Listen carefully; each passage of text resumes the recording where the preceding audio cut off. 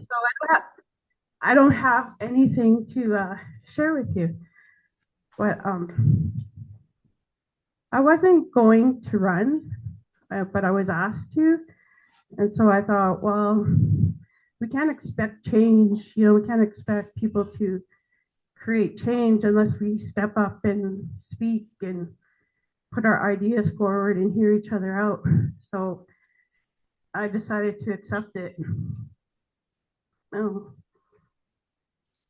And I kind of was hoping that I wouldn't be the first one to speak either. But one of the main things I want to say is there's a lot of work to do. To me, it's not hard work to, clean up housekeeping, to clean up audits, to change wording in agreements, to look at Pasqua First Nation group of companies, to assess them. How viable are they? Are they making money? Are they losing money? That stuff to me, it's easy. You can bring in experts. We can figure that out. That stuff easy. To me, the hard part is all these years of no meetings, which made a lot of people really upset. And there's a lot of harsh words, bad words, people getting angry with one another because there's no information out there in the community. That's the tough part, sitting down, talking, healing all those rifts, healing all those divisions. We have groups lining up against each other, and that's not the way it's supposed to be. We're supposed to come together and make good decisions on the behalf of the First Nation. So that's, to me, that's the hard part, getting into the cities, getting into the communities, and just talking to one another, hearing each other, where do you come from? What's going on? How is your family? All of those things, because I'll tell you right now, I know everybody's family is struggling. I know that. My family struggled. I utilized all those agencies, everything, the courts, mediation, addiction services, mental health. I got, lots of family and friends that we advocate for. And it's not so easy. There's a lot of discrimination, racism. It's not so easy asking for help. And that was one of the things that my biggest thing is advocating for them, creating a service hub where people can go to get help. Yeah. So if you want to know what my platform is, it's sitting with the people and talking to the people and how we can work together to fix things, to help one another. Because like I said, the financial, the agreements, the lawyers, all of that stuff, to me, that's easy stuff. We can bring in the experts, we can fix that easy. It's the other stuff. It's sitting down together and healing all the rifts and the divisions. So again, I apologize. I didn't bring any handouts. I don't know if I'm not a great politician, but I'm definitely going to try. And thank you everyone for coming out and hearing us out today.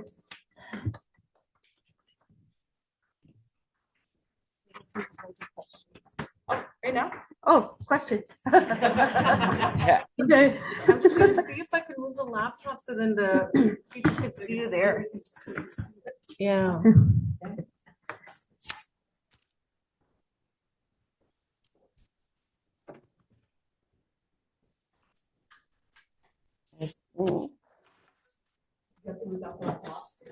Do we have any questions for Oh no, Angela? it's long enough. Hold on. Let's move that table. Or we can move this one back and then have them sit there. Yeah, let's turn this sideways.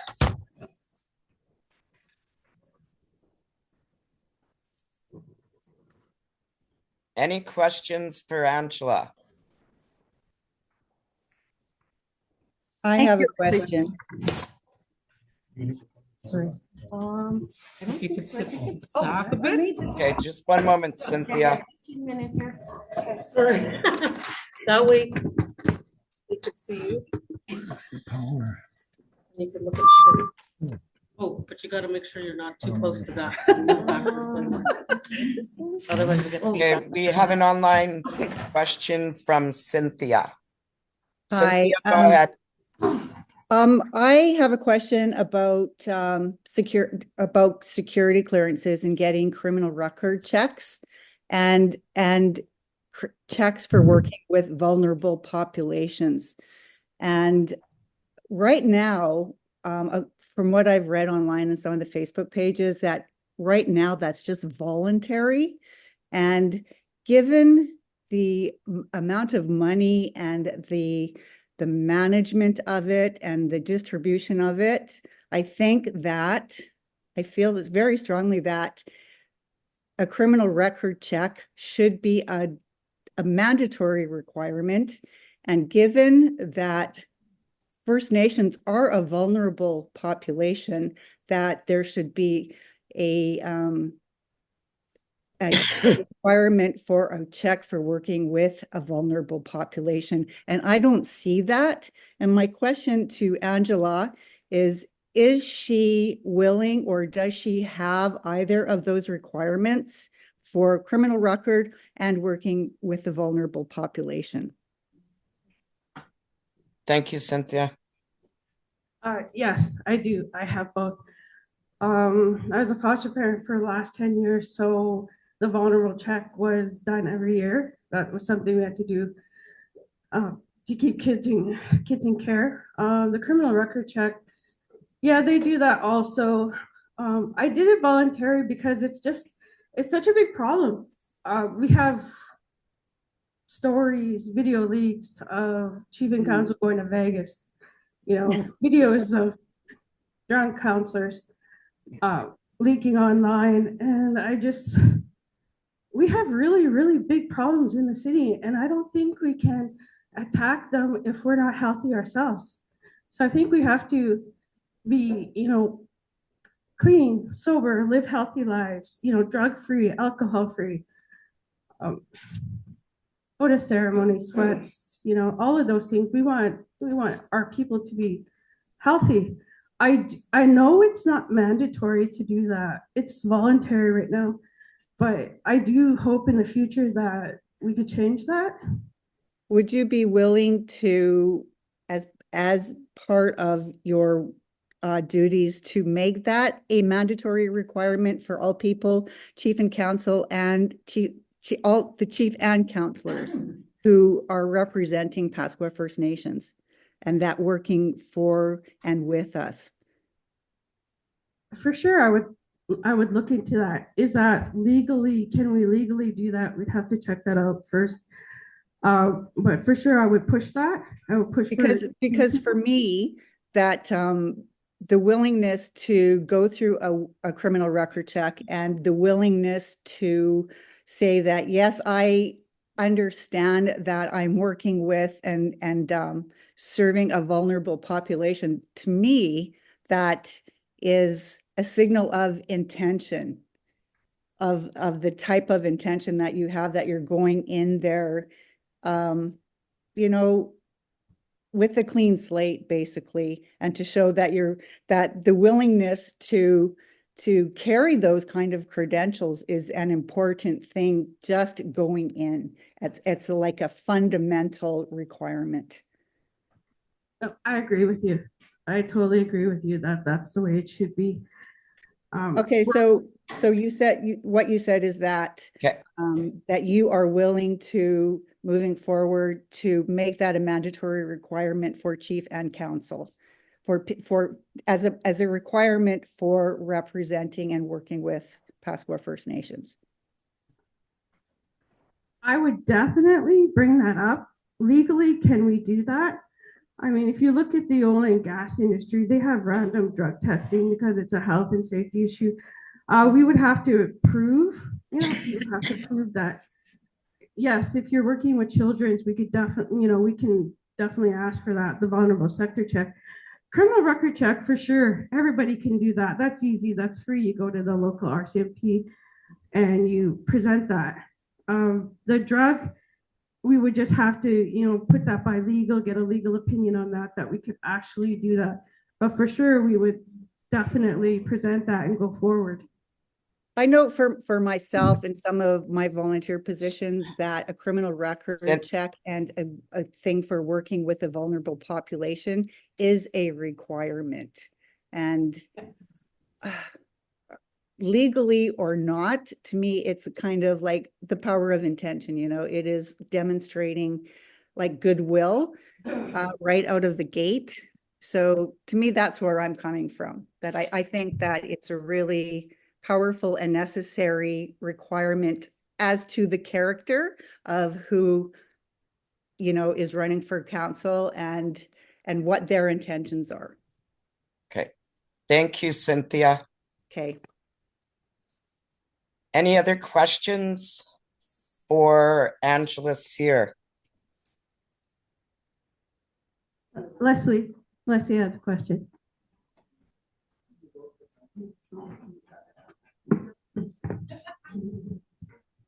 So the only question that I have for you, Andy, is you had mentioned a hub. So I guess I would like a little bit more information about what your idea is, and then also when it comes to inclusion of our urban members, what are your ideas and plans that you have towards that? For our urban members, I want to see an urban office. What was the question, Ange, please? We couldn't hear.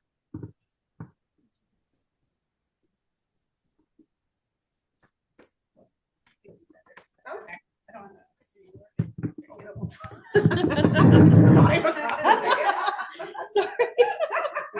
Oh. That's okay. Yeah, so my question was, when it comes, because you had mentioned a hub, a service hub. So then when it comes to, you know, building inclusion of our urban members, what are your plans and ideas? Holy shit. Thank you. Well, I definitely wanted to see an urban office that offers a lot of the same services on reserve. You know, starting out with all of the ribbon making, the dancing, the regalia, starting with all of that. You could span to other areas. But the service hub, what my big thing is keep healing in the community in our own hands. It's difficult. Like if you try to go off reserve and you run into a lot of racism and they don't really understand our stories. They don't know where we're coming from. They have no idea what we're dealing with, kind of blow their minds. You want to tell them the truth, but you know it's going to scare them. And then they start judging you and they start judging your family. And they're like, it depends. You could be with social services, you could be a CFS, and they could start a process to take your kids. So how do you get help if you're telling the truth and they're going to take your kids? So you're not really getting help. They're kind of like, oh, well, the kids shouldn't be with you, but you're asking for help. So where do you go to for help? Because everybody is scared to go to them and ask for help. What I mean by that is keep the services in the community. So if you need help and everyone knows you, you can go and you can have talking circles. You know, you can get help with courts and mediation. I actually had to represent myself in court. Ran out of money, so I was representing myself, and it worked out. It was fine, but it was a lot of stress, and that's what our families are going through. Tremendous amount of stress. Who do you turn to for help? I mean, I couldn't turn to the band. No one really understood what I was going through. Were they going to be able to help me? I don't think so. I don't think they could understand, you know, some of the things we were going through. So that was really frustrating me that I couldn't turn to my own band, my own council for help. So when I talk about a service hub, it's a place where you can go to get support. They can advocate for you. They can, you know, go to court with you. Just support you, because we have so many families that are going into addiction services, treatment centers, you know, the courts, mediation. Like I said, we need help, we need assistance, and right now there is no. place for that. Right now, we're having a hard time getting our phone calls answered at the band. So, but going back to the urban office, I would definitely like to see more services in the city, and then expand from there. What do we need? Sit with the people. What do you need? Because that is the one thing that I have learned through all of this is if you want to know what's wrong with the system, what's working, what's not working, talk to the people because they'll tell you what it is. They'll tell you what's wrong. When I was going through dealing with all these different agencies, advocating for my family, I didn't know nothing. I didn't deal with these agencies before. I went to university, went to work in the government. I didn't have a lot of experience, but when I had my grandchildren, then I had to go through all of these different places. And then I started to understand all the racism, the discrimination, the bias, the judgment. And it's like, how do you get help? How do you tell them the truth when they're looking at you like you've done something wrong? So if you want to know, it's the people, it's the addicts, it's the alcoholics. Those are the ones that are going to tell you what's wrong. They're the ones that know where the strengths are, where the weaknesses are, where the gaps are. They're the ones that know how to improve. When I was dealing with all these groups, some of the best speakers that were asking questions were the recovered. They recover from alcoholism, drug addicts. They're the most outspoken. They knew that you couldn't fool them. They knew exactly what was going on. If you want to improve service delivery anywhere at the band office or in the city, talk to them because they know. Okay, thanks, Ange.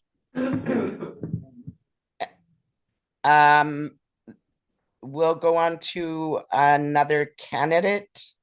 Any other questions? Okay, thanks, Ange. You're welcome. Thank you. I'm gonna try to adjust this more because people still can't see. Okay. Next I'll call upon, not sure if she's in the audience, Kathy Johns. Okay. Lindsay Kahnapace. Okay. Chance Cyr.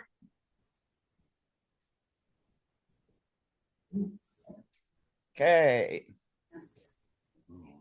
Ryan Keepness.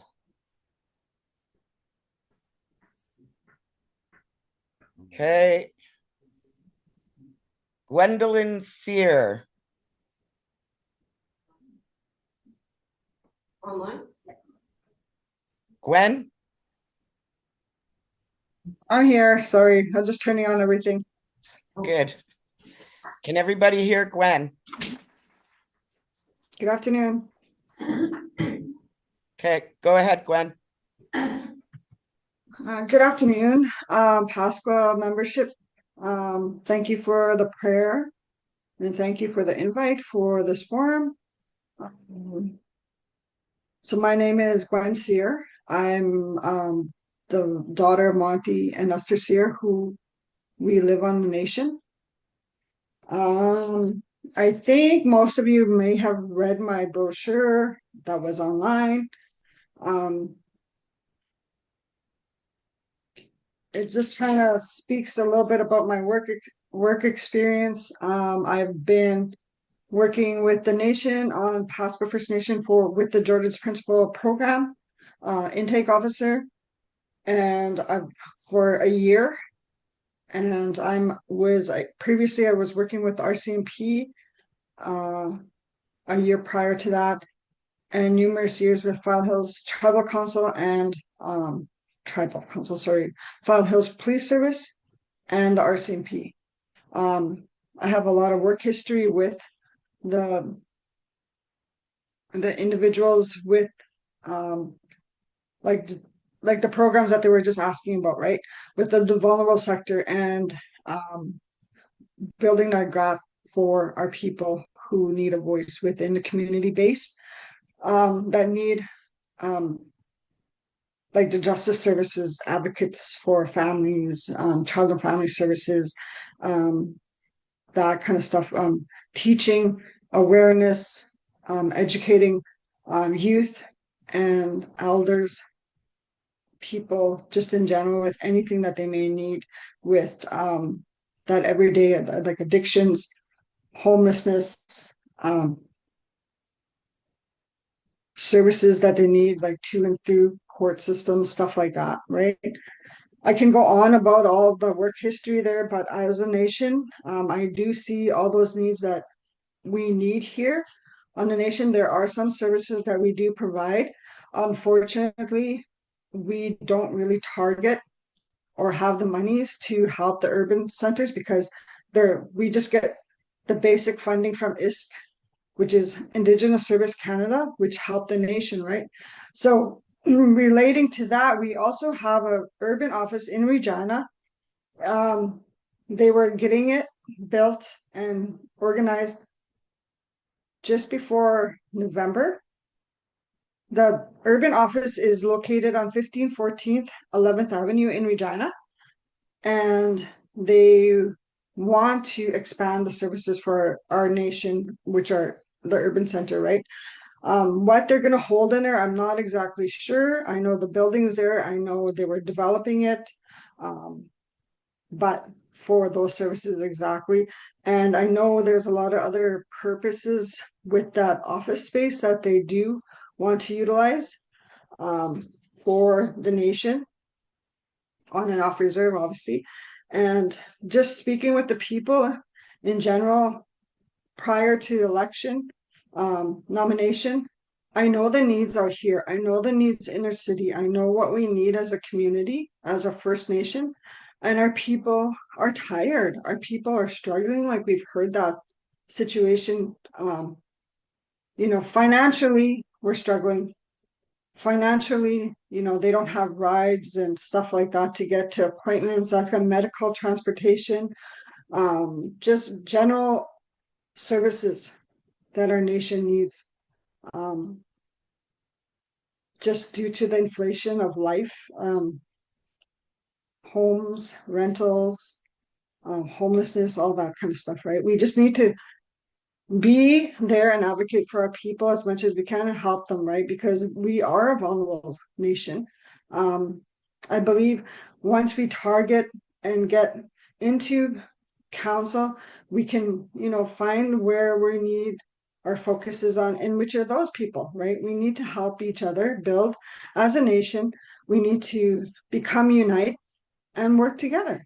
There's a lot of services that we can tap into, and there's a lot of services that the tribal councils of all areas, so whether it's File Hills Tribal Council or whether it's Saskatoon and different provinces, all have these First Nations entities that can help assist our First Nation people. But our First Nation people need to look for those services as well, right? And they want the help. They also need to, go in, get the services and seek services out for themselves as well.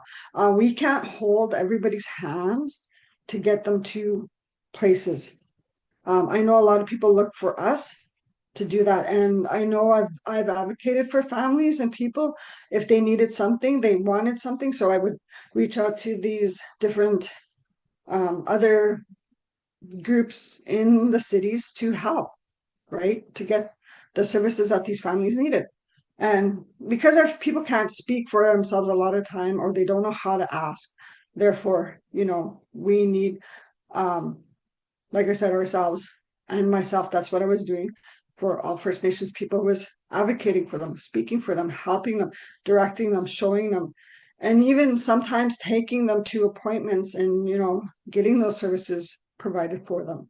I know we can go on about all the services that we need for our urban nations, but at the same time, I know there's funding money, right? We don't have the money, we don't have the sources, but we can definitely try to get those services brought forward. with some of the dollars that the investments that our companies that Pasqua First Nation owns. We can set aside those monies to help our people out there. And going back to the vulnerable sector check, each person can get a vulnerable sector check, but they also need a letter stating from the organizations that they specifically have to identify what it is that they're doing. So as a counselor or as a representative, I need to say in my letter from my employer that I need that letter for because I go into homes of the vulnerable. I work with children and work with elders. They specifically need to write that letter out for me, and then I take it to the RCMP or your like local police service. Then they can do the vulnerable sector check, right? Gwen Cyr. Yeah, so there's different things that we obviously need to come together, and we need to start. A lot of you guys have a lot of good ideas and excellent ideas, and your brochures, your work experience all speak for itself. I know, but we also have to find out where and how do we get these services brought forth, right? And is working and getting what our people need and want. I know there's the list is endless. Our nation is not by near perfect. No, there's problems here. There's problems in every nation. There's problems in every communities out there. It's just targeting where we want to go and how we want to help our people. Yeah, like infrastructure, there's a lot of infrastructure out here. There's a lot of jobs that can be taken. We have an elders complex that it's not up and running yet, an elders home. We have a youth facility already that we have. We have, I think, just about 300 and some houses on the nation.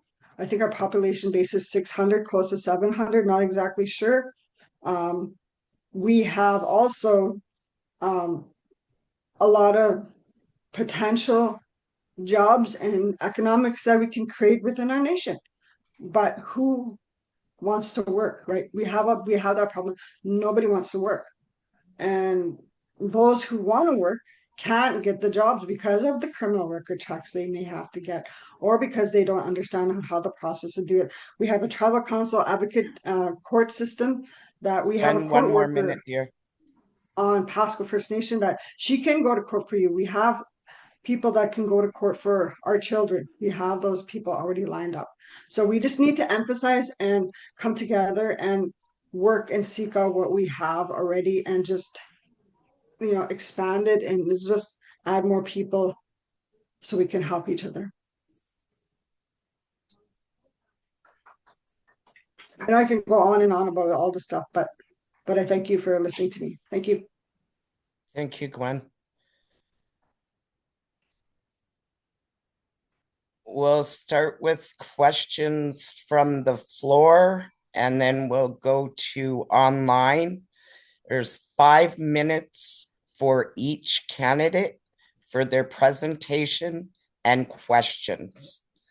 So we'll go to the floor first for questions for Gwen.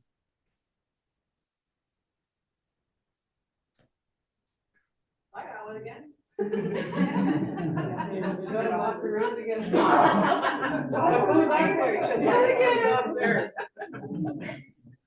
you want me to just, or somebody else, just field questions and restate them, in case people are shy. Questions from the floor? The question that I had for Gwen is you mentioned. Sorry, can you identify yourself? Oh, sorry, Leslie Gordon. Leslie Gordon. Thank you, Leslie. Okay, so you mentioned some things that I've never heard about. Like I didn't know that there was an urban office in the city. I had heard there was intention of it, but mind you, I never really knew where it was until you just mentioned that. Some of the other things that you have mentioned are some of the services that are currently offered through Pasqua that we can access.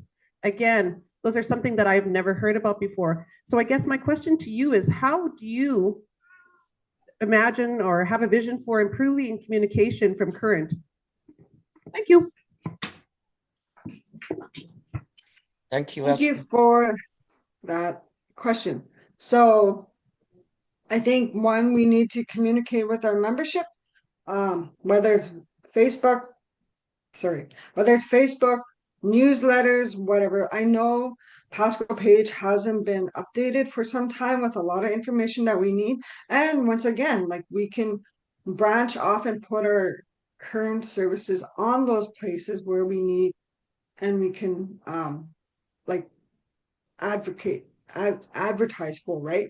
I know a lot of people say we can't phone the band office, we can't phone this to get the services, and that, yeah, I agree. There's a lot of times we can't phone and get to, right?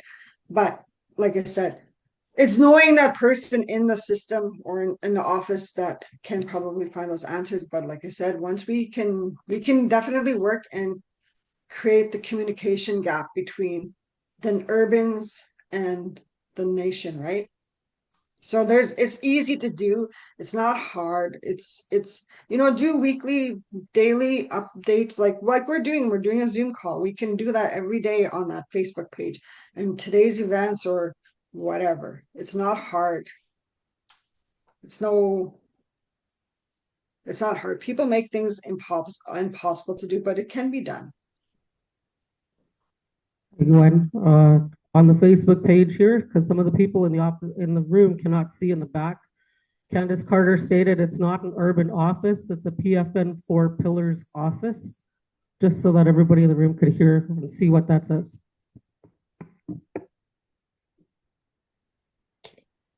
Yeah, so going back to the urban office, I know like it is a 4 pillars thing at society. It is, they kind of changed the mandate for that just prior. I'm not sure exactly if it's up and operating yet. I know they were, like I said, renovating it, getting it ready. Like I said, it's not hard to get an urban office. Back years ago, 11, 12 years ago, we had an urban office in the Ritz's building. I don't see why we can't go back and do that. But I know once again, a lot of people didn't want to travel to that urban office to work in there. I know I did. I was working in and out of that office. So I know exactly who and entered office and who didn't. So it can be done.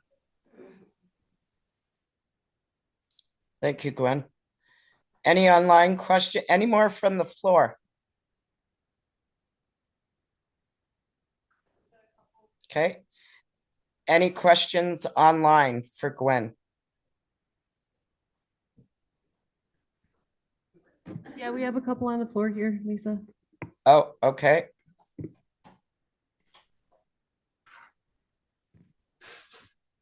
Hi, Itty. It's Farah. I was just wondering, you used to be a counselor before, right? You're a counselor before? Yes, I was. I was just wondering, this time that you're running, if you get in, what would you do differently this time?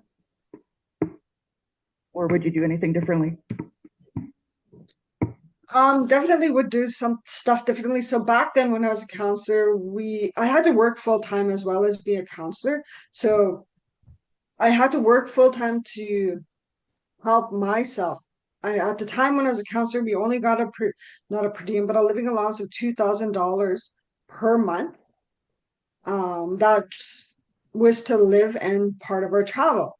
Now today, as I know, the counselors today have a salary, so which they can be fully committed to their nation and to work for their nation and advocating for their nation, right? So what I would do differently, like you said, you want the communication up, you want the urban office up, you want, the people advocating for people off and on the nation. You want all these services. So I would definitely try and push for all of that.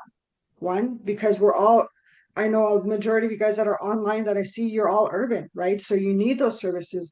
Definitely would, advocate for all that. Once again, it's creating these services that we need. So it's all like education, economics, mental health, addiction, whatever services we may need, we can definitely try. And communicating and bringing up our audit system and our financial system and being transparent to the nation, because a lot of stuff I don't know, I've learned through you guys, right? And there's a lot of answers I don't have either. So it's like all brand new. So it's like definitely learning, start from scratch, learning it all over again. But there's, like I said, I advocate for my people definitely. And it's been my back muscle. But I'm really starting to like the jungle is winning.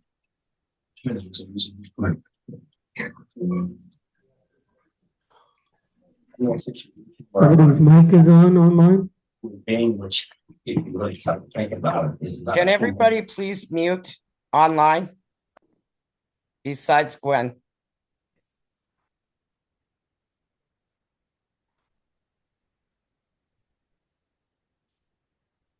Any other Yeah, so questions for Gwen? Are there any questions from the floor? We have a question from the floor. Okay.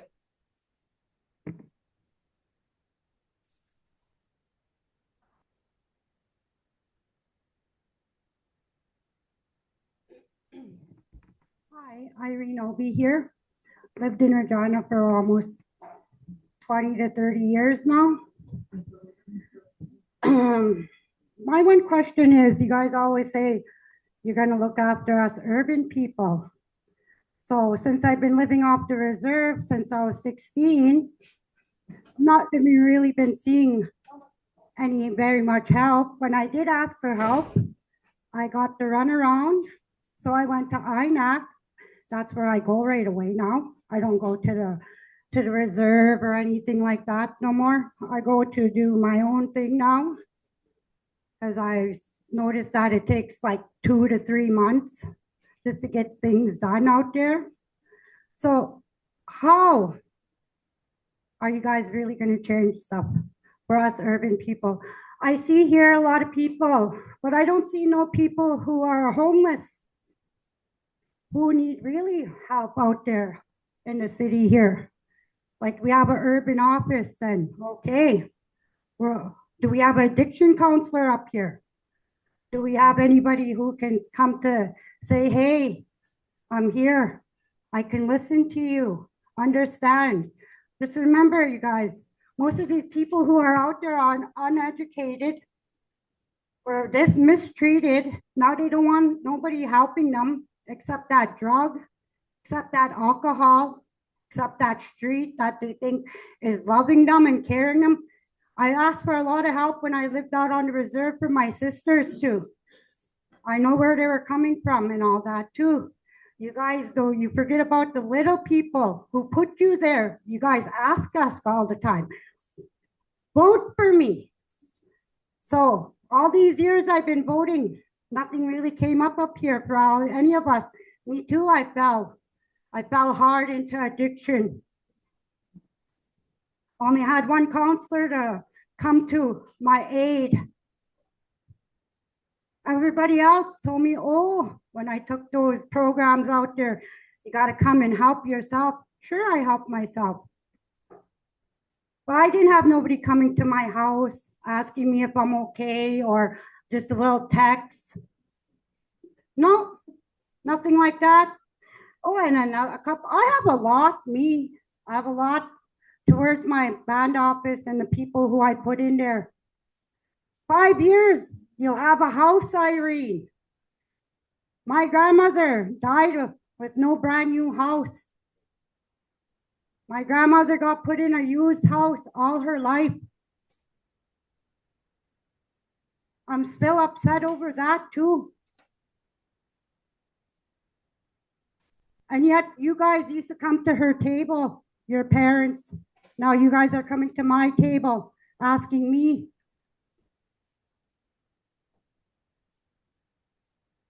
I know where I stand and how I'm going to ask these questions. When I was younger, I used to always swear, yell. Now I'm a grandmother. I want to know where my grandkids stand. I have a granddaughter who's going to have grandchildren, and all her grandparents, all her grandfathers are all from Pasqua First Nation. because she's going to be living off the reserve most of her life or all her life because somebody has something against me or my family due to the fact of my past or something, well, fine. Let's keep it that way then. But just remember, you guys are always going to ask for me and my family's vote and to make us understand where you guys are coming from.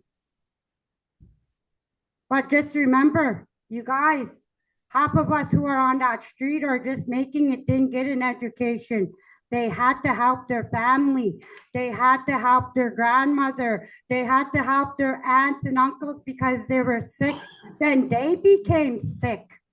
Then they ended up trying to help and understand, go back to the reserve. You know, you guys all know that I grew up in my grandmother's basement. You guys all know that my parents are Beatrice and Joseph. They weren't well liked. I know that. And you know, the thing is, that's back then now. This is now. My sister works out there. I had a job out there at one time. If it wasn't for two people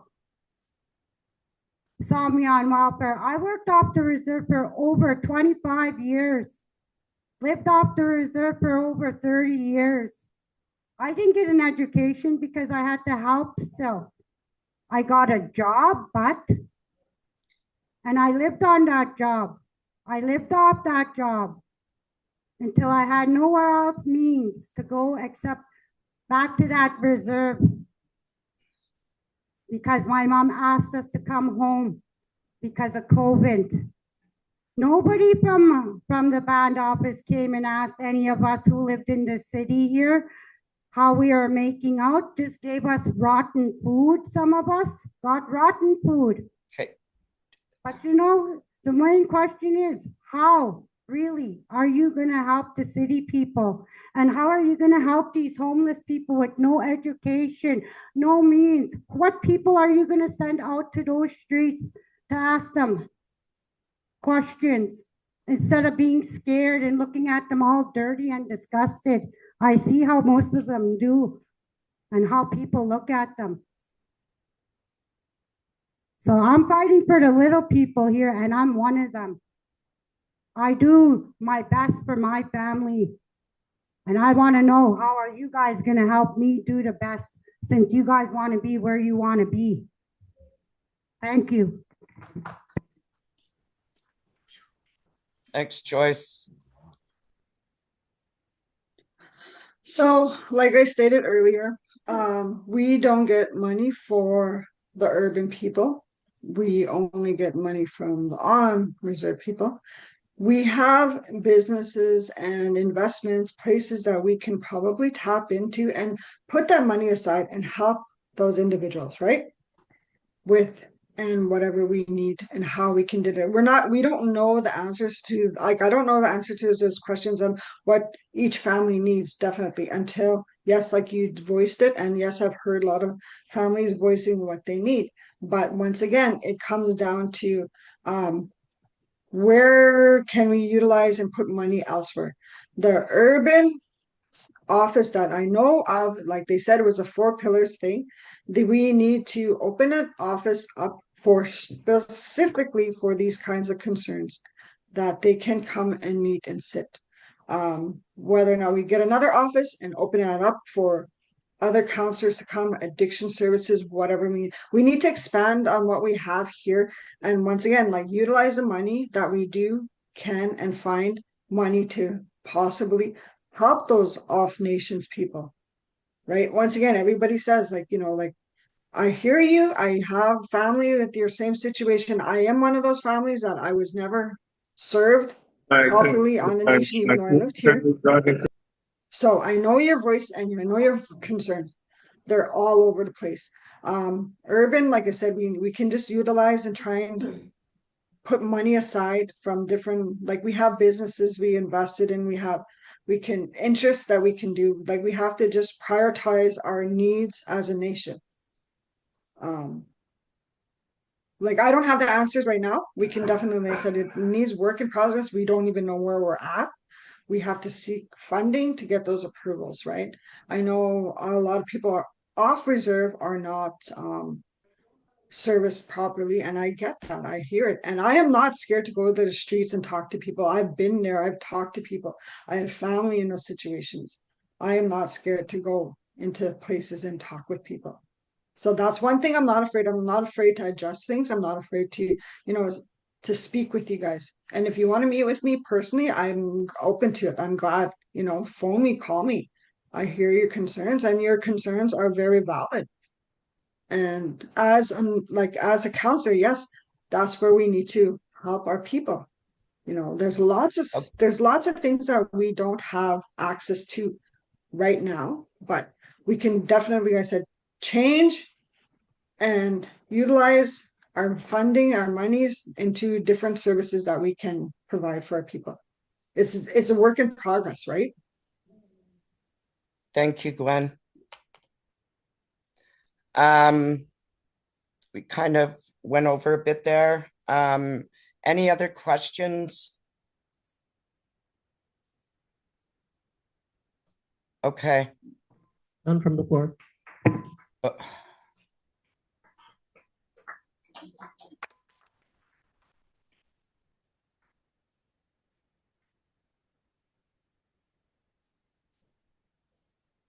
Okay, is that it? That's it from here. Thank you. Okay, thank you, Gwen. Next I'll call on Cynthia Missens. Cynthia Missens. Okay. Then Corey Cyr, otherwise known as Sebastian Wolfe. Some of you may know him.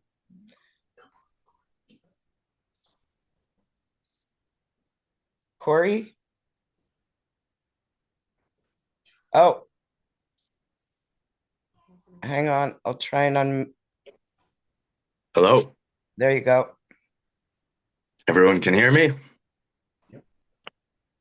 All right, good afternoon. Thank you everyone for joining us. For those of you who don't know me, my name is Corey Cyr. Some of you might know me better as Sebastian Wolfe, or you might not know me at all, and that's okay too. My parents are Calvin and Lisa Cyr, and my cookum was Teresa Lillian Cyr, also known as Mousie. My great-grandparents were Fred and Maggie Dubois. I grew up for half of my life in Regina and spent a lot of time, growing up on Pasqua with all my relatives. Currently, I live in Surrey, British Columbia, and I know what you're thinking. I am running for council out of province, and that's kind of new. It's different, but I hope to be a good representative for our nation. For the past few years, I've been a pretty strong advocate for all First Nations, but now I would like to tailor that into being more of an advocate and a voice for our First Nation of Pasqua. I'm not sure if any of you have seen my brochure online, but for those of you who haven't, some of my values are transparency, family, communication, accountability, our traditions and culture, as well as hard work and dedication. My background, after I graduated high school, I started working in the trades for several years alongside my dad. And from there, I went on to get certified as a personal trainer. And a few years after that, I decided to start running my own personal training business out here. So I've been doing that for the last couple of years. So I have a background in fitness and health and wellness. And I believe these are very vital things that we as First Nations need to prioritize more. So I guess my vision for running for council, if I was to sum it up in one word, would be unity. I really think there's a lot of division from what I've seen and heard, not just on reserve amongst families, but this on reserve, off reserve kind of separation. You know, it's not supposed to be that way. We can be proud to live on reserve, but we shouldn't confuse pride, being prideful, and being proud. You know, we all have roots and family from Pasqua, and you know, we should all be treated with the same dignity and respect. We shouldn't, you know, be mistreated due to favoritism or nepotism or, you know, rumors that sometimes get started. And I just believe that for us to move forward and to be a prosperous nation, both financially and spiritually and healthy, you know, I think we need to come together more. And I know that hasn't been easy because we haven't had a band meeting in over 2 years. And, you know, when I talk about that value of transparency or that value of communication, I know it hasn't been there. And that's been a disservice to all of us. So, you know, I'm only 35 years old. I'm a little, what you might say, inexperienced, but I'm very passionate, very determined. I have a loud voice. I'm not afraid to stand up and express that voice. And, you know, I'm just confident with my background and life experiences that I would really be able to bring something to a couple specific portfolios that I would like to kind of focus in on, which are health and social development, as well as youth development. For those of you who don't know, I've been a professional wrestler for the last 5 to 6 years. And through that, I've become somewhat of a role model, especially to some of the youth back on Pasqua, back home. You know, they brought me out last year for their Addictions Awareness Week to speak to all the kids out there. And it's just kind of struck something inside me to just do more, use my voice more, you know, and just be a real role model for our people. So if there's any questions, I'd love to hear them or talk to you more. Thank you.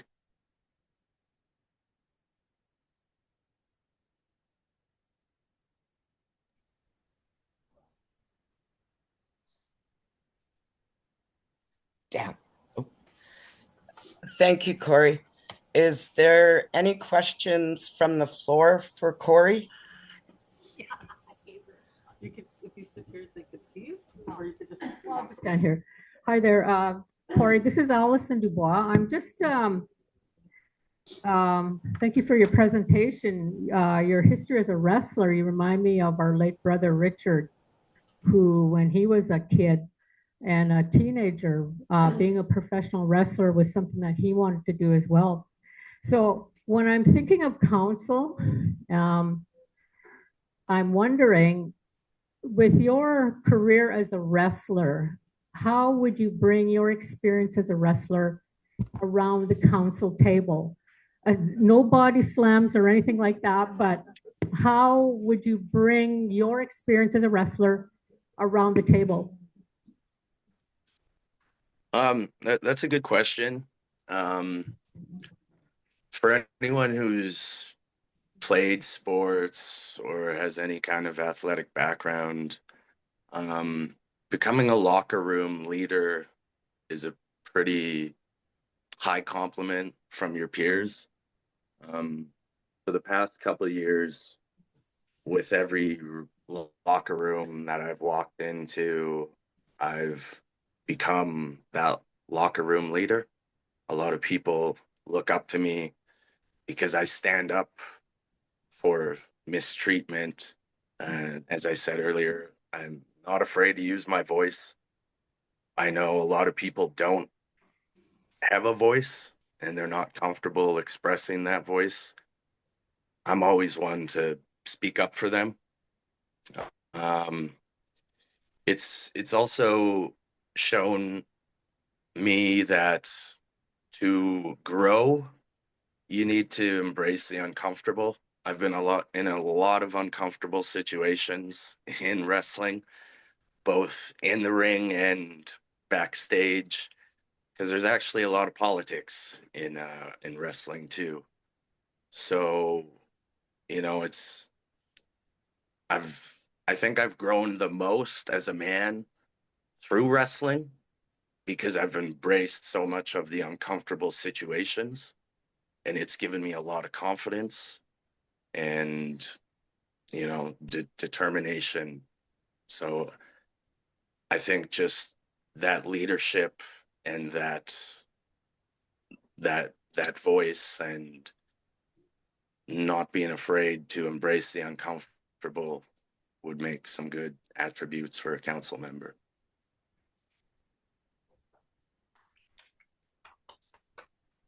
Thank you, Corey. I have Any other questions? I have a question. Cynthia is online. Cynthia, Hi. go ahead. Hi, Corey. I live in Abbotsford. We're hoppity skippity jump from each other. Yeah. My question to you is, with your objective of youth and social development, how do you reconcile that with being offsite? Yeah. So Like, that's a good what do you question. have in mind? How do you see yourself actioning those aspirations? Yeah. So that's the biggest hill for me from a lot of membership, I imagine, is how can I be a counselor out of province? And, you know, if the COVID-19 pandemic showed us anything, it's that a lot of work can be done online through technology, just like we're doing now. But that doesn't mean I'm not going to be out on the nation. You know, I intend to fully be there for any important activities, any important dates or events that our nation hosts, ones that are related more specifically to those portfolios. But if I'm requested to be there for anything else, I have no problem getting out there. You know, there is travel allowance that counselors are afforded. I don't want to blow it or waste it away for anything that's just, you know, whatever. I want it to go out there for important meetings and, as I said, events. And even if I'm not needed, you know, I got no problem taking it out of my pocket just to go spend a few days, you know, a month out there, getting to know membership better, going around visiting and just talking and listening and hearing their concerns. I know a lot of people don't know me because I left Saskatchewan when I was 14, but that can be positive or a negative thing. You know, I come into this with no former bias, not knowing you or your family's history that may have prevented, you know, things from happening to you in the past. So it's not that I won't be there. It's just that I won't be physically at the band office every day, which I don't think is needed personally. I think that part can be done remotely, but getting to know the community and our people, I'm definitely going to be there for. When you were talking about locker room leadership, do you foresee setting up a lot of programs in terms of health and fitness for youth and the population in general? Is that where you see your role?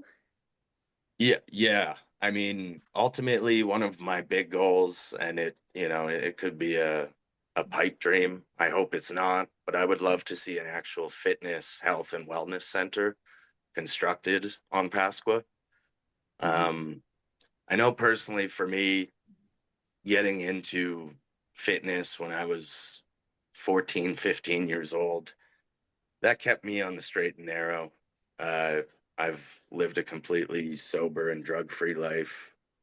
I've never been arrested. And I credit pretty much that all, obviously some credit to my parents and my family for raising me properly and being there. But, I had an older brother who got into that lifestyle and was in and out of jail and using, and ultimately found himself out on the streets, and it ultimately took his life. So, I could have easily been him, but getting into health and fitness really kept me straight. So I'd love to see, access for the people on reserve to get into that. And that would also create jobs, and not just jobs, but careers in, potentially personal training, massage therapy, group fitness, yoga instructors, gym staff. That's my big kind of goal. But, I'd definitely be pushing to have more activities. For people of all ages, because it's not just our youth, but our elders too. They need to, their health needs to be a priority, and looking after them so they can be here longer and live comfortably. And, there's lots of things we could do. But yeah, I'd like to see activities every night out on Pasqua at the band hall or the youth center. But as well as, I know we have a lot of high level athletes from Pasqua. In college, university, they're playing sports, and I would love to be able to find a way where we can help sponsor them like any other high level athlete. So yeah, I have a lot of ideas, and they're kind of ever changing as I go through this campaign and talk more with members and hear what their concerns and ideas are. Thank you. Thank you.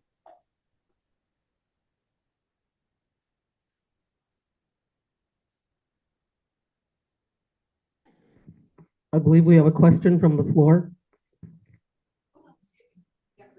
Oh, wait, we do have one more. Hold on.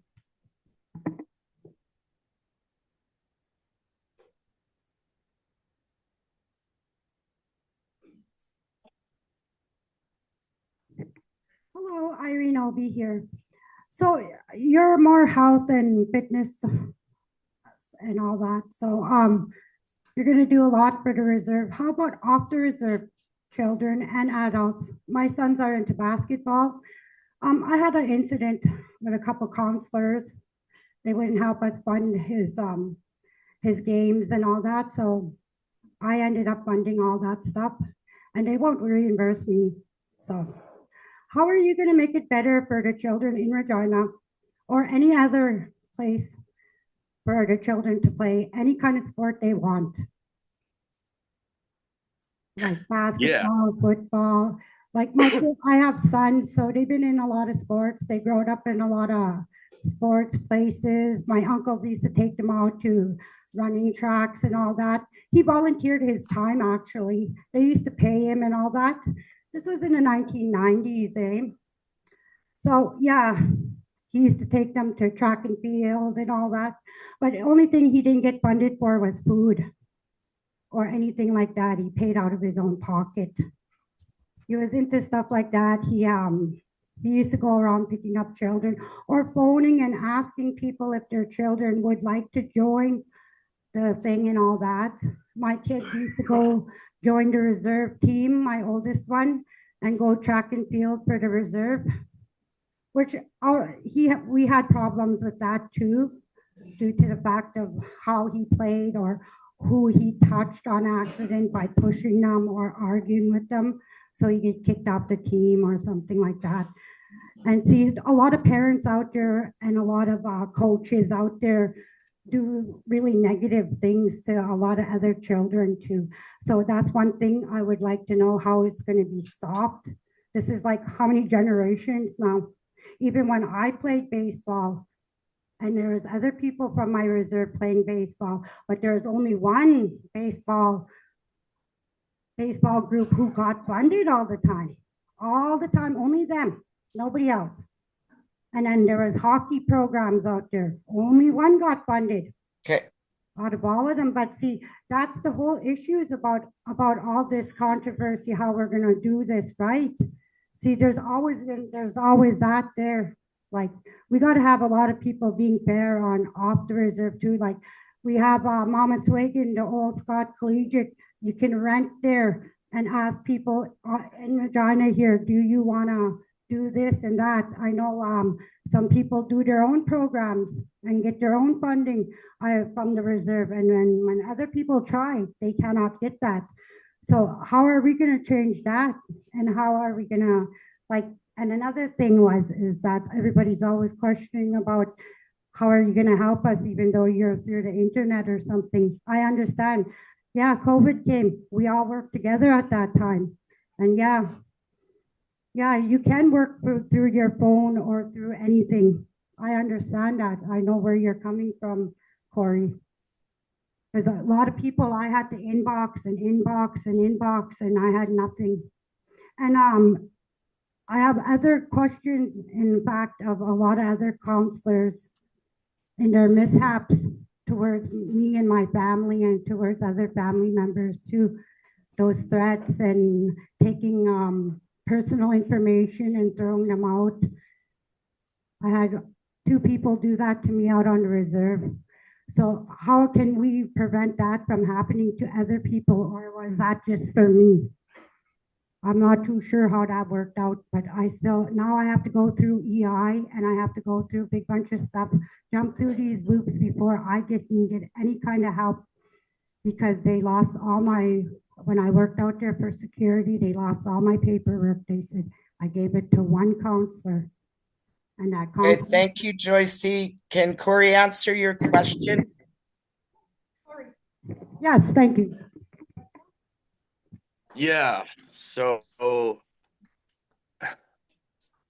to sum up, the question was how to help the kids in the city. Sorry, there was a lot to take from there. I don't think it's any secret that there's in the past there's been some favoritism. I've heard it countless times now.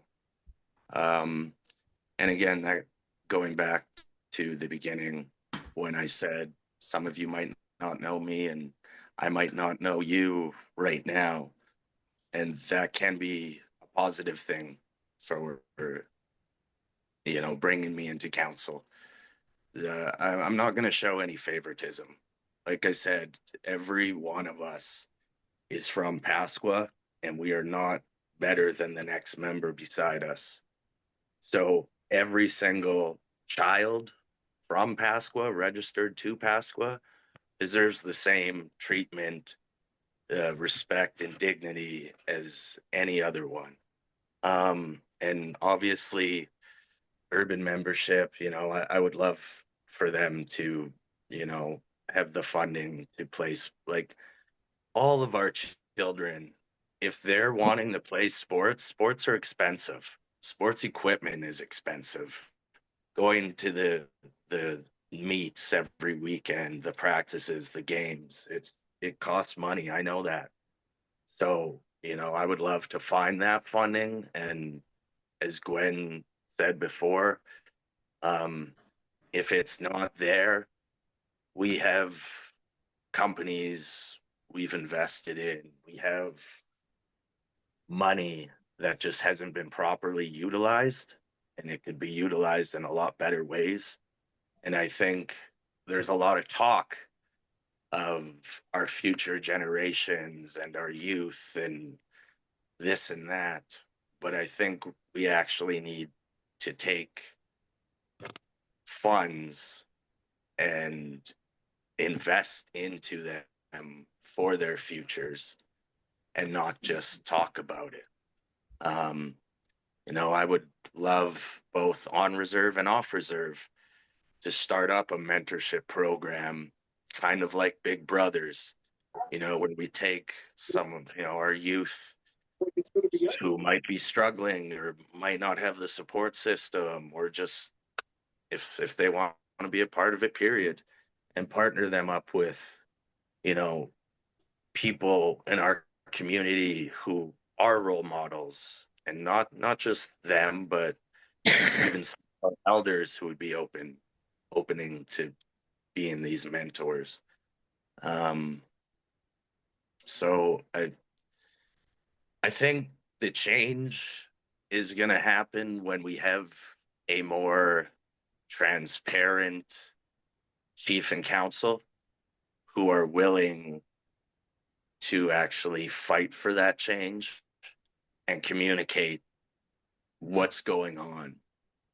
As I said before, we haven't had a band meeting in 2 years. I would like to see a band meeting every second month at the band office.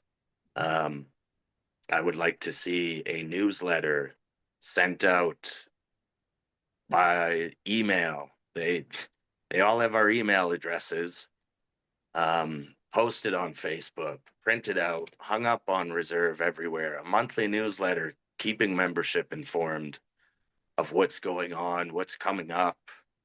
And then, yes, every second month, a band meeting. So membership can stay informed, express their voices and their concerns and their thoughts and ideas. Because at the end of the day, chief and council, like, we're elected in through you.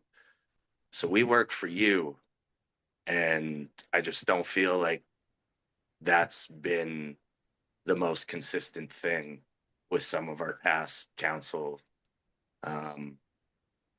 So we need to go back to working for the people.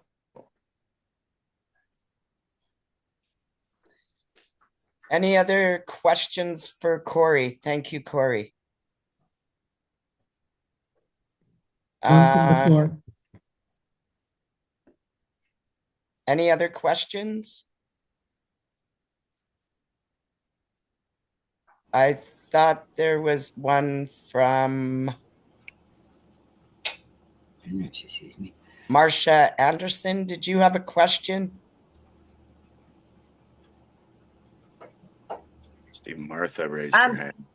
Not anymore. The last person kind of asked about off reserve funding for sports. So that was my question. So I'm good. Thank you. Thank you, Marcia. Okay.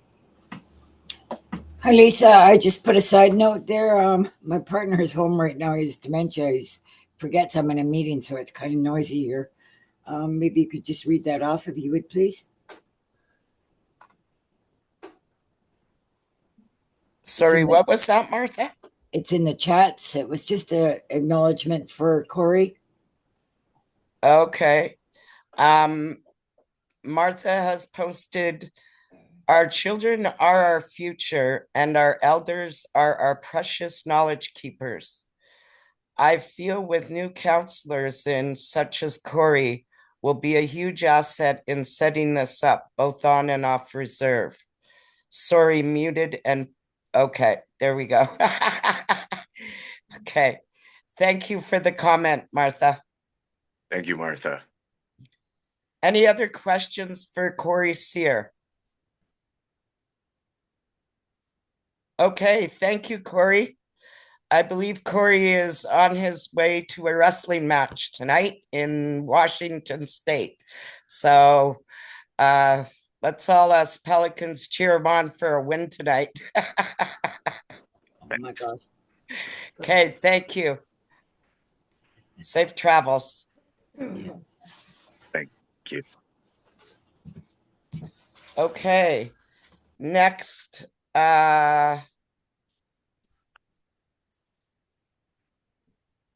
do we have Calvin Obey? No. Okay. Leroy Obey? No. Robin He is Cyr? coming. Leroy Obey is on his way. Leroy Obey is on his way. We'll Yes, come back he to is. Leroy Obey. Robin Cyr? Hey, hello, can you hear me? Leroy is in the room in person in Regina. He's on his way to the mic right now. Oh, to the mic. Thank you. Sorry, you cut out there. Thank you. Leroy Obey. On a Zoom meeting. Leroy's in the house. Testing. Good afternoon. My name is Leroy Obey, and my parents are late Margaret Obey and William Pasqua. I want to say thank you for my wife and my sister for nominating me, my nominators. I couldn't get anybody else. But anyway, a lot of concerns about reason why I wanted to run again was my wife. She told me run again. You have to listen to the wife. Right? You gotta listen to the women. Eh? Oh, sorry. Anyway, I've been out of politics for 4 or 5 years, and reason why I'm decided to come out and run again is frustration. I'm not beating around the bush. I'm not gonna say I'm not frustrated, because I'm only one person and we have 3,000 people on Pasquas that didn't get no information, no audit. And yet we have managers. We have a chief and counsel. We have a finance manager. We have a band manager. We have all kind of managers, and we still don't have no information in front of us to share with you. I asked the chief, "Hey chief, what can I get to get out there and go share with my people?" And what he told me was, this is what the auditors give me, is March the 3rd is election. He said March the 3rd is election. That's what the information he gave me. Didn't give me no kind of papers. Oh, go on this site for this financial papers, do this, that. He said March the 3rd is on election. And I was kind of disappointed with that, you know. I'm kind of disappointed because I don't want to be here ranting and sounding angry because I am frustrated. We're 3,000 of us are all frustrated because we don't have no information. We thank you, Chief and Council of the day, for the 30,000 and getting the cows and plows and things in our hands and an awesome Christmas. But now it's coming down to a new Chief and Council coming in. And when I say a Chief and Council, new Chief and Council, because our chief, our current chief is not running. So whether we're getting a new chief, we're getting new councilors, whether they're successful from last year getting here. So that's why I say the new Chief and Council. We've I can't share with anything with you because I have nothing to share with you. I have no information. But from the past, I done some stuff on Facebook. I said, oh, we got 12 million, we have 8 million that comes to ISC from ISC. We got the Legacy Trust, 4 point. We're saying I say we have 100 and some thousand, 100 and some million in that trust. So you take 4% of that 100 million, that's 4 million. For 25 and 26. For 25 and 26, our budget should be almost 12 million and over for 25 and 26. So that's what we will be working with. Because, like I said, we have no financial stuff. We have nothing to carry on, and if we are successful and elected,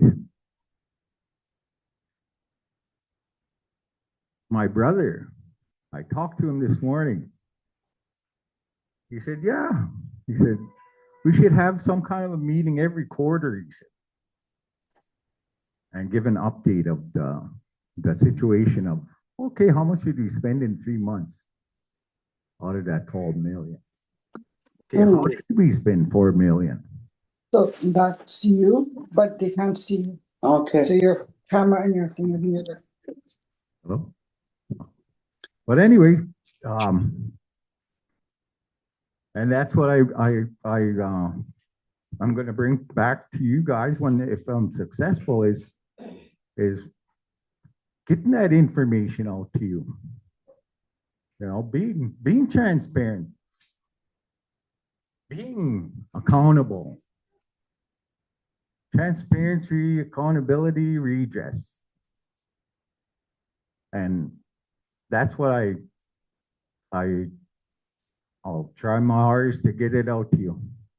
And if I have to do it myself, I will. You know, it's frustrating on some of the decisions that have been made in office. Example, our grader man. Someone breaking through my yard about 2 weeks ago with my truck, and I'm busting a trail because of the bad weather, right? So I'm busting a trail with my truck, and I turn around in front of the grader. He's coming down the road, and he goes driving by me. He goes driving by me, and he's the grader man. And I think, what's wrong with this picture? You know, he can't take 5 minutes to come driving into my yard and clear the snow and then drive out. Apparently, somebody gave him direction just to stay on the main road. Now, is that ever ridiculous? Because we have a little active green tractor that's bouncing off these big snowbanks coming into my yard. And we can break that. And that's $100,000 machine. When we not allowing the grader man to go in with our $400,000 machine into my yard and clear it just once or twice, you know. Little mistake, little things like that that are frustrating. For the people in the urban areas, I suggest we'll have a fundraisers. We'll fundraise from the Pasqua, out on Pasquas. And then we'll share the money in the urban areas in sports and rec. We'll take the budget out of sports and rec and say, hey, here's 100,000 for the season for the men, women, and children, and live within that budget. But at the same time, do some fundraising. Have a regular bingo. Have a waffle. And share all that. Yep. Question there, Joyce?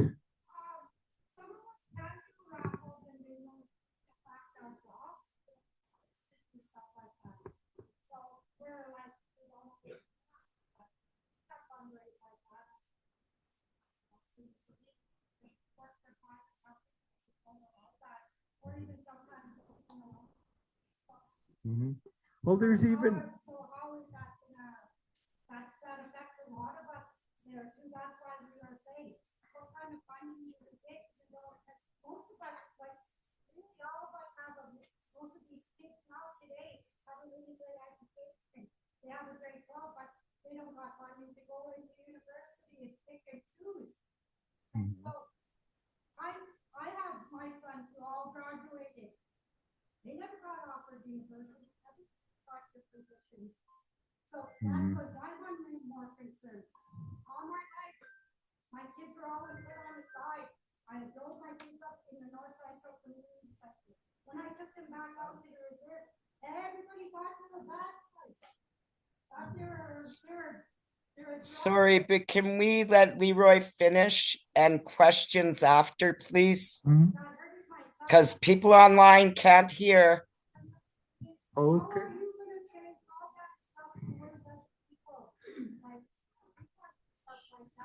That's easy to change.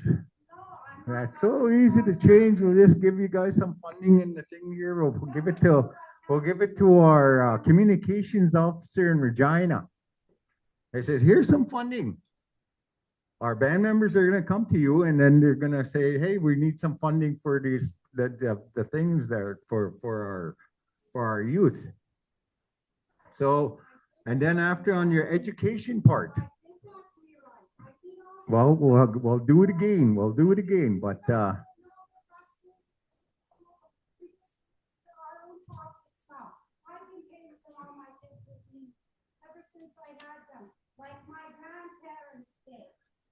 right on, right on. So why are you I'm going frustrated? to ask if. Okay, well, I'll let me finish then there. Let me Hello? finish, Irene. So, well, we need to let Leroy finish, please. Well, put some funding together. We'll send it out to the urban. There's a young man we hired. I hear that represents. He's the communications officer in urban. And then after the education part for the grade 12 students. Back in the day, the chief and council of the day decided, hey, we're gonna sponsor everybody we can, and if we have to take a loan out for 10 extra people, we will. And we have done that. And the plan was to bring back our students back to the reserve after they're all educated and come and hire them back on Pasquas. And that's what's going on right now, is that they're hired back on Pasquas. They got the way to get their education, come back. And it worked out good like that, because I remember one time there was 12 students that weren't funded, and then after we took a loan out and funded all those students. So there's no problem, we can do stuff like that. For fundraising, we have to have a fundraising committee. We used to have that, sports and rec. We go play a bingo, we run at bingos all month, and then at the end of the month, you'd split up all the money, might be in 3,000, and then we split it up. These are easy solutions. But like I said, our people are frustrated. And when you get frustrated, all you do is they're angry and they want to know answers. And there's one thing that this oath of we take, and it's to do this, do that. No, I don't have a financial audit in front of me. I don't have nothing in front of me. So was that oath broken? I kind of think it was. So why do we have an oath? You know, I never, when I seen other bands doing oaths, and then after I seen them breaking those oaths, and I was thinking, geez, they don't even give a shit about an oath. Sorry, it's for my language. So if I'm elected, I want to say an oath. Because if I bugger up, then who do I answer to? The people, and then after I don't tell you. Then I gotta live with myself, you know. And I hate to say the stuff like that, you know, because the last thing was no financial, no stuff, and we're still hiring people. Our legacy trust account. I was getting papers in the mail from this legacy trust, and one was 150 million, and it showed up 109 million. Because I was old chief and council, I was still getting that information just last month. So even though I was out of the loop for the last 4 years, I've been cutting grass for my little business out on Pasquas in the hot sun. I learned to walk with my 2 limbs, and well, I'd stay off my limbs. So what did I do? I had to crawl around, you know. Learned to crawl. We were babies, learned to crawl again. But you know, that's my asking you to give me an X on March the 3rd. And like I said, the chief and council of the day is going to be a new chief and council. Whether it does, and good luck to all the candidates. You know, I was just going to go home and stay home, make a post, and think, oh, well, no, never mind. I better get the hell to Regina and speak to my band members, you know, and share the frustration, get them all angry, because I know they are. You know? And now they're across Canada, North America, Turtle Island, you know, into the States. The terrorists are coming. Oh my gosh. What are we gonna do with the terrorists? Pro Metal was on TV. And I made a post about that. Said, oh, what we've sunk so much money into Pro Metal. Now there's tariffs, and then after we carried them to where they are today, and now there's tariffs. I say, oh my gosh, how are we gonna deal with our new company now that it's all set up?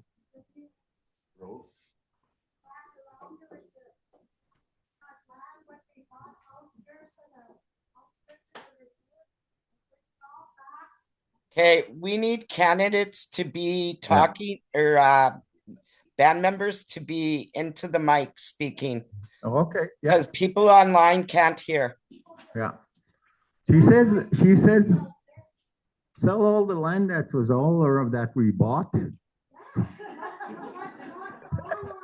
Oh, you didn't say that. You said the company. Okay, yeah. But actually, to let you know, Joycey, Irene, let you know, we do have land all over Pasqua. We have land in Dyser, Cupar, Lipton, Killdeer, Saskatchewan, right along the Manitoba border. I want to put a house way over there, by the way, too. So we go hang out there and just go across into the border. Eh? But these are ideal things. Like you have a land location out in Killdeer. Now, what's to stop us from putting a trailer way the hell over there, or a couple of them, and saying, hey, if you're having problems with the family situation example, I'll ship them over there and get away from their abusive spouse or something like that, you know. 1 more minute, Leroy. Oh, come on. Okay. I got it down in now. But the lands and the band farm and stuff like that, I heard we need 520,000 on the band farm and good. We've prospered from our first on crop, off crop. And hopefully if successful in March, I'll be sharing some information with you through a financial statements or something like that, you know. Say, okay, this is what we're going to do. This is how much we're going to cost to put in a crop. Pro metal. If you have to do layoffs, I said, well, we got to lay off. Let them do the internal layoff. We carried them to this point, got them running and everything like that. Now we just can't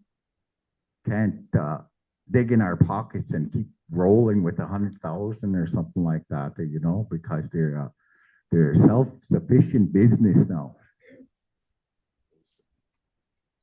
That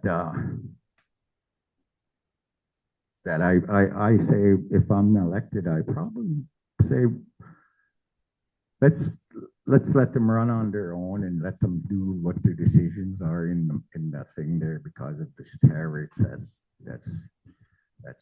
That's with the metal and all that stuff. Businesses. Want to get some more businesses out on Pasqua.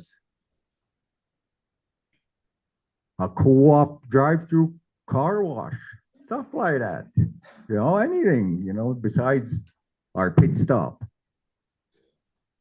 There's a lot of people, or even in the city of here's Irene. Okay, Irene, come up here and ask questions here. Okay, are we going to questions? Yeah, we're going with questions now. Okay, questions from the floor. Thank you. Can candidates come up to the mic from the floor?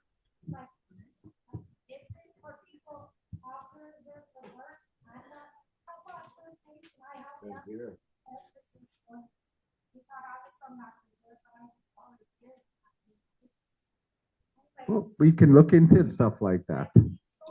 Leroy, can you repeat the question so people online can hear?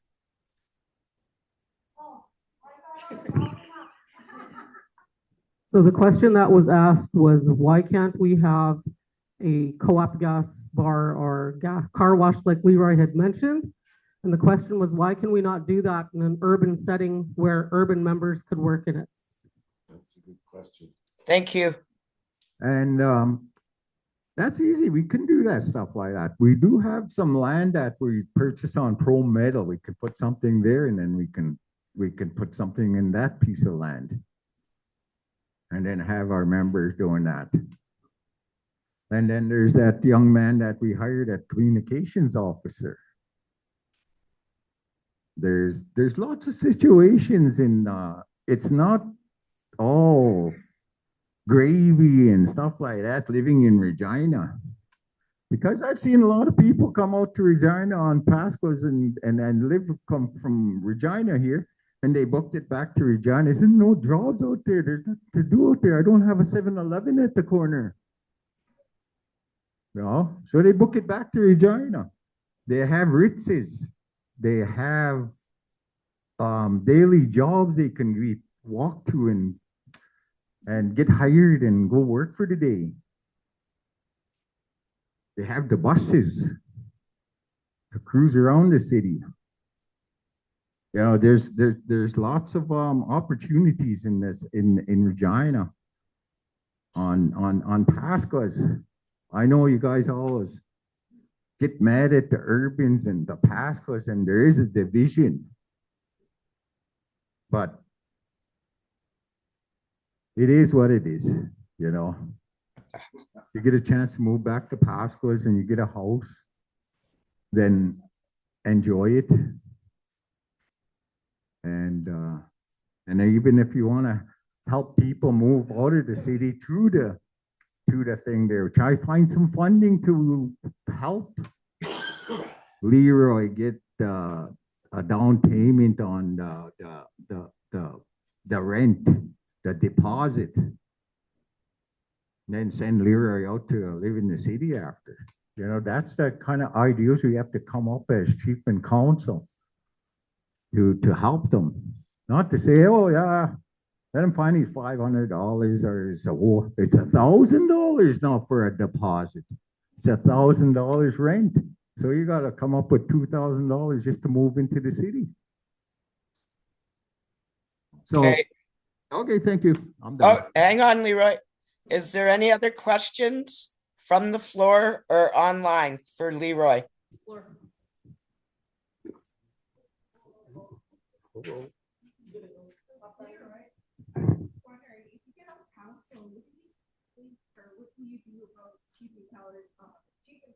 Is there a question from the floor because we can't hear? 1.2 million. There is a question from the floor, and the question being asked is, if Leroy gets in for chief and council, what is he going to do about addressing the chief and council salaries? Well, the chief and council salary is that we sit around and have the first meeting, and then after we decide what is like the chief. Oh, he deserves he got 100,000 one time. He didn't want 100,000. That was from the council. And then the 70,000, there's about 70,000 that was decided for the chief and council. What would I do with it? What would I do? I don't know. Would just maybe go by years of service. Like I'd be highest paid right away because I wasn't going to be in there for 22 years right away. Yeah, the other guy's only 1 year. Hey, come on, where's the fairness there? Start them off at 35. Oh, no, just kidding. No, we can have little situations like that, and then the chief and council, they make that decision on how much we're gonna do with that, and then it comes out of the band funds, and so it's budgeted in there. So I have no clue on how to I'd say wait at the moment, then after when you get that situation, then after you let the membership know. This is what we're going to do. Yeah. And I'll say that to end my thing is that I'll be accountable, I'll transparency for the funds that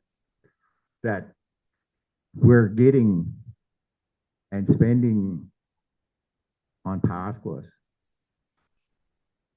There's an 8% ISC thing, right, Angie? 8% where you have to stay underneath, or else you go into co-management or third party, or take your your stuff away and stuff like that. But that's just the ISC money. The other Okay. 4 million from the trust account, who knows? We don't know. We don't know what. So March the 4th, I ask you for your support for more transparency, accountability for yeah. March 3rd. Oh, yeah. Getting delusional already. But anyway, vote Leroy Obey on March 3rd. Thank you. Thank you, Leroy. Any questions for Leroy online?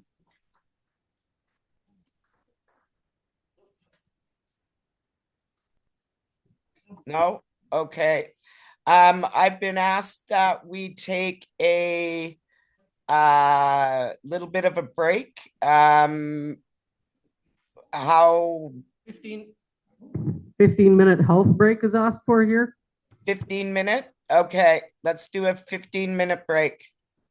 Come back at quarter after, so 3:15 local time. Awesome.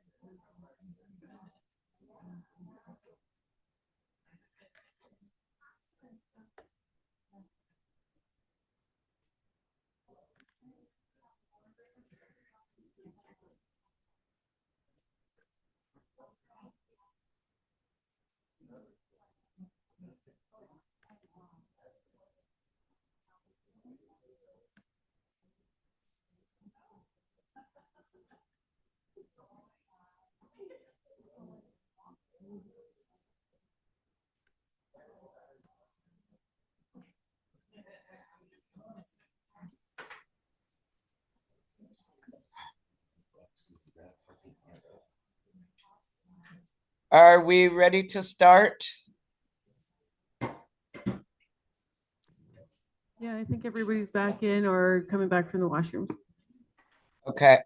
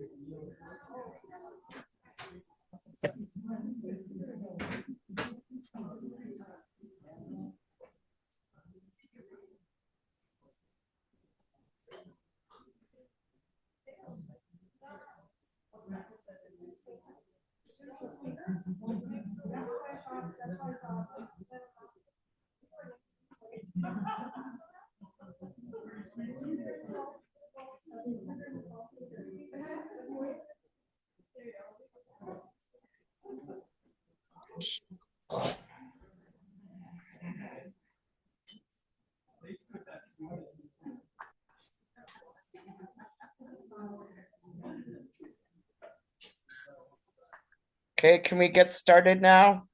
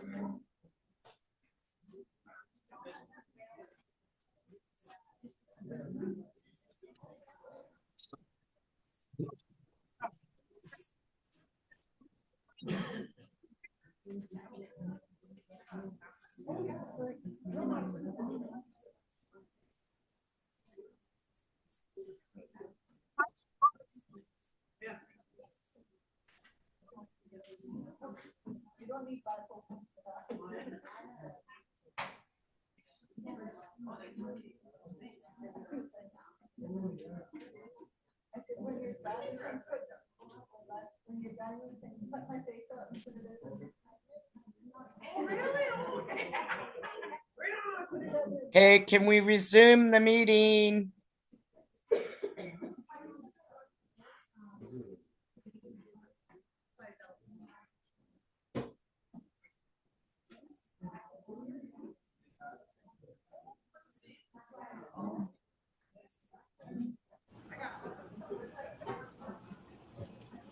Maybe just call the next candidate. All good, Lisa. We're good. Awesome, Jess. Jessica? Yeah. Oh, yeah. Oops. Yeah. Okay, is the camera's showing out the window? Can we show it somewhere else? This is where the speaker is. This is the. There we go. Martha, can you mute? Thank you. Okay, we'll start the second half. We just finished hearing from Leroy. I'm going to go back up the list as I see he's online, I believe. Robert Kahnapace, are you still online?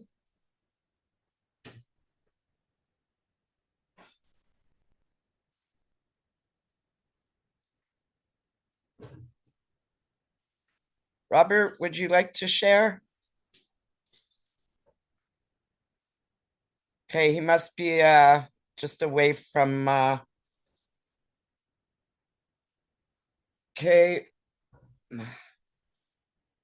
We'll move on. We'll come back to Robert. Hello. Oh, here he is. Robert. Just wait. Hello. Okay, yeah. Here I am. Okay, Robert. You're I can't on. hear you guys.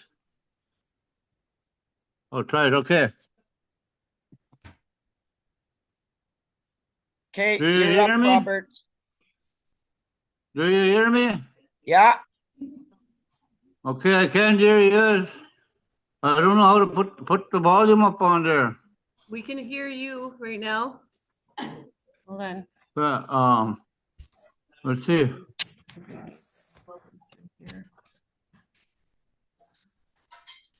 I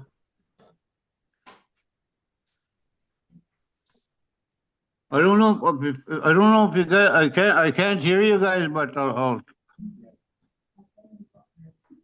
I got my phone right up, but it's not signaling in there. Yeah, it's all good, Buffalo. We could hear you. You can go ahead. Let's see.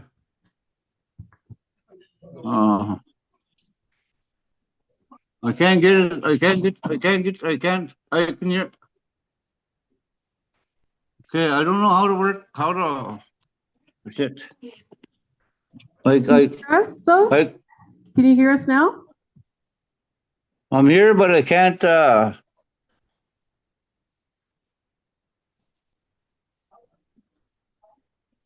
Robert, can you hear us?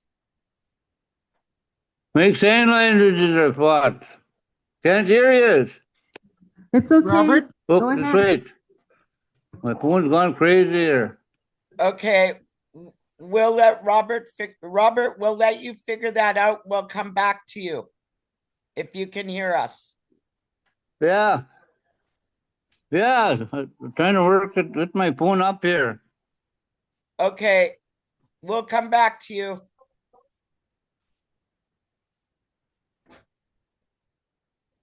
Okay. Next one on the list. Robin Cyr.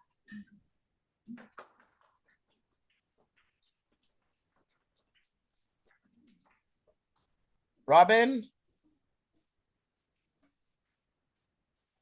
Is Robin there in person?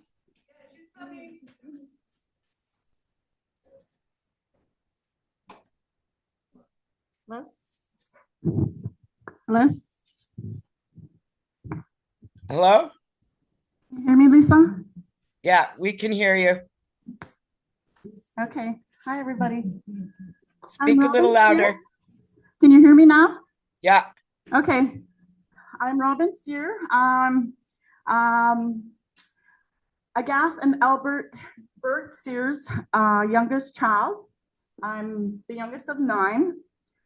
I haven't lived on the reserve for about over 20 years. Over 20 years I've lived off the reserve. So I know what it is to be an off reserve member. And there's a lot of concerns with off reserve members that don't have the help that they're asking for from the band, because the band always says, oh, we can't do, we're only limited to so much. Okay. And that's one of my main concerns, is I would really like to address that kind of thing. Transparency, accountability, all that needs to be addressed as well, because we don't have any of that. We don't know what's going on with so many different things. Thank you. And we need to know these things, because we're all band members and we're all in this together. We all have to be a team and united and come forward and share concerns and anything, everything. Just bring it all out straight up, straightforward. That's how I think. That's how I deal with things. And I don't know. There's just muted. so many There you go. concerns. Hello, could you hear me? Okay, try it now. Look, listen, I can't hear them. Your volume up. They need you a little closer. A little bit closer. Okay, Yeah, okay. Hello, can you hear me? Hello? Oh. There you go. Okay, try it now. Hello? Yeah, can you hear me? I can hear Yeah, you. okay, let's We can go. hear you. Yeah. Yeah, okay. Finally got it through. Robert, sorry. Yeah. We just need you to mute it while Robin's speaking real quick, and then you can Hey, ask questions after, okay? Put them on, hear me up there? Or no? Okay, okay, I'm ready, yeah. Wait. We'll get my coat. Okay, he's muted back.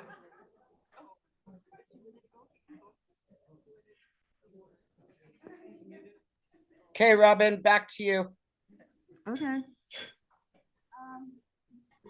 I just want to, I'm here to try and help the people. That's what I want to do.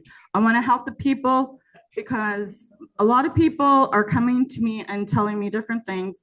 I know this is a lot of hearsay, but you know, these are all real concerns that we need to address with the trust legacy.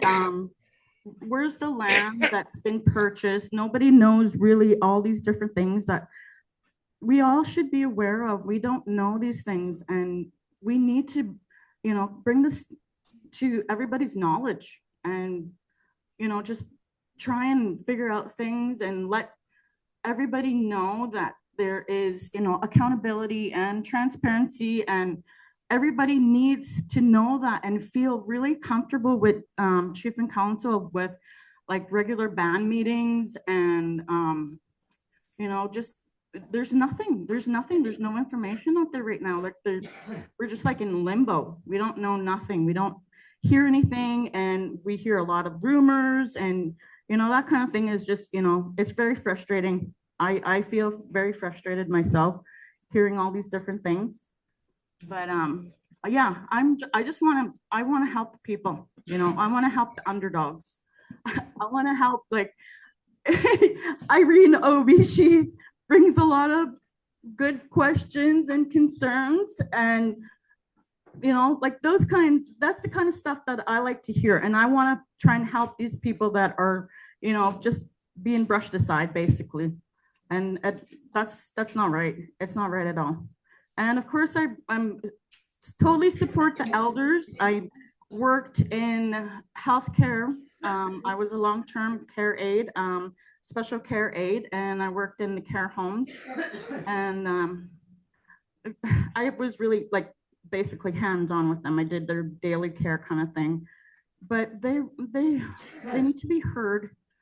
They like to tell us stories, and we need to learn and listen to these stories because that's our roots.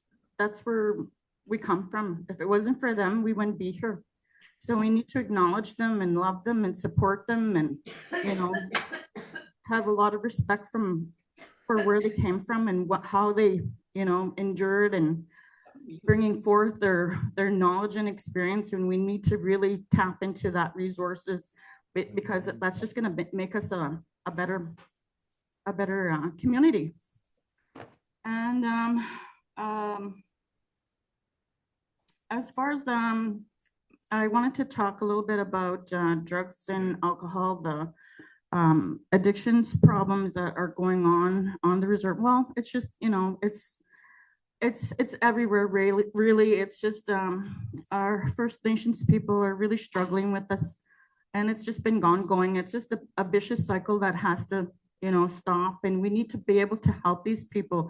These are the ones that are really struggling, and you know, they need our help and our assistance as much as we possibly can give them, because it's like, you know,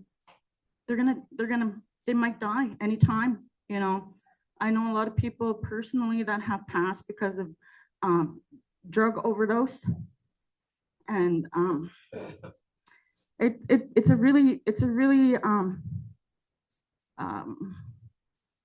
personal and sensitive issue that we need to address. And I want to help people, and I want to find resources and reach out to these people, because I myself was, I did drugs and alcohol previously, but as I grew up and became more mature and responsible, and especially a grandmother, your priorities totally change. Like my oldest granddaughter is 22 years old, and I've raised her since she was a baby. So like it just it takes something to really give you like a wake up call to make a decision to stop and look at the big picture here, and instead of just drinking or drugging, because it's like a personal choice. You can try, and you can even force people to try and stop, but they won't. It's all up to them. They have to come to that conclusion to personally stop, because it's ultimately their choice. And I would just like to be able to find more resources for our people and have help on and off the reserve, like with the urban office here, have these resources available for them. Do anything I possibly can to help. I may not be the most educated person, but I know right and wrong, and I just want to help. Okay. Thank you, Robin. Do we have any questions from the floor in Regina from Robin? And band members, can you please make your questions direct to the candidates? Floor is clear. Let her know floor is clear. Floor is clear. Oh, sorry. Just yelling at you.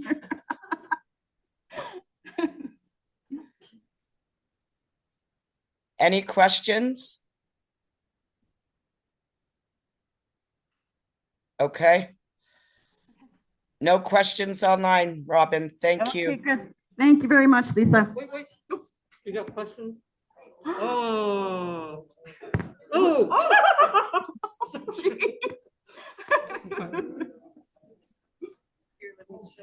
It wasn't me. It wasn't me. You got a question here from Angie. Once we get back onto this. And then Of course, you said you've got some online too. I'm so hungry. Hello? Hello? Hi. Can you hear us now? Yeah, we can hear you now. Okay, we have a question from the floor here in person as well. The TV just shut off, it auto powered off. So that's the only reason that we kind of disappeared for a second.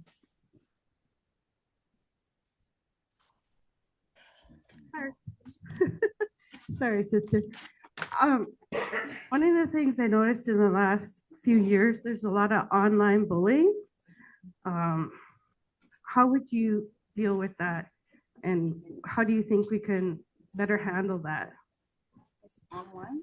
Yeah, in the groups, people are angry and frustrated, and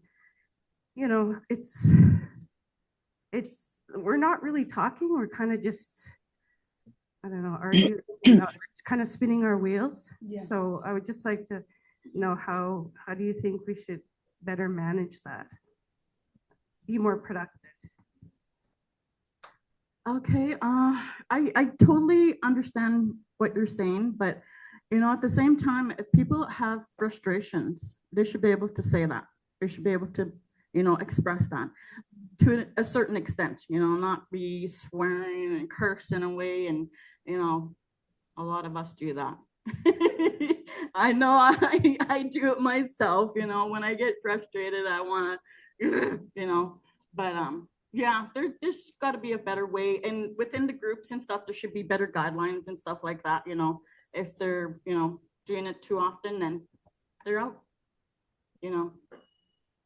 Same with the reservists. So they start cursing it all the time. Let's kick them out.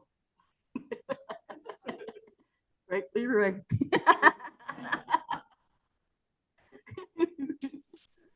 Okay. Thank you. Any other questions for Robin? I have one.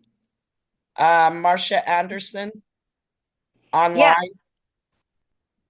Okay, can I go? Yeah, go ahead, Marcia. Okay.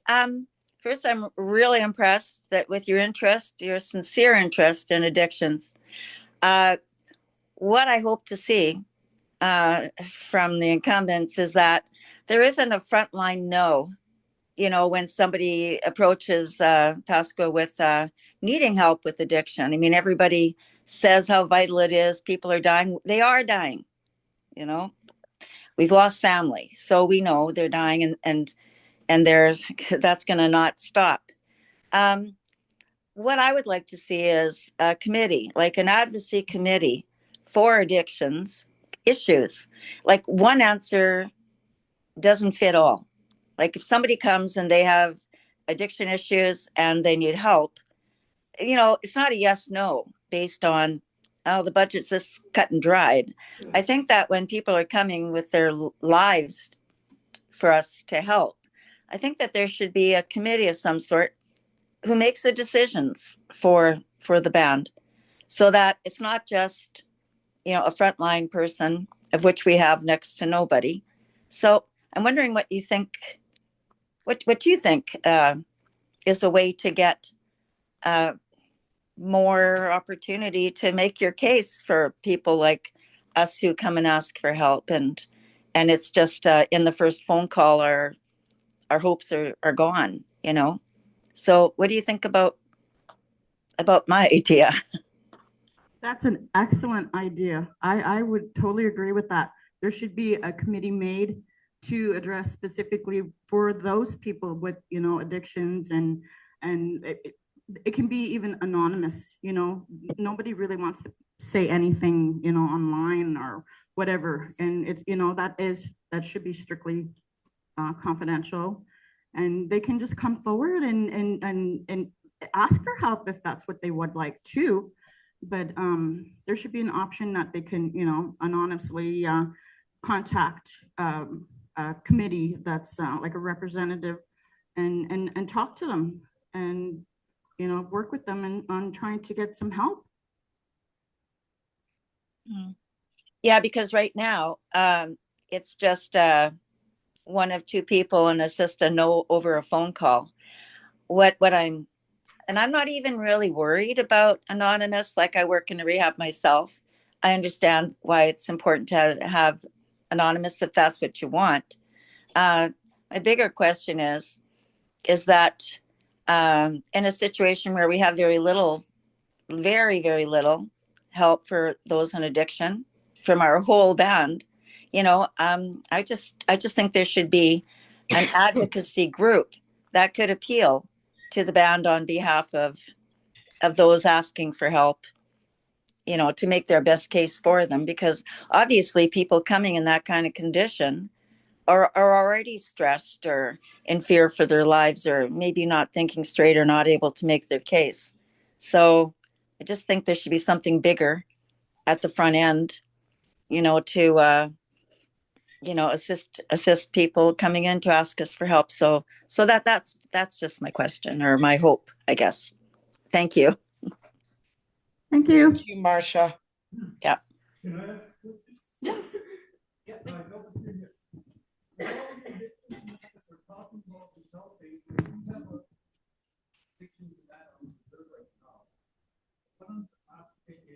What we do to improve that to help the families that are having that addiction problem? You got folks out there where you got children. How are you going to protect those children and help that person without getting them involved with social services and all these other organizations where they're trying to take these kids? How do we protect our own? So the question from the floor is, how are you going to help to protect our own people so that CFS and social services is not getting involved in apprehending children when parents are trying their best to get a better life for them? Well, I would have to say that a support system really needs to be established for these families, because, you know, there's probably families that are really struggling specifically, you know, that really do need to, you know, have this assistance helping them. There's different ways, different ideas. We'd have to like brainstorm all these different things just so that, you know, like social services or anybody else doesn't interfere. We would be like kind of like the first responders kind of thing in that sense. But you know, if things are escalated out of control, you know, for the children's safety, they would have to, you know, contact child protection or social services or the police, you know, because children need to be, you know, number one in that situation.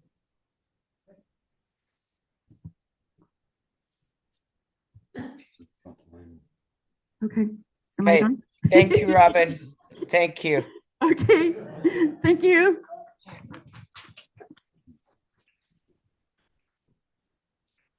Okay. Next, I'm going to call on Robert Kahnapace to come back to us here. Robert, can you hear me? Can you hear me?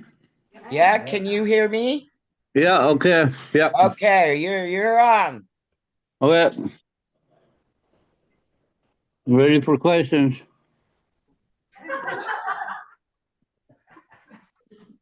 Where'd you go, Robert? I'm right there. Oh, I wonder how come you went back up. Look. Well, I'm on it. You guys are not on. Yeah, okay, we're ready to go here. Okay. Go ahead. I can't see your picture. Oh, you want to see? Okay. Hang on, Robert. There you go. Here I am. Yeah. Robert, it's set so that when you speak, you're going to be the main picture on the screen. It's set for speaking. Yeah, I see it now. Okay, Robert, go ahead. Okay, yeah. What do you want me to speak about? Well, Did somebody ask me a question? No, what's your platform for council? Okay. My platform for council is number one. I'm trying to I was looking for the future of our generations for a complex, a sports complex for our children of the whole of the people. You know what I mean, on Pasqua First Nations. That's one. Number two would be I would like to see like you talked about the children there. I wanted to. We have a youth group home that's being built, but it's been put to a stop. Why is that? I do not know. But I like to ask in a good way that we would like to work on that and continue getting that because we need that for our children. You know, our ones that need homes, our babies, the ones that are all taken away from the reserve, to put them there so we can keep them in our own territory, in our own reserve. That's what I want to look at, to get it going, get it finished, and get it ready, and create jobs for people. Another one I want to take a look at is our finance. You know, why are we looking for a finance in the finance system, another worker? We have so much there already. You know, what's going on in there? And if the new chiefs that come in, I would like to see them take a look at that. You know, take a look at where we're sitting. You know, because we're not like what people are saying. We're not getting meetings. You know, this reserve just stopped meetings all in the last few years. Just like it went communist. I hate to say that, but we don't know nothing. Just like our claims here we just got, cows and plows. They didn't come and ask us how much we wanted. Don't they work for us, the people? they turn around, they said how much we're getting. You know, they turn around and tell us what lands they buy, what they buy. You know, like just today, I just found out how much we got. You know, in that way. And another one would be like I heard another council talk about. I mean, another candidate talk about our road system, our maintenance. You know, we got to get out there. How many times I'm an elder now, and I seen that tractor go by me. How many times I'm going to my auntie's yard, but never came into mine. You know, we got to take a look at those. Our elders, help them as much as we can. And in the summertime, my auntie, I used to go there and cut her grass for her. Those students, the maintenance people are supposed to go out there and help them, go cut their grass for them. Nothing was done in the last couple of years, you know, things like that, you know. That's what I like to. That's what I like to do. There's a lot of things I like to do in that band office, but right now I don't know nothing. I can't promise people nothing. I can't even talk about nothing because we don't know nothing what was happening in the last couple of years. But this is what we're doing. Is what I'm doing. Is what I'm trying to find out and what I'm saying. We gotta start looking. We gotta start looking at what was done and put that away and start the new council, the new chief coming. We got to be strong.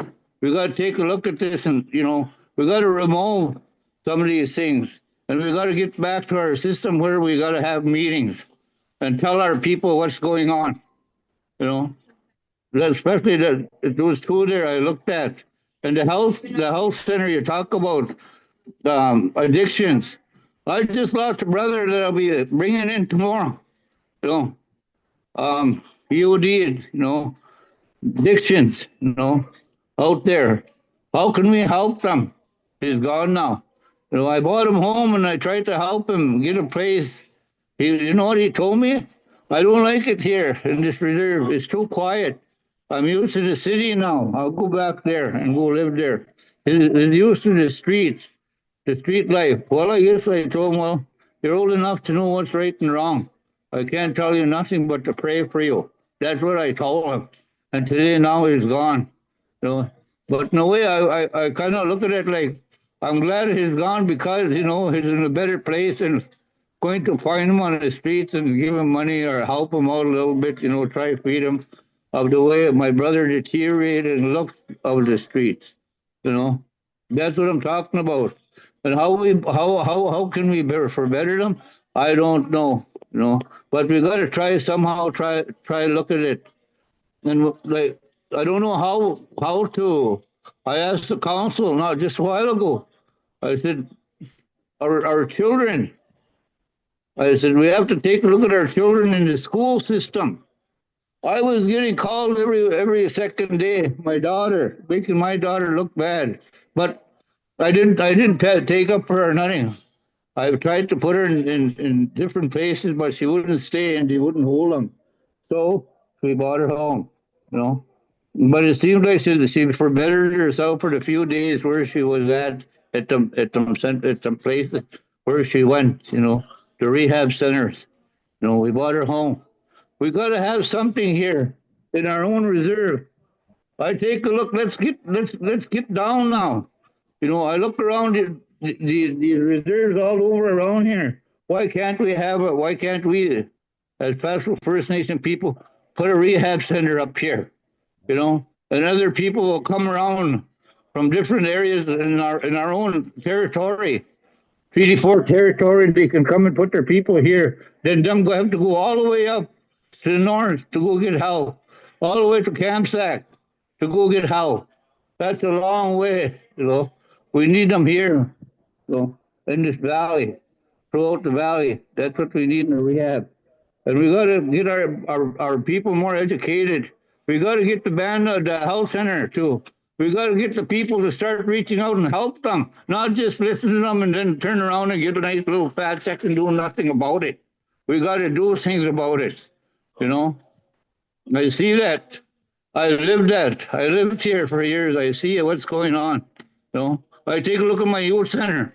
You know, I see people coming to sign in their names and then leaving, getting a fat check because, oh, that's my auntie, that's my uncle, you know, or whatever it may be, you know.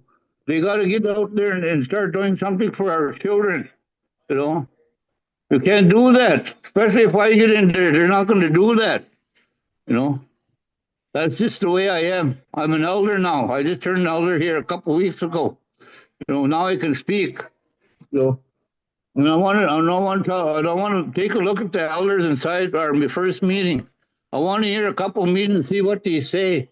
I never hear nothing from them.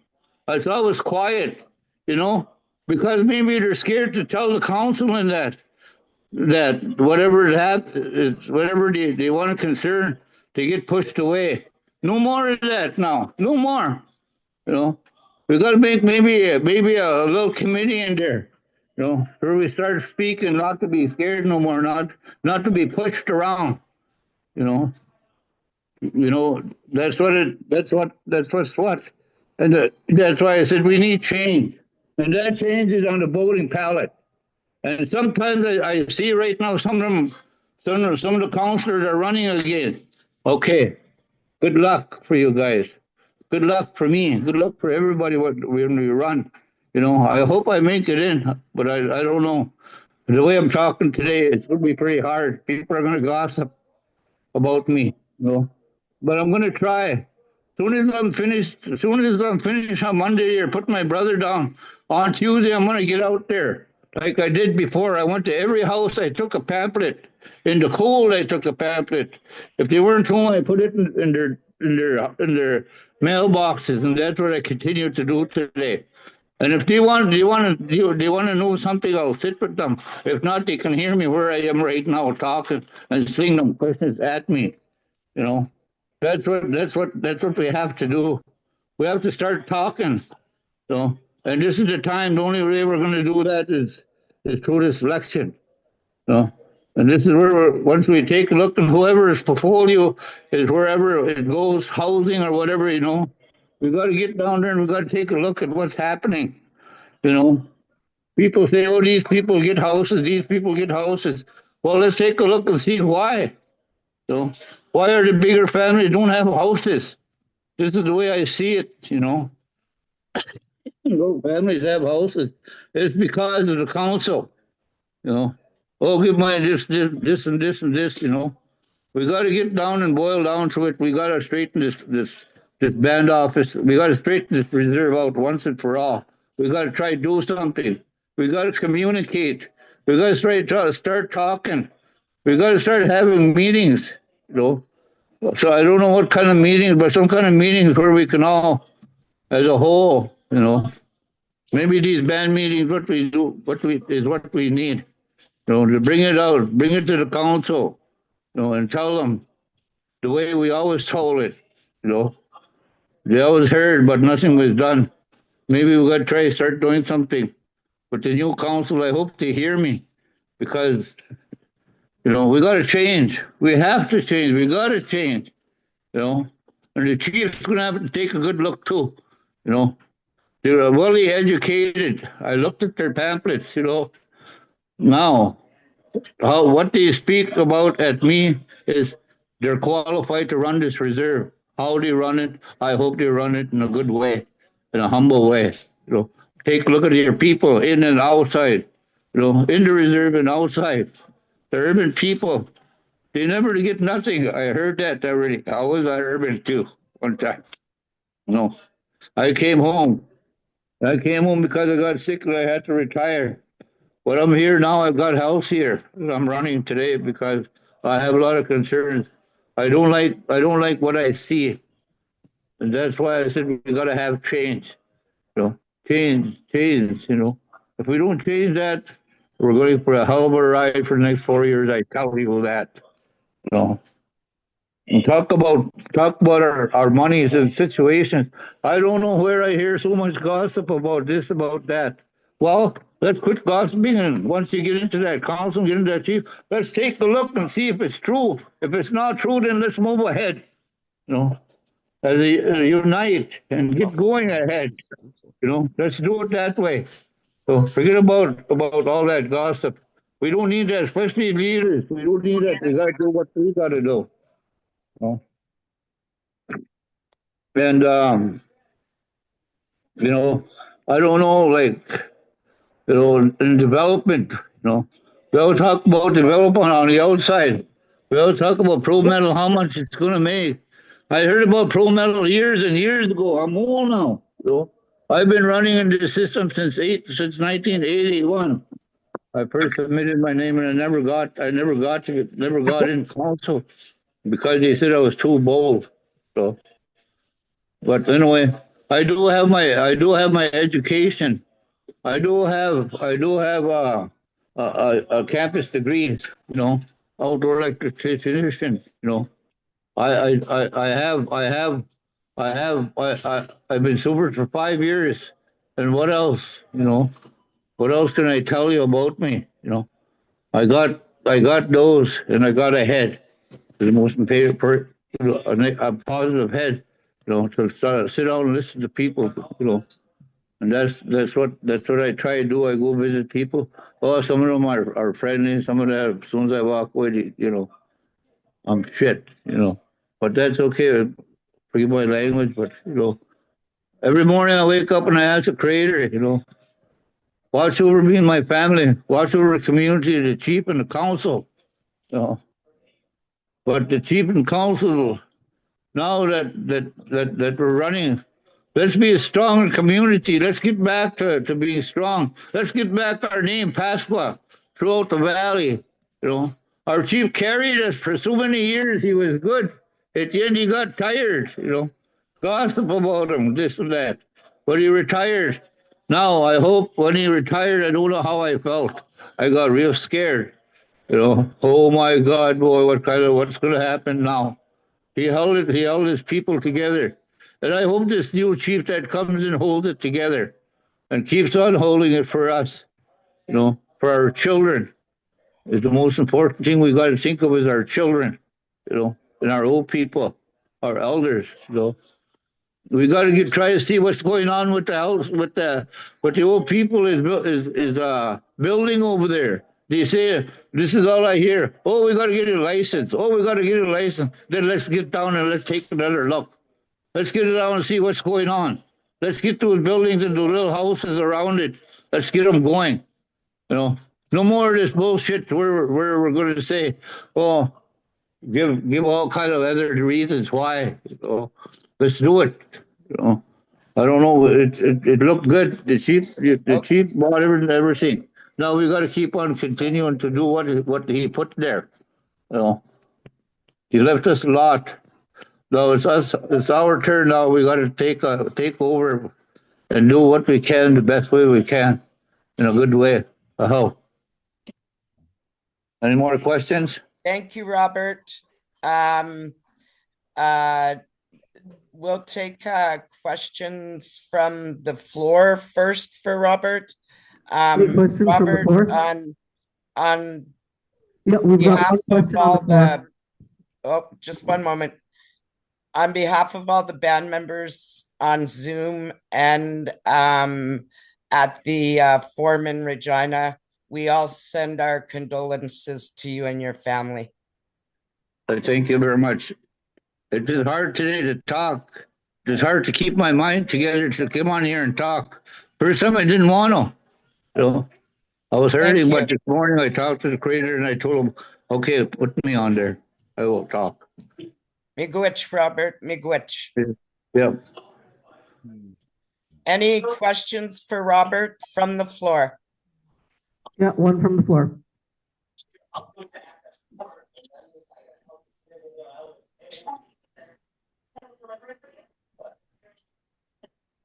Yeah. Hi, Robert. Ironeagle Obey. Condolences, uncle, to you and your family. Yeah. So you're talking about people, like, is that going to be one of your main issues about how to help people in the city and how you can make them more, like, you know, like what Leroy said, some don't like being out on the reserve and some choose to be on the reserve. So how, like, and you talk about meetings, everybody talks about meetings, like, Yeah. so how long is this gonna be, like, like what kind of improvement can you make in the city towards us people and plus the ones on the street? Yeah. Thank you, Irene. Robert, did you hear her question? Yeah. You talk about that, well, how can we help people out there? Well, first of all, let's have this council meeting. Let's have this let's call it first. Let's do this new council and the new chief. Let's get together first with the council and see and talk amongst ourselves, and we'll bring that up, what you brought up. That's a good question. To me, already, I didn't know you guys had an urban office up there. I didn't know what it does. I don't know what it does and how it can provide for you. But like Leroy said, for the sports people, maybe we can take. They always say we have money, we're rich reserve. Okay, if we're like that, then we'll take a look at it. Like Leroy said, let's take a look at things. You know, maybe we can help our urban people out with some money, somehow, some way. And Gwen Cyr said, we the money we get is unreserved people. Well, sure, it's unreserved people, but we got to take a look at all our investments we've invested. Maybe we should take a look at some of that in the money that comes in. We should be getting big investments here. We should be getting good pay here pretty soon. We got to take a look at that. We don't know where we stand right now with that. But once we know where we stand at with that, it would be nice to take money out, go to that office and put it there for them, and they can distribute it however they can to help the people and get people out there. Even maybe buy some, food, bread, and whatever, and hire a couple, maybe a car and people to make sandwiches and to go out to feed people, our people. Doesn't matter, or any people, as a whole in the city. I see that because my family's out there too. I got a big family that's out there on them streets. And shelters. I don't know what we're gonna do about shelters. Maybe we should try and buy a couple. But how are we gonna do that? I'm not in council to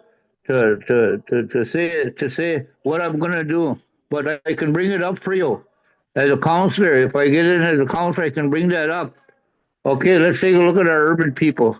How can we do? What can we do? What kind of finance can we help them with?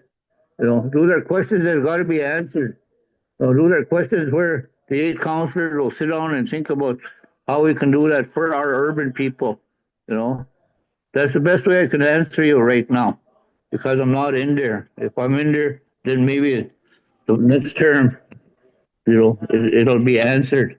But in the meantime, let me, if I get in, let me work on that for you, for your questions like that. They're good questions. Thank you very much. Thank you, Robert. Yep. Any other questions for Robert? Any online? Okay, thank you very much for sharing, Robert. Okay, thank you very much. And I kindly ask for your votes in the elections. Thank you very much. Thank you. Bye. Yep.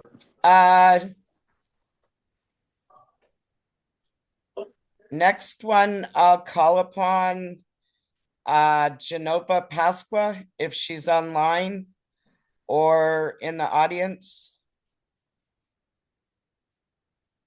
Genova Pasqua. Roman Pasqua. Roman Pasqua. Okay. Going to the other side, I'll call on Tammy Cyr. Is Tammy Cyr online or in person?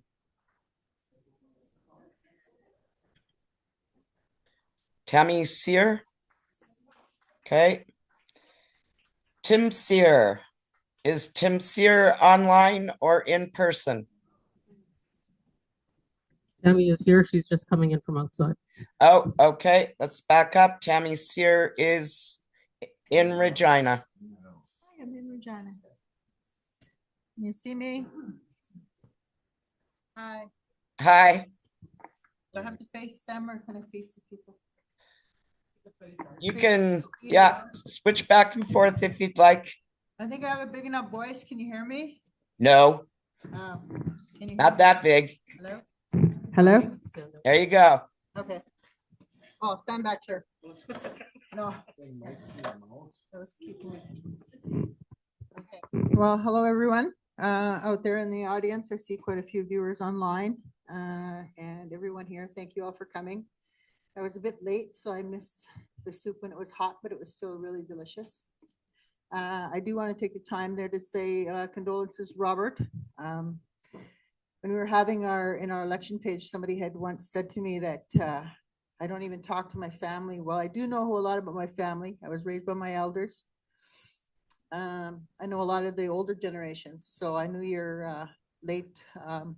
Could you hold the mic a little closer? I knew your late brother's father well, so my condolences to you and your family on the passing of your brother. Everyone knows me as Tammy.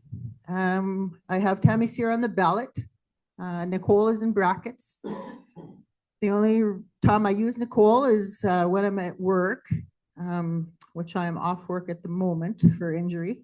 And I was lived on the reserve now pretty much all my life. I was raised by my late grandparents, Alec and Eva Cyr. I continue farming the lands that my grandfather had passed down to me. So I also raise cattle as well. I just keep them at a different location right now. I spoke in my pamphlet, I guess, in regards to a lot of things that we need to look at, revisit, revise, and kind of revamp and probably explore some new avenues. I just want to say that I've been a nurse for education wise. I've spent like 35 years educating myself to get to this point before I felt comfortable enough to stand here in front of my membership and ask for your support for a vote on council. I spent 18 years as a nurse in the emergency department. So some people I may know on a different level as well. I know your blood work, your urine, no, just kidding. Anyways, I spent some time in the justice system, the education system. I've worked in also as a member of the RCMP. I'm going to age myself way back in the late 90s. So I may look young, but I'm not really that young. No, just kidding. I'm also a grandmother of 4 grandsons. My oldest son, Wyndon, has 3 grandsons, and I am raising my son, Winter's child. My wild man, my tiny shadow. Those of you that are my friends on Facebook, I talk about him quite often. He's kind of light in my life right now. I don't know what I was thinking being a mom again at 50, but hey, here we go. Let's do this. Some things I want to look at, I guess, for our First Nation, and that goes across the board because our membership are not just confined to our 9 by 12 or whatever our acres are. I guess with our TLE land, it's sprouted out. We are all across Canada and the US. So when I talk about membership, I just don't mean on the reserve. It's for those members that we can reach out to everywhere and wherever that we have issues, so we can address their concerns. Our council members should be available. Canada! Canada, put a passport in order!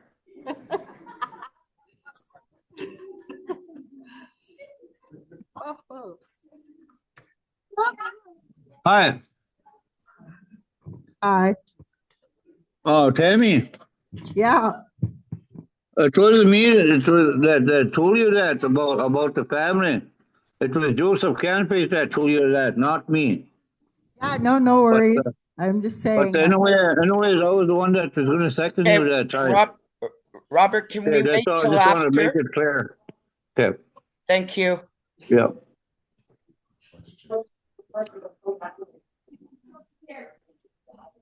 Okay.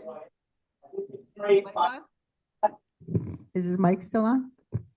Hang on.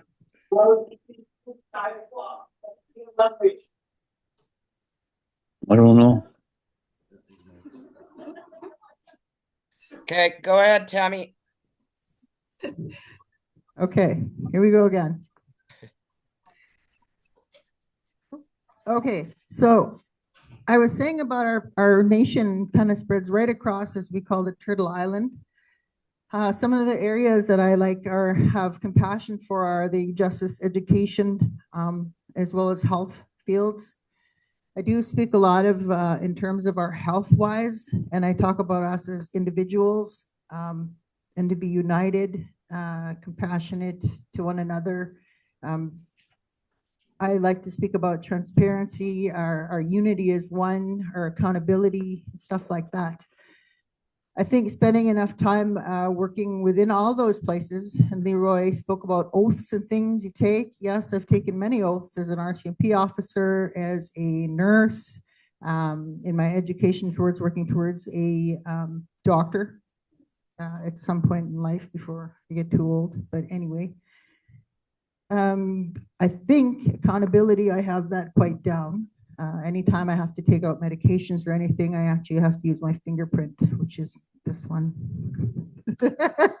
So, hey, I think we all need to be trustworthy with everything. There is a lot of things that go on the band, and I live there that I have no clue what's happening. All our people are good people.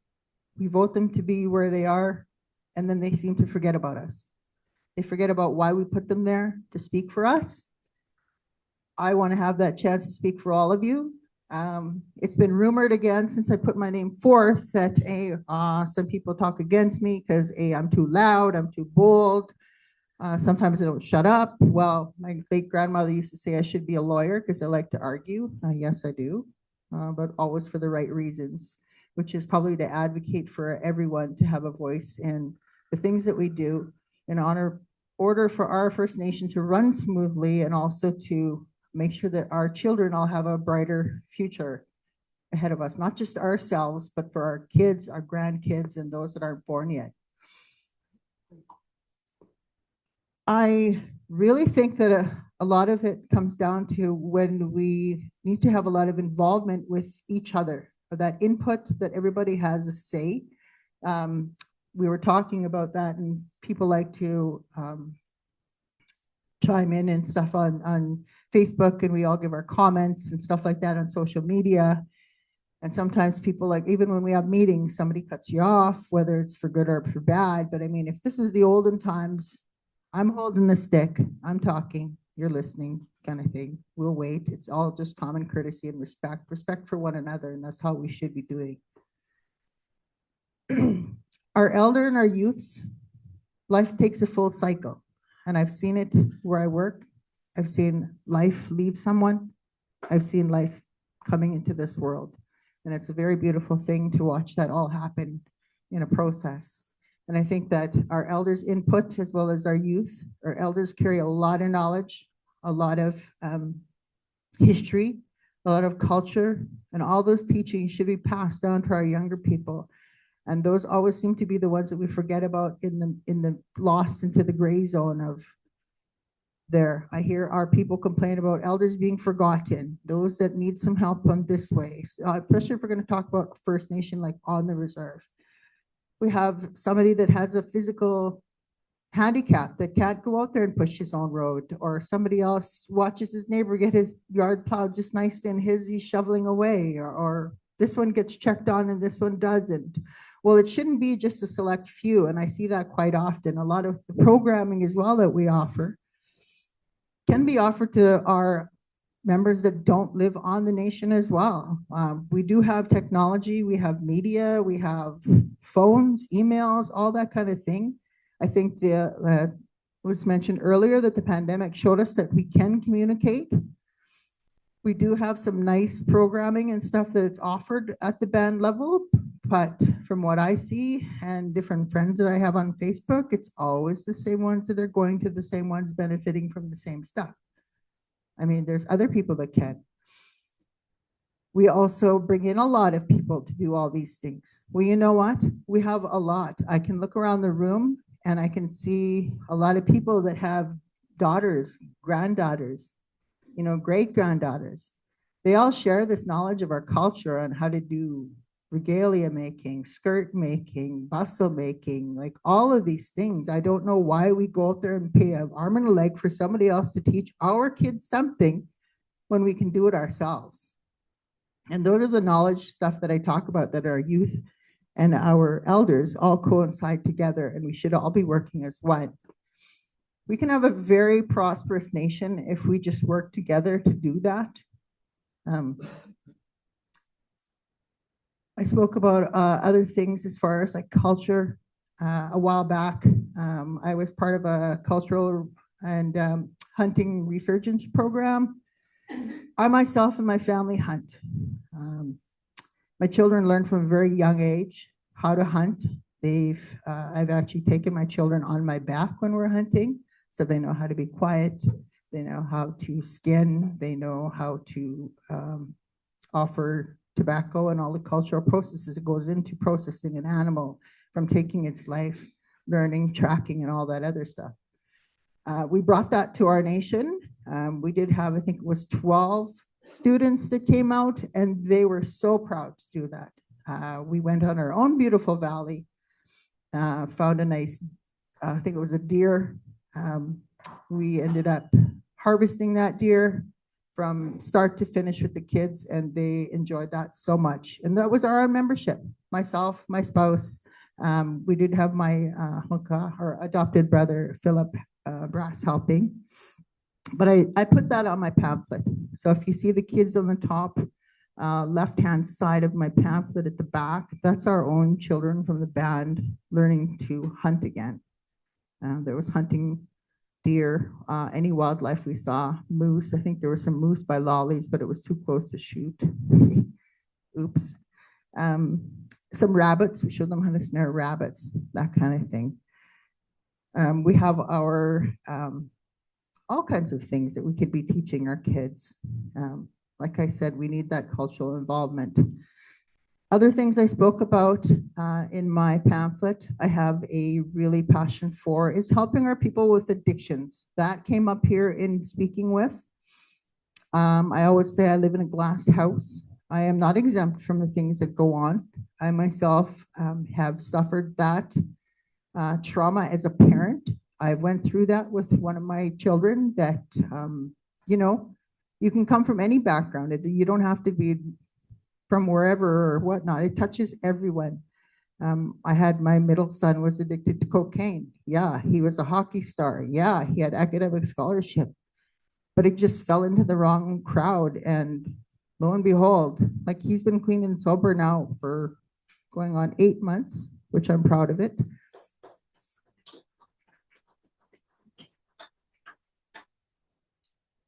But the unfortunate mishap with that, I'm raising my grandson.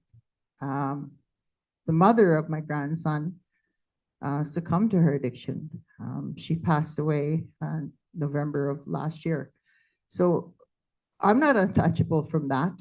As a nurse, I see it all the time, every day. I see our people come in, and I want so much to help. I try to be that presence there. That's a passion of mine, you know, helping people. That's what I do. That's my job, whether it was policing, education, nursing. Doesn't really matter. If you want me to teach you something, I'll help you. It doesn't, anything you need, I'm usually there. And I was giggling the other night when I had said, is anybody out there? You know, if you want to be on council, you should be there 24/7. Well, I'm a night owl. I have kind of insomnia, which I'm used to working night shift for the last 18 years. I prefer it really because I don't sleep. Yeah, you can call me anytime, ask me any questions. I feel that we need to make sure everybody is on the same page and is able to reach out and be able to know what's happening at any given time. I feel like if a council member is in council or elected in, they need to be able to be your voice at the table with ISC or any other government organization or organizations or networks. I've spent a lot of time building networks with different organizations, whether it be health, justice, education, agriculture. And you should be able to know how to get a hold of somebody when you need that. So in order to be a voice for you, that I think everybody needs to have someone there to be able to reach them at any time and not be say, oh, I don't know what's happening.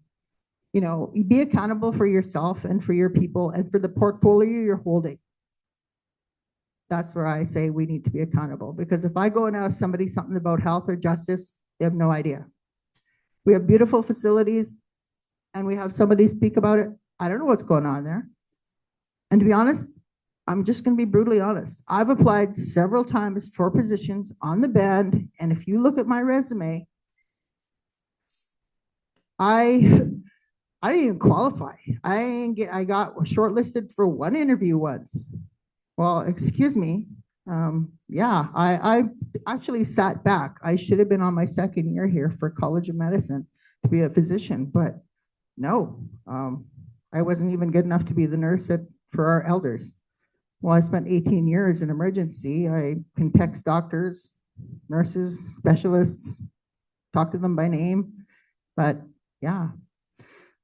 And that's just me. So, like I said, I built networks to get there, and I'm standing here just asking for a chance to be the voice for all of my people, not just those in front of me, but for yourselves, your kids, your grandkids, and everybody else, even if it's just for 4 years. Thanks. Thank you, Tammy. Any questions from the floor for Tammy?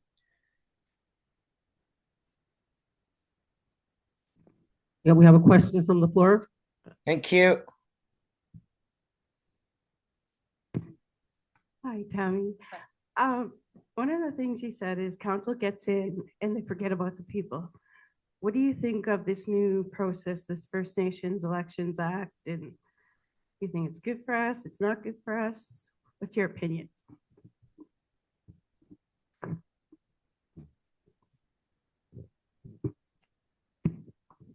Well, the First Nations Election Act, technically we live by whatever the white man tells us we're supposed to be elected by, which is kind of not cool.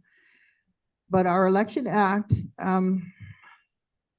there's so much I could say about that, and there's so much wrong about it. And I could go into like all the way back to, you know, the beginning of colonization and how the hierarchies are completely misconstrued and completely the opposite of what they were supposed to be. Technically, our chief is supposed to be the most humble and the one with less of everything, and it's supposed to be our people that are above and beyond.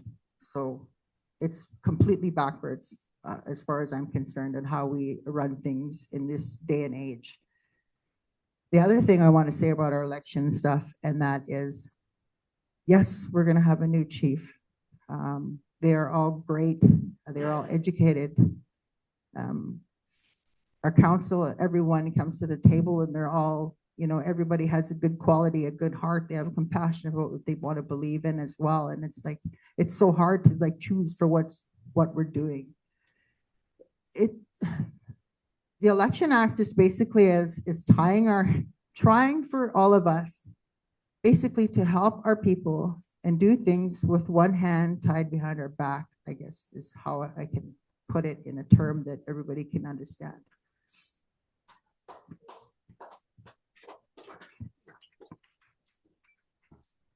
Thank you, Tammy. Any more questions for Tammy? Any online? I'm on the floor. This is Farah here. My question is for Tammy. I just want to thank all the people that are running for council and for chief for being here. And you, what would you say to those that didn't come or not even online? What would you say to them right now? To those, good question. And this is where I'm just gonna be right out there and say it, because yeah, I have a big mouth. To the people that didn't bother to show up, and to the people that are not willing to be online in our Zoom, or take the time to adjust our membership, that just shows the lack of, I guess it would be not only respect for our community members and what their concerns are and what they want to hear from you. It also kind of shows the lack of a accountability, that you can't be somewhere when you're needed. As well as, well, if you get in and I don't, well, Jesus, help.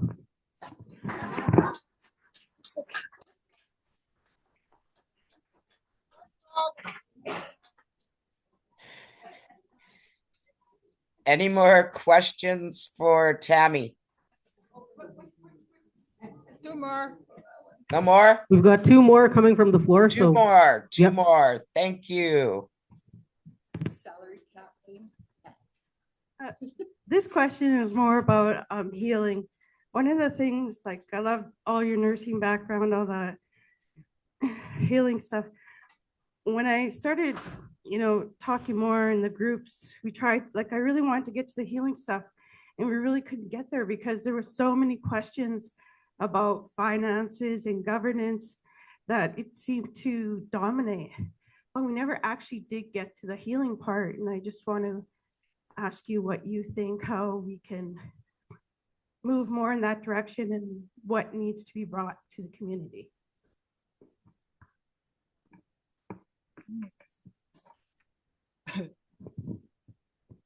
That's a really long question. How much time do I have? Not much. Okay, here we go. So healing actually starts within. I'm going to use myself as a example.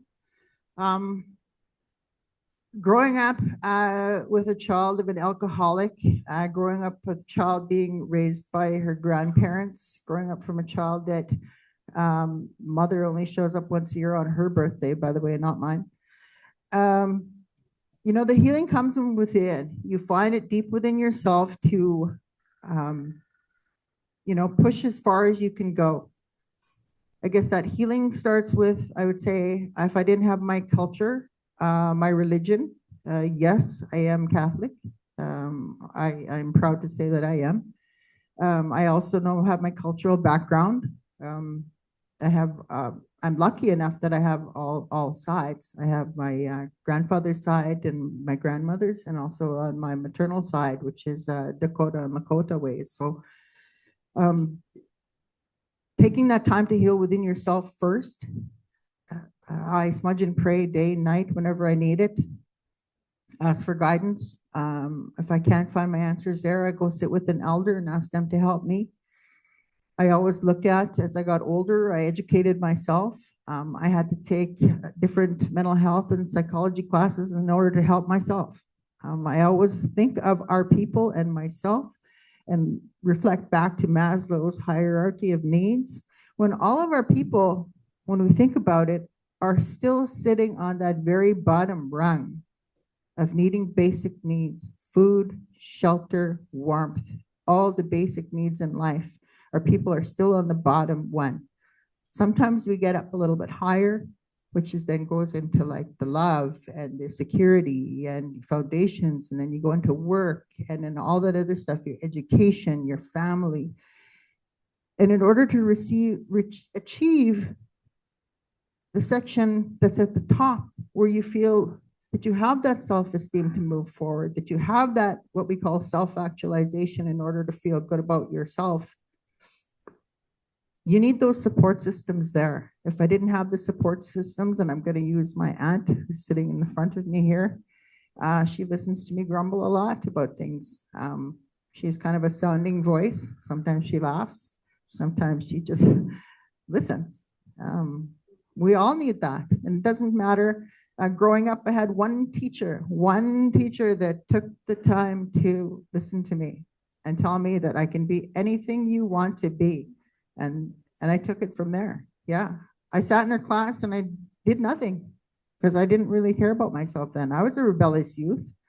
I did all kinds of things to defy, my grandpa or my grandma or stuff like that. But in order to heal, we got to heal within ourselves first, and then it ripples out like smoke from a smudge. It starts here and then it goes out further and further and further, and it finally reaches the whole back of the room where we can all feel it, we can all smell it, we can all feel that calmness, not only within ourselves, but within the room. I guess that's the best way to answer that one. Thank you, Tammy. Okay, we're gonna have to cut questions there. We have to I'm just for time here. And we've got still a number of candidates. I don't know whether or not they're online or there, but yeah, we're gonna have to move on to the next candidate. Thank you all for listening. Thank you, Tammy. Tim Cyr. Okay. Theo Pasqua.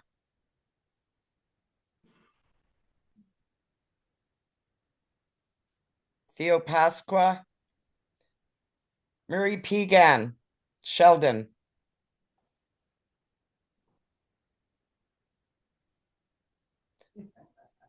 Wendell Pegan. Seagull.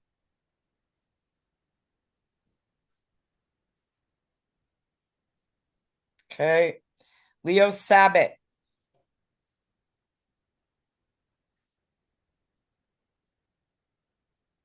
Okay.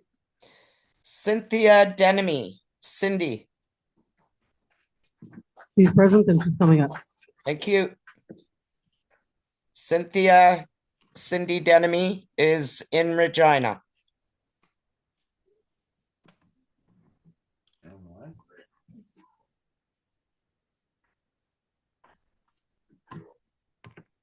Good day. I'm Cynthia Desnomie. My parents are Cecile and Glen Asham. The only time someone calls me Cynthia is when I'm in trouble, so I usually use Cindy. I wrote down all of my ideas because I miss them when I'm talking about them, right? So my hope, or our hope, I guess, is we envision a world that represents Indigenous nationhood, so people know us and see us as a nation and respect us and give us our voice. Our foundations are the land, the language, our culture, our traditions. That's something that we need to bring back. And I know people are trying to do that, and we're still working towards it. And I have hope that we're going to still do that. We have our laws that we have abided by for thousands of years that have been taken away from us. Those laws that we can bring back with our culture. Sorry, just breathing in. With our culture. Cynthia, could I just ask you to move back a bit, dear, so the people online can see you? Oh, sorry. Awesome. Perfect. Awesome. Sorry. No problem. Thank you. So our lives were guided and nurtured by the Manitou, Kichi Manitou, right?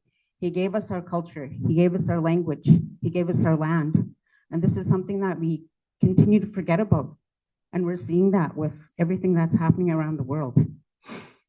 We are here to serve as helpers and assist as being protectors, spokespeople for the people, for our members, for the nation, building good relations. We want to offer a holistic way of delivering social, economic, and governance programs and services driven by and for and with the people of Pasqua. Seeking guidance from our elders who advocate for the traditional governance, traditional laws rooted in our inherent rights, which were never taken away from us. We had those from time immemorial, and our treaty rights when colonialism started happening. Our treaty rights, laws, and practices. This is how we exercise our rights, is through these.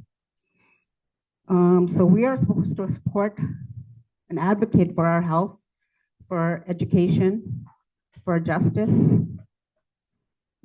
strategies to prevent things that are not going right, like STDs, no support in the health system, initiatives that will decrease the rate of accidents and suicides, mental health and addictions, violence prevention. These are things that we're talking about that people are not being supported on off the First Nation. This is their way of separating us by saying on and off. Food security, like we shouldn't even have to worry about food security, but we do. A lot of our kids are hungry. A lot of our families are hungry. Social development, education, justice, economic growth, all these need addressing. Governance, effective governance centered around First Nations title and our inherent rights. The support and advocacy will be done with the people by sharing information, making decisions together, determined by the people's strategic plan. The people share our language, our creation stories, our history, and our family relationships, our kinships. If we share this meaningful information with everybody that we're supposed to know, participation in decision-making will be a solid foundation for all of us. The strategic vision that we will be long-term and a shared dream of everybody, of all the people, not just the select few. Critical information sharing will happen. So everyone is willing to share their vision and what we'd like to see for the First Nation. Everyone will have knowledge of the programs and services and changes to legislation that affects their lives, that affects their kids. With input from the people, participation in decision-making, which is open, inclusive, and appropriate to the First Nation, recognized and endorsed by the people. This leads to trust, respect, and transparency. Sorry, I have to read all this because otherwise it's gone. The land is what we give. The land is what gives us our place. Recognizing our historical and present day connection to the land. Creating economic development opportunities in a respectful way, with respect for the land and the spirit of the land. We always forget that everything has a spirit. Everything we do is connected to someone else or something else. The land is what gives us our place. Recognizing our historical and present day connection to the land, creating economic development opportunities in a respectful way. Reorganizing delivery of programs to target community needs, ensuring culture is within the process. We will continue to build a First Nation that has strong established capacity to make things happen. We have enough people here that know the process, don't have the knowledge, and are willing to share it with everybody to make it better.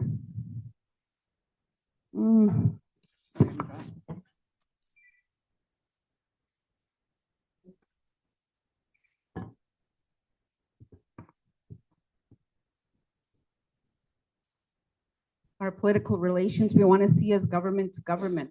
So we want to be at those tables making those decisions and having that voice, not just saying, oh, this happened yesterday. First Nation housing on and off reserve. We see so many people without houses. I spoke to a member last week. I said, how come you're not living at one of those units on the reserve? There's some emergency units. I don't want to live there. And like what he said, it's too quiet for them. He said, I'd rather be on the street. I'm like, oh, okay. He's someone I play ball with, and same with Vincent. We used to play ball together. Judicial relations, recognition of our legal system and judicial system. And we talked about that last time we were on council. International relations, portability of our treaty rights, trade and commerce, agreements between governments of First Nations, are an acceptable standard of living everywhere for everyone, all of our members. A treaty council, a council of people that know about our treaties and ensure that that's part of our programming and our services and the funding that's coming in, and we're not giving up something, signing agreements. We want to ensure that we implement inherent rights and powers and implement kinship and clan systems, implementing our own jurisdiction and laws based on respective customs, traditions, and practices. These rights are recognized by treaties, the Constitution, and international laws, and that's something that we need to enforce, push for. A thought on how we do this would be that the First Nation clan system and families would lead by a custom council, family representatives. These are who the chief and council speak to about decisions and receive direction from them to address at the political level. There'd be a council of elders, council of women, justice, youth, treaty governance office, health. We would look at traditional healing, traditional medicines, traditional ceremonies, and not think that, hey, you know, we're going backwards. That isn't backwards. That's something that could save us and could save our people. Respect for all of our traditional ways, our ceremonies, and who we are. So I feel members feel inclusive, and they talked about not having something on the reserve. I remember when we left, we put in a proposal for $50,000 to have an on reserve addiction center for families. I don't know what happened to that because I was gone shortly after. These are issues and areas that are consistently being addressed, changing, and possibly being worked on, but we don't know because we haven't heard. For a stable governance system, the office and businesses should operate according to policy and regulations to ensure credibility to outside investors and partners and memberships that we report to. Report to be done yearly, if not quarterly, on everything. The framework we work under would specify who makes the strategic decisions and who would make the managerial decisions. There should be a checks and balances when allocating power across the political branches. This ensures the government employees, elected officials, and boards are answerable to the people. We would ensure family heads are involved in the decision-making as well as being involved in the development of laws within the First Nation. This would ensure community goals are implemented at every level, ensuring that community members are continuously trained on the rules and regulations that are implemented. This would be a way of instilling our First Nations ways in our communities. The solutions have to be community-driven. Areas we would be able to work with, others to enhance services and programs that are out there and build upon our own with the knowledge of what is needed. We know what we need. We know what's lacking. This is something that we could work on and develop. The Tribal Council has a restorative justice plans, programs and services that are working within the Tribal Council. We can work with those and seek advice and guidance along with our own. We have so many crises on the First Nation on and off. Having our crisis team would be great along with our traditional ways. We did have a citizen team, emergency response team years back, and they did call us when accidents happened, when people passed away, or when we had to help them when they were old or whatever, right? Like they have people trained out there.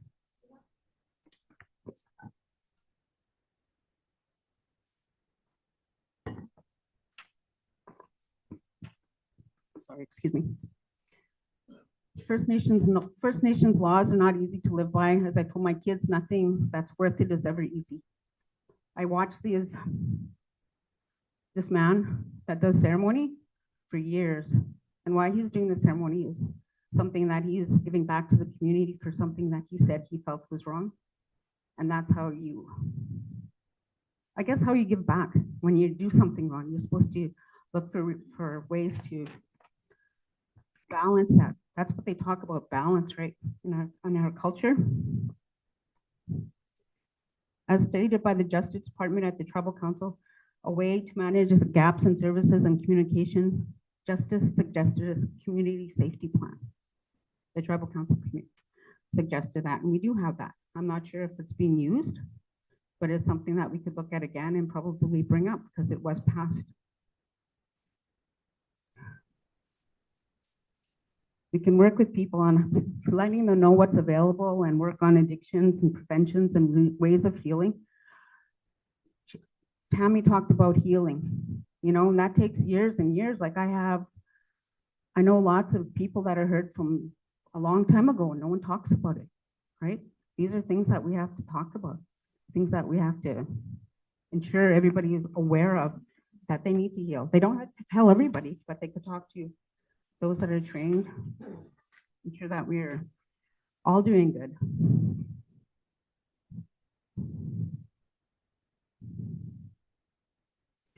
People have said that housing issues were a concern. Like I've seen it and I was so frustrated. Oh, sorry. So do I start over? No, just kidding. I'm just kidding. And they're like, oh no. Sorry about that. So we're talking about housing issues and, you know, I know that's a big thing and those are programs and services that should be made available to the people and they should know the decisions that are being made, who's receiving the houses, who's receiving the renovations, why this is being done, how they were allocated. That's where the departments work together, right?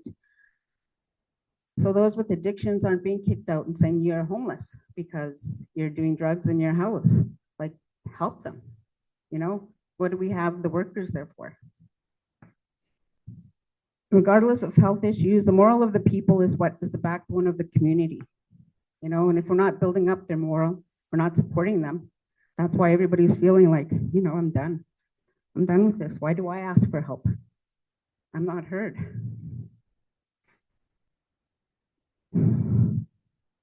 If the departments, if the people work together to empower those and give a voice to everyone, our First Nation would be that much stronger, that much healthier. Our elders and our ancestors would be proud of what we are working towards. For the health, justice, economics, all the departments, we would need to have a short-term and long-term plan. Whether this is in place, we would be sure to find out and if they need to be adjusted. With the involvement from the First Nation, which I'm sure our current leadership and members, managers, department heads are working on. Ensuring the design of effective governing institution that fits the community ideals and needs.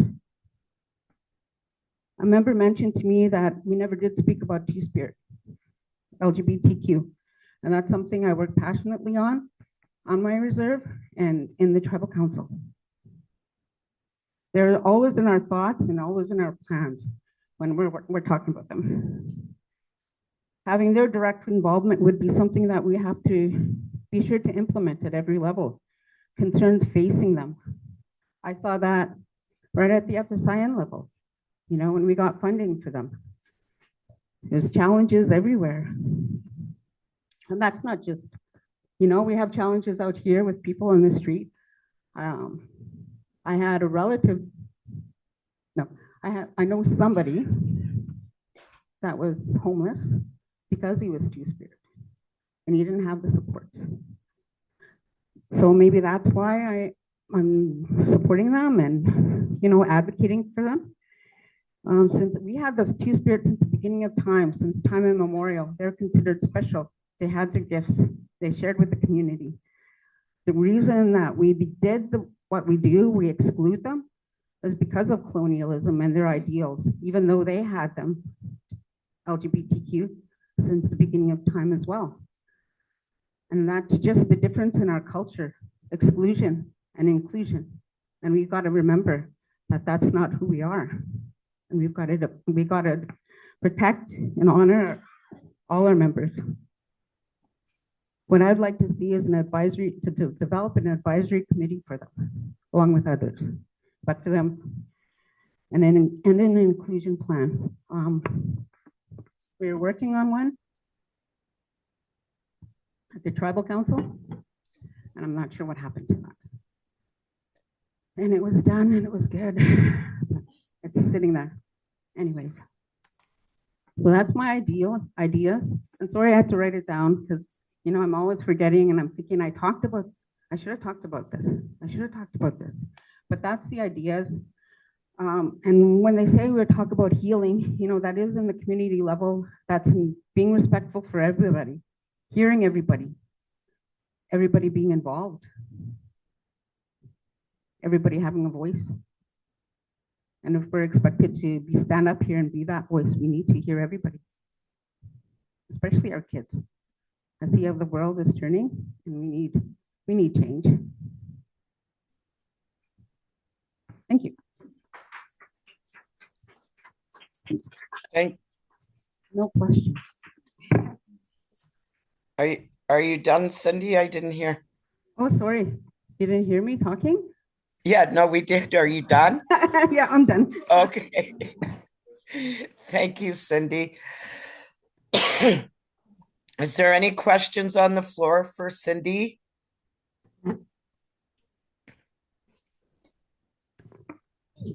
We've got one from the floor. Thank you. Two. One for sure. So I just stand here looking at you. Thank you, Cindy. So earlier we had a candidate who had made mention of, or made the comment of, when it comes to assisting and supporting membership on and off, that they shouldn't have to have their hands held by council. So my question to you, and you've been very thorough, because honestly, I hardly have any questions, because you have your strat plan and you have action items that you're going to do. So, you know, my hat's off to you. But I guess what I'd like to know is, what is your communication plan going to be for membership?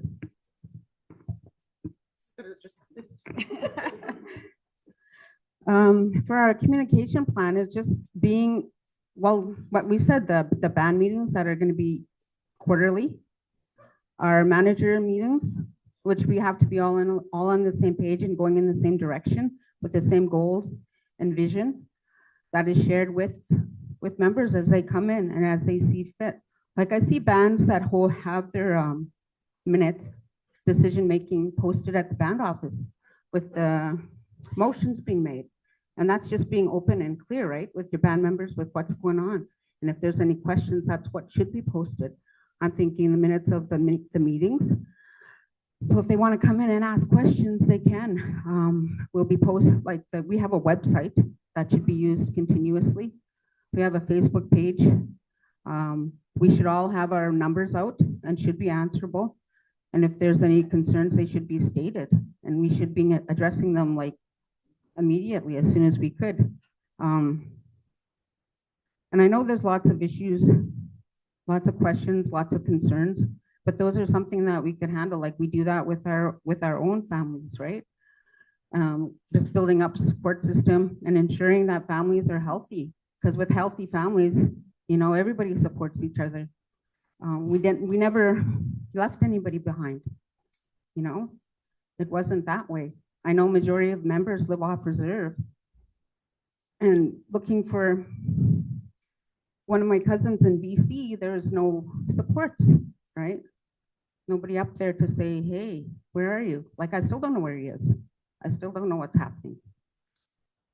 So yeah, I just think we need somewhere to always be open, to always have our phone numbers out there, to always be posting, to always be having meetings, and ensuring that members are involved in the committees and in the boards and in the decision making, especially when it comes to big decisions and the money that's coming in and going out.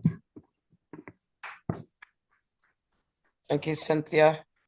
Any other questions for Cynthia? Online? More on the floor. More on the floor. Okay. I just wanted to say that, like, I see a lot of things on Facebook about on reserve. You see them having things with the kids, taking them. I think Tammy said something about hunting, you know, and ribbon skirt making, anything, even to making bannock and fry bread like that. And now, I used to live on reserve. Now I don't anymore. But I'm really trying to get my kids to learn their culture. Like, we know nothing. What kind of supports, or do you think this is an issue? What kind of supports do you think that could help urban members want to get back to their roots, or, you know, learn their culture? What could be done about that? I think when they say, like, I don't know what the 4-pillar thing is with the office in Regina, but if that's our urban office, I think that we could offer services in Regina, like we have those ribbon script making and whatever on the reserve and the hunting. Like we could offer rides to the kids, but we'd probably have to have, what do you call those things, where they sign in case something happens. Not that it would, but yeah, we could have rides out there. Like we have kids that have stuff happening out there during the week at the school. That's land-based learning. I'm pretty sure that's what that is. We could have the kids come from the city, and maybe we could work with the schools, but that's a big if. And if not, we could probably bring them during breaks to come and learn things on the reserve with our own members. And especially if there's like sweats or something happening or some ceremony and they want to be involved, we could do that as well. I'm thinking. We have elders that are willing to share their knowledge. We could bring them up and share them with the off-reserve members. Even online, I guess we could do that, share stories. I know there's a certain time that you can share stories, and it's winter time? When they say the spirits are sleeping? And even that we could share with them. But yeah, we're running out of elders, so it's good to get them involved and hear their stories. But yeah, I think off reserve deserves that, right? Especially the kids, you know. That's something that could change a life. I know just commitment and being consistent with the kids is something that they need. You know, that's respect for them, showing them respect. I don't know if that answers your question. Thank you, Cindy. Any other questions for Cindy? One more on the floor. Okay, and we'll take that. That'll be it. A little bit of a doozy, Cindy. You've been on council and you've said a lot of really wonderful things. What I noticed is that the community, everybody has really good ideas and solutions. All of it takes money. We need money. So we have 2 trusts, and those trusts have agreements. And in those agreements, they say that we have money set aside for the trustees to come out and make presentations to us. And then what they do is they tell us about the performance of the trust. Are we making money? Are we losing money? You know, how did we do in COVID? Are we using hedge funds? Are we not using hedge funds? You get on council, what would you do?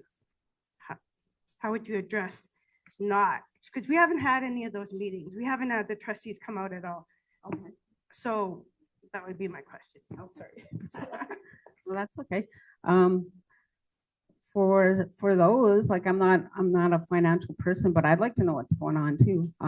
So just a meeting ASAP with them to inform us, and then a band meeting on and off reserve, where the band members out of province would be able to come in like we have right here. Just information sharing, like right across the board. I don't think anything should be hidden, especially when it comes to money that's going out, money that's coming in, wages of our employees. Like we talk about being on the same level with everybody else, we shouldn't be ashamed of sharing that. And especially if we're getting too much, you know what I mean? Like somebody is not eating and then someone's getting like freaking a lot of money. That's not looking after your own. That's taking advantage of your own, and we've got to stop doing that. That's just my ideas, my thoughts. I mean, we do get our degrees and we're supposed to come back and help our people, but helping our people is not getting paid outrageous and then taking all that money and not developing anything. That's just my thoughts.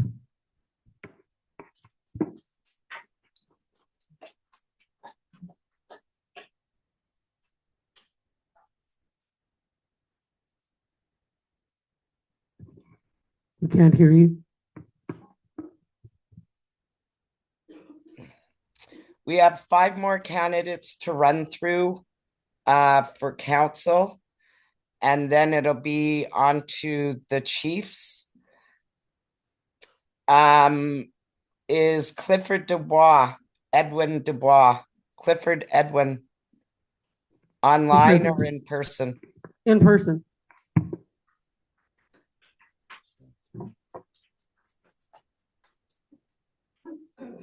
Hi, Clifford. Good evening. Good evening. Hello. Bonjour, Nishanabeg. Songi Ashir and Deshnikas. My name is Strong Windman. I am from the Ojibwe clan. I also have Scottish, Welsh, and Huron ties to my bloodline. And I'm here to show that I'm offering this tobacco. Later, when I do after I do my presentation, I would like to offer this tobacco. And I want to give thanks and acknowledge our ancestors, the ones who passed on, the ones who suffered, the ones who were slaughtered, all the ones who went through all the bad things due to the European colonization. Those are the ones that we should be remembering at this time and ask for their guidance and their direction so we can take steps forward to make a new positive changes. The main thing that happened in our nation is that they took our voice away. They silenced the people. They didn't tell us anything. They signed this confidentiality clause where they're not allowed to divulge any information to the people. So what you're doing is you're taking away our rights to use that gift of hearing, of reading, our eyes. You took away our gift of communication. You divided families by doing this. What gives you the right to create your own little Fort Knox in that band office? Who is running the reserve? Is it the person in charge of finance in the finance department, or is it chief and counsel? Because I'm getting a lot of complaints from people in reserve that certain family members are benefiting so much and so many people are suffering. And everybody is too afraid to stand up because they're intimidated. I'm going to tell you to your face, I am not intimidated by you or anybody else. I'm here because I believe in our nation and I believe we have a voice. And we need to have the inherent right to voice our opinions and express ourselves. And I get a little bit upset. Everybody's upset because nobody knows what's going on in our nation. They locked us out of that band office, of the meetings. We even locked out of the last vote count. How do we know what they're doing behind those closed doors and drawn curtains? That's a very crooked and shady dealing they're doing. You're lying to the people and you're lying to our faces. You're like snakes in a big pit, all balled up, having each other's backs. I don't know what else you're doing in that big ball of mass confusion you put yourself in. But where is the accountability to the people that elected you in there? You're taking away our rights as a nation, as a whole, as an entity. And there is no unity because you divide us by favoring certain family members. Why aren't these contracts for construction and things tendered out to other people? Why is it that only certain family members are gaining, always taking money from the people? That is not your money. The money belongs to the membership. You have to remember that. And if you have the audacity to think that you're higher and put yourself above our people, our nation, and dictate to us through this little regime that you created, I'm going to tell you one thing. These little regimes, they were made to collapse, and you were going to collapse with them. And if you're guilty by not saying anything by signing that agreement, and you're not telling information to the people, I'll tell you right now that you're guilty by association. You should all be charged for that. Now let's put the facts on the table and get the facts straight. The people, I am tired, the people are tired of the BS you've been giving us for the last, I don't know how many years. This is not 1960s, 1970s politics. We're in a new era. We're in a new time now. We're in a different century. Let go of the negativity and the things that you've been spreading to the people. Stop lying to us. Give us our voice back. I'm running for council because I believe in the people. I love each and every one of you from my very top and bottom of my heart, my entirety. When that sun rises I'm on the east side of the reserve. When that sun rises in the eastern doorway, I'm there in the mornings gritting with my tobacco, asking for goodness for all people of our nation, because I love each and every one of you. I believe in us as a people that we can stand together. But we have to break down those walls that were put between us so we can't communicate anymore. No more division. We need unity in our nation. And only we, the ones who are going to be running and are elected, have the ability to do that. But we have to give the voice back to the people. Our people are hurting. Our people are suffering. I lost my son to addiction a couple of years ago. And that's one of the biggest things that's happening. But I'm not going to take too much of your time because I know I'm on a 5-minute time limit here. But I just want to talk a little bit about what I do. My spirit name is Strong Wind, and my father was Richard Dubois. My late mother was Maxine. And I'm a member of the Medewan Society. I've been to those sacred lodges since I was 15 years old. I know spiritual protocol. I have these teachings that my dad left behind at the house. I'm a carrier of the little boy water drum. And I pray for each and one of you every day in a good way. And that's what my dad told me. You do things in a good way. Don't lie to the people. You leave everything on that fourth level. That's that level of honesty. And that's something that's lacking between us and the chief and council. And that's something we need to address an entirety, as a whole people. So we have to support each other in a good way, to do positive things. No more embezzling, no more stealing, no more silencing the people when we want to be heard. We will not be silenced anymore. We had enough of the BS that's going on out there. An op reserve membership, they don't get a damn thing, not even no word. A lot of people on op reserve membership, they think that everything is so peachy keen and running smooth in reserve. But the reality is we're a very broken nation because of nepotism and greed. And we have to stop that. Together we can. I can't, we can. And that's my bottom line. And the other thing I wanted to say is that I work at Child and Family Services. Sometimes they contract me to go and do paint nights with apprehended kids between the ages of 6 and 13. I went to my own First Nation to the school there, and they asked me, could you come in and do a workshop with the kids for the whole day?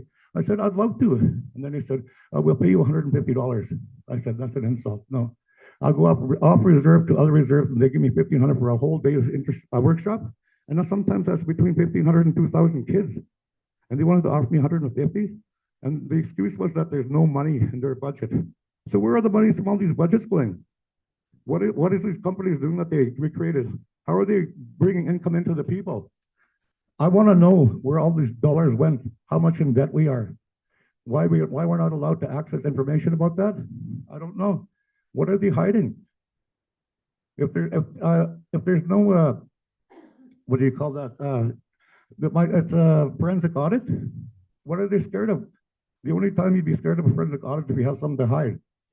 Stop hiding from us. You can't hide behind COVID. You can't hide behind the elders.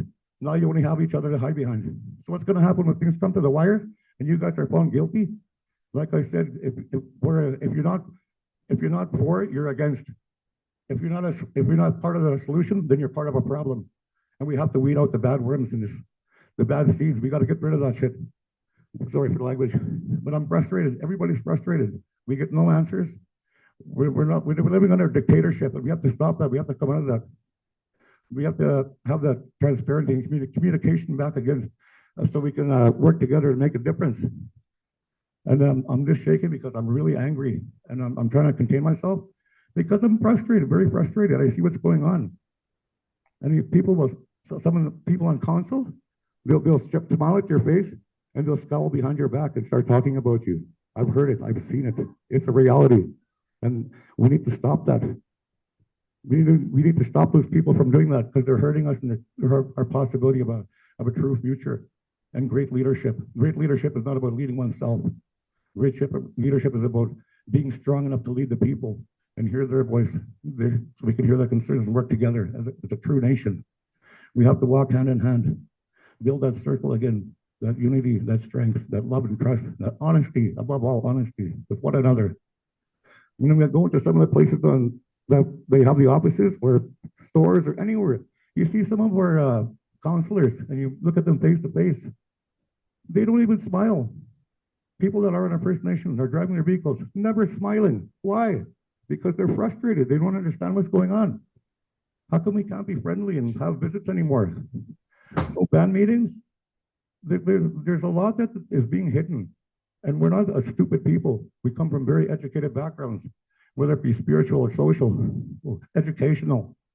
I'm not the world's most educated man, but I have common sense and I have a good heart and I have an understanding of people in general because I've worked with a lot of people over the years through traditional ceremony and through my artwork. I've been an artist for going on 31 years. So I say, let's call these people out. Let's call out what they're doing to us. Stand together, united as a nation, and face them head on. Let's bite off the head of that snake that is such entangled in greed and stealing and corruption against its own people. That is what we are going through as a nation. So I ask you for your votes so that we work together to make a true difference for all people, not just one or two families to benefit, but for all of our nation. Chief Miigwech, thank you. Thank you, Richard. Thank you. Is there any questions from the floor for Richard?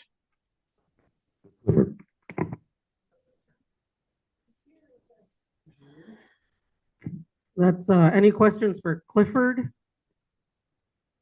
Clifford, sorry. None from the floor? Any online? Which is his dad.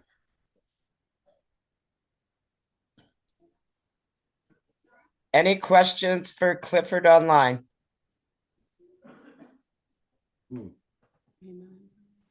No. All right, thank you very much. And I love you all, and I wish you a good night. And let's pray for each other to be strong and walk together in a good way in our nation and be proud of who we are, not ashamed. Oh, Chimigoch. Thank you, Clifford. Okay, next, Melodie Dubois. Oh, 1 second, because William Dubois, did you have something to say? We saw your hand up. Oh, online.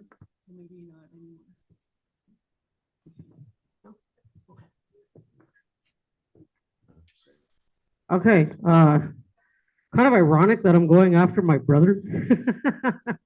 So I'm Melodie Dubois.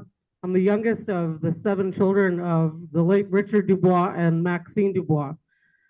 I grew up for off and on my younger years back home on Pasqua. So a lot of people didn't get to see me very often because I went with mom and dad wherever dad had work. So I spent a lot of time growing up in small towns and random places in Saskatchewan. Went to a couple of one-room schools, which was very interesting. All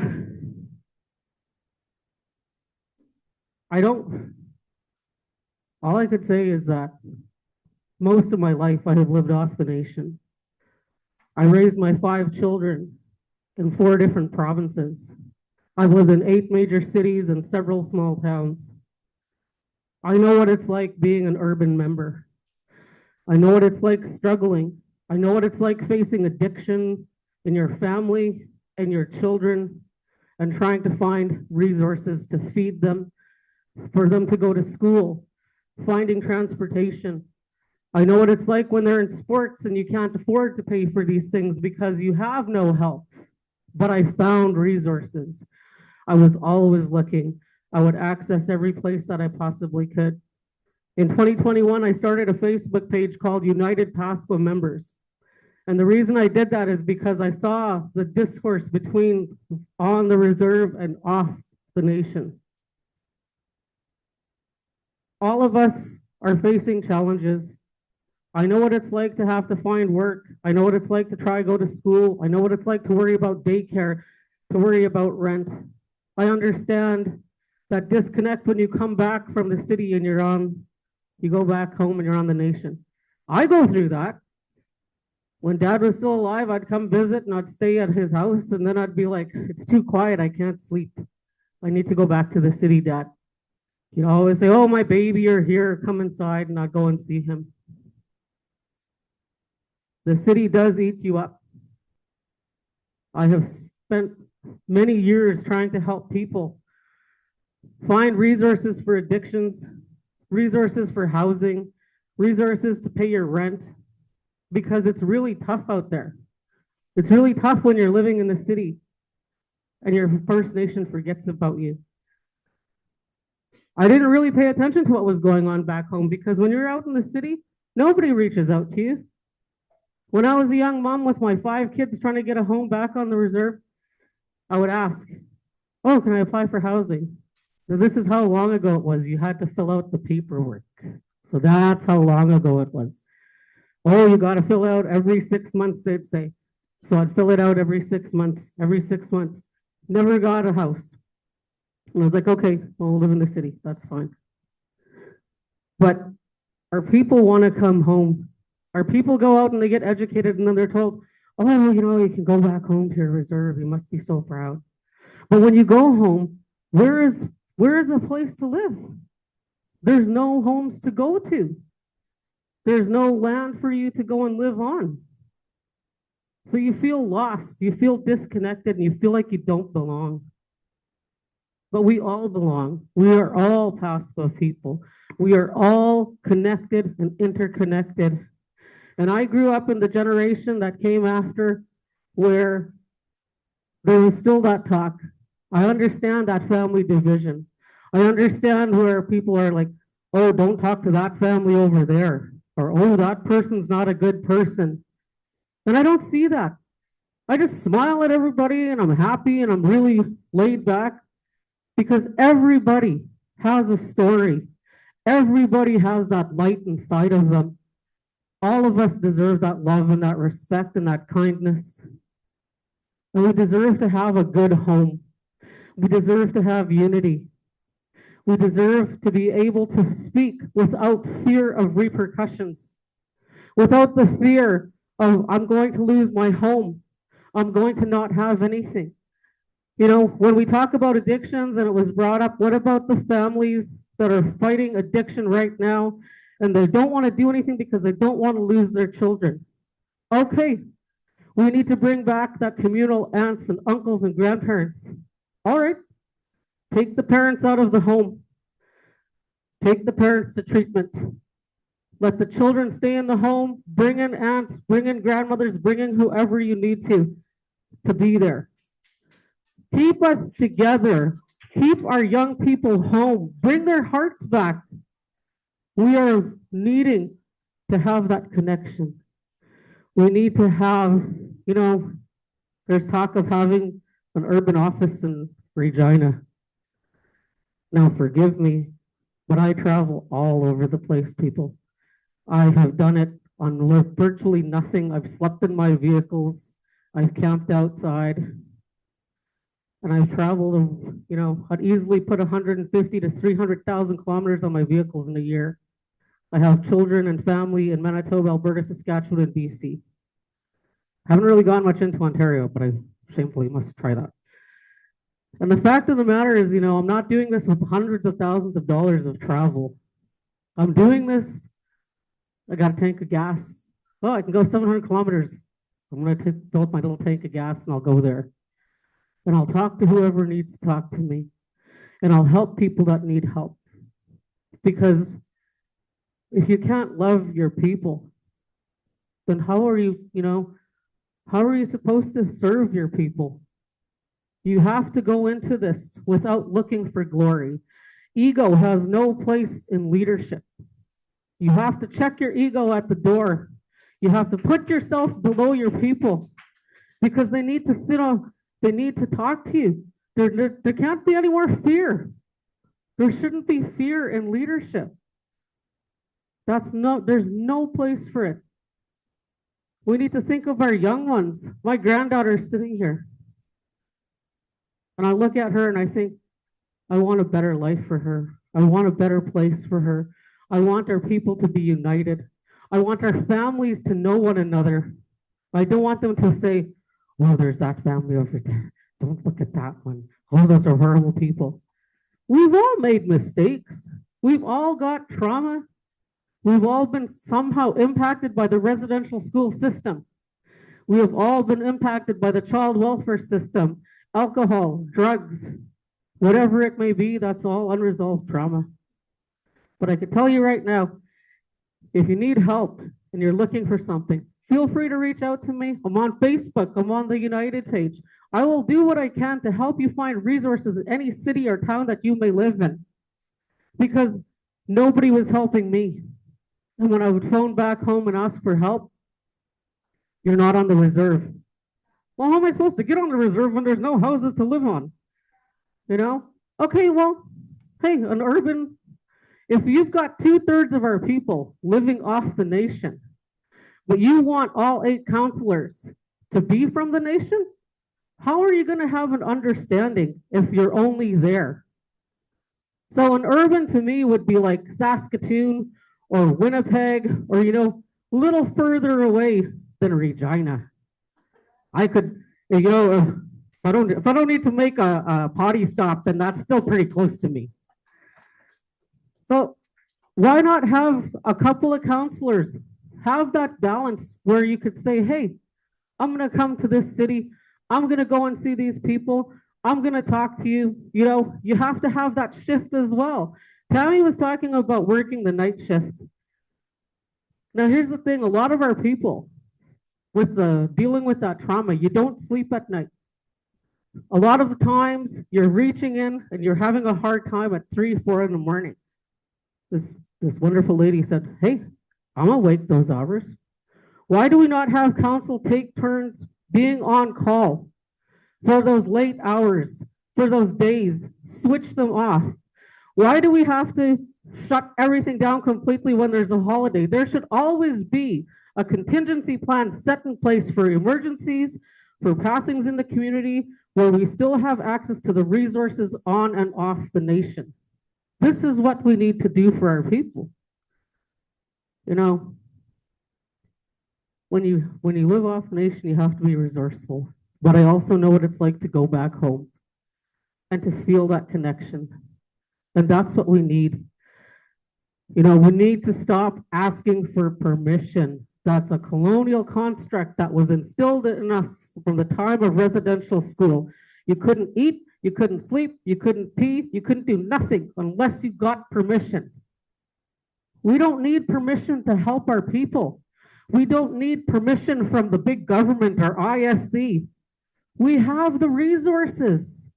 We have the love, we have the knowledge, we have the capabilities to change our future, to change our lives, to make things better, to work together.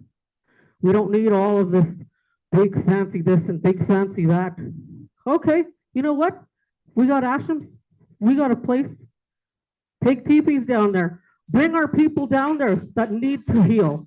Bring our people down there that can live off that land. You know, when my kids were small, we lived out in Manitoba. And I used to take my kids to Sioux Valley because we have adopted family there. My kids learned to hunt. They learned to have that connection to the land. They learned to have that all of us are interconnected. I didn't set us up with a border. I said, those are our people. You're not going to say no to those people. Everybody, we can all work together. There's ways to find it. You want to go put a hockey team somewhere? You want to do this? There's funding you can apply for. There's grants that you can apply for. There's many different ways to help our people on and off the nation. And we can do it without always asking for permission. Those days are gone. We have to move into being kind to one another, families working together and loving one another. We don't have to get along, but we do have to be respectful. I think that's pretty much all I had to say. Anybody have any questions? No questions on the floor. Thank you, Melodie. Any questions online? I'm just looking at this from Martha. Martha, Melodie, thank you for telling of the many challenges we as off-reserve members face. Many want to go home. They should, but no apartments, build condos. Apartments, condos, rent with option to buy. If they can't build members' homes, we need foundation. You have my ex. You know, what she said is a very, very valid point. Why not build a condo? Why not help our families? Do you know how many young families we have out there that have nowhere to go? But we have this lodge that's sitting out there and we're losing our elders, or they don't want to go in there. Okay, if you don't want to go in there, let's bring home care workers to you. Let's rekindle that community kinship. It's a cradle to the grave existence. We should be taking care of one another from when they're still inside of their mothers to when they take their last breath. That's what we have to do. We have to love each person. We have to look at who they are and not say, oh, I'm not going to talk to that guy because I know who his dad is. I know who my dad is. My dad's gone, but that's the thing is, you have to stop doing that. How can you look forward if you're always looking behind you? My grandmother, who passed, she used to always tell me, if you're meant to look behind you, your eyes would be in your chisk. And I used to start laughing, and I was like, oh yeah, she kind of got a point there. But the thing is, the other thing that I just wanted to touch briefly on, we need to have resources for our young fathers out there. They're always talking like, any of our young women, we can go to a shelter. But how many of our young men are single fathers that are struggling, that are raising their kids by themselves? They don't have resources. They don't have places to go. We need to open that up. So we've got our elders lodge out there.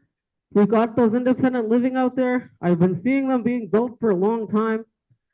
Is anybody living in there? I don't know, because we don't hear anything. Okay, then let's bring some of these families that need a place to go there. If a family's fighting addiction and they're struggling with it right now, bring the children there. The parents don't have to worry. They can go to treatment. Let's do that. Let's heal our people without asking for permission. There's so much we could do. We can do it. You can do it. You have that ability. You have that chance to make your choice heard. Let's change things. Let's do it in a good way. Thank you. Thank you, Melodie. Any other questions for Melodie? No. I think that's it. Thank you. Okay. Next, Roberta Dubois. Is Roberta Dubois online or in Regina? She's here. She's here. Okay. Hey, Lisa. It's me. We're good? Lisa, can you hear me? Yeah. Okay. Good afternoon. My name is Roberta Dubois. I would like to actually acknowledge the Creator for this beautiful day and everyone coming out. It's pretty cold. I'd also like to acknowledge and thank everyone that came out. It is cold, it's a travel, and for all of our candidates that made it a priority to be here. And for those that stepped up and were able to put this together, I'm thankful. In the past, we've had the band put it together. We've had Pegan Productions put something together. And now we have our people putting things together themselves, which is very honorable. I'm just.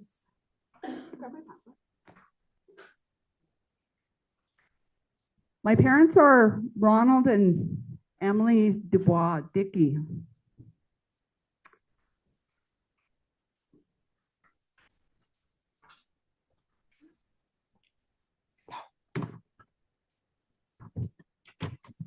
For most of my life, I've lived off the reserve. I've lived on the reserve as a child, on and off. And then I came back as an adult. Living off the reserve was very challenging. It was at times traumatic. Reaching out to the community for support was nothing, but they refused to support our members, our urban members. And one of the lack of reasons is, our excuses is, we don't have the funding. Regardless if we have the funding or not, we should still be helping them. We have resources, we have development, so-called development, we have opportunities in investments, we have TLE, we have rental land, we have the resources. We just don't have the books to tell us so. We don't have the reports to tell us so. We don't have the finance department opening up to share those dollars.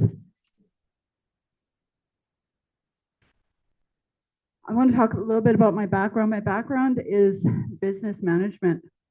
I've worked in housing for a number of years. I've worked for nonprofit organizations for housing management. I've also worked for a number of First Nation communities as a consultant, bringing those communities back up to par, reporting,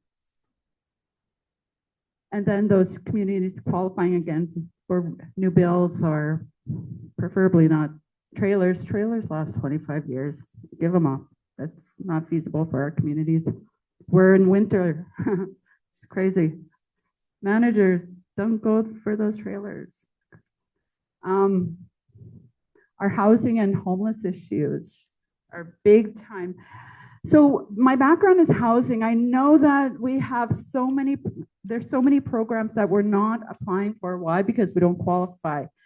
Again, because our reporting and our audit isn't done, we're not qualifying for bills, we're not qualifying for funding. So if we're not qualifying for funding, how are we building? Where are we using the dollars to build? We have economic development dollars. Why aren't we building in the urban cities to combat homelessness? I know how that feels. I was homeless with my kids, reaching out to Pasqua for support and help. There was nothing. They literally said, not my department, or you're in the cities, there's nothing we can do. Again, like many of you become resourceful and you reach out for those resources. Some of them you don't qualify, but the thing is that you make those connections and those relationships. You build those relationships once. So that is the area that I want to work with, is addictions and building those relationships in urban cities. Building those, but preferably not duplicating programming. Developing programming that benefits our members, our unique situations, whether it's addictions or homelessness or whatever the issue is. I do have to apologize, you guys. I am super tired. I drove, I don't know, 9 hours, roughly 10 hours. And so I'm a little tired, so I apologize. I did spend the last few days visiting door to door, and I really appreciate everyone we were able to speak to, everyone we were able to listen to, everyone we had conversations, shed tears, hugs, laughs. It was wonderful, and that's what we're here to do. We're here to present a voice. We're here to fight for what is right for our people. We're here to advocate. We can't stand back anymore. I know we know for the most part it's wrong. And I really don't want to babble tonight, but I'm super tired and I apologize, you guys. I just got back from Alberta, northern Alberta, and it was a long drive. I did make a point presentation form, but I don't really want to go over that. My vision of Pasqua, my vision and my values, I really strongly believe we need to work as a server. We service the people. You work for the people. You're not there to work for yourself. You're there to support everyone as a whole equally. I believe in transparency and accountability. Open book, open that vault. We all talk about it.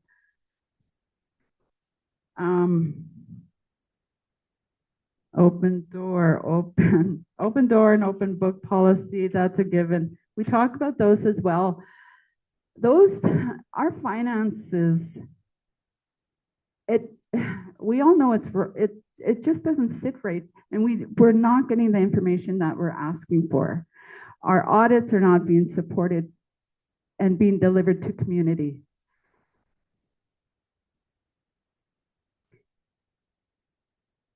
Equality and inclusion, big one too. Again, like the nepotism has to stop. Our people need to feel equal. They need to feel valued. They need to be supported without judgment and supported without just because they have a different last name or parents. Like, again, we talk about healing. Get over those battles that happened centuries ago. We're in a process of healing. Our community is in a process of healing and developing. Our treaties and our future generations. We have a promise, a treaty promise. As long as the sun shines and the river flows and the grass grows. reviewing our treaties and standing our ground, becoming stable within our own community. We've talked about economic development before. We've talked about transparency with economic development. I strongly believe with economic development, we need a committee. And that committee, with our committees, I feel that we need our leadership, sorry, I'm gonna babble again, I'm tired. Our leadership needs to step away from committees. It needs to be our band members. Reviewing our funding agreements. Taking a look at our funding agreements and understanding the values, and are we working with ISK and INAC to support the funding agreements? Because if we're not qualifying for funding again.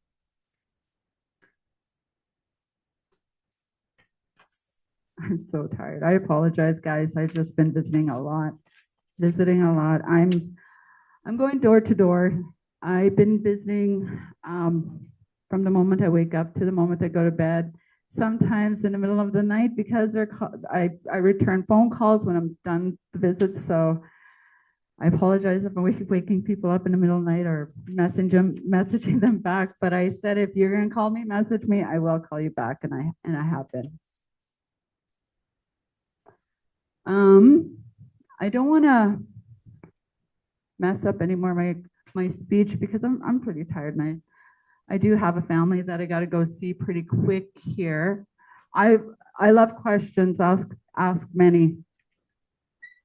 So Okay. I'm more than willing to answer anything. Thank you, Roberta. Yeah, no problem. Is there any questions from the floor?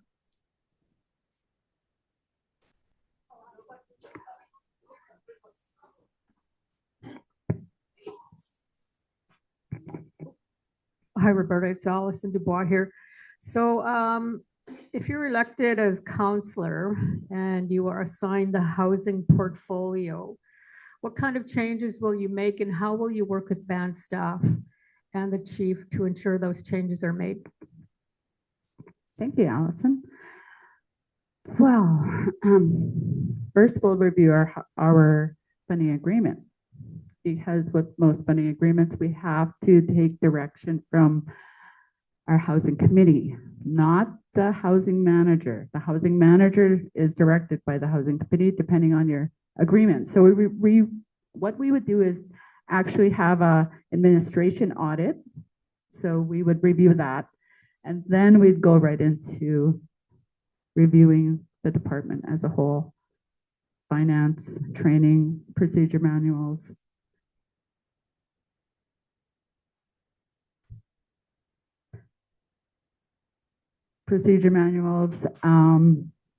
And then also review of stock. We'll review the stock, we'll review inspection process, we'll review all our homes. Again, we're on a favoritism basis, and I hate saying it, but it's too obvious, and we have to stop it. We've talked about the fairness, we've talked about inclusion and opportunities, and it's time we have actually stop talking and do something about it. Work from your heart, not from a paycheck. It doesn't, it's wrong. More questions? Did that answer your question? Yeah. More questions, please. Is there any more questions? Leslie has a question, I know it.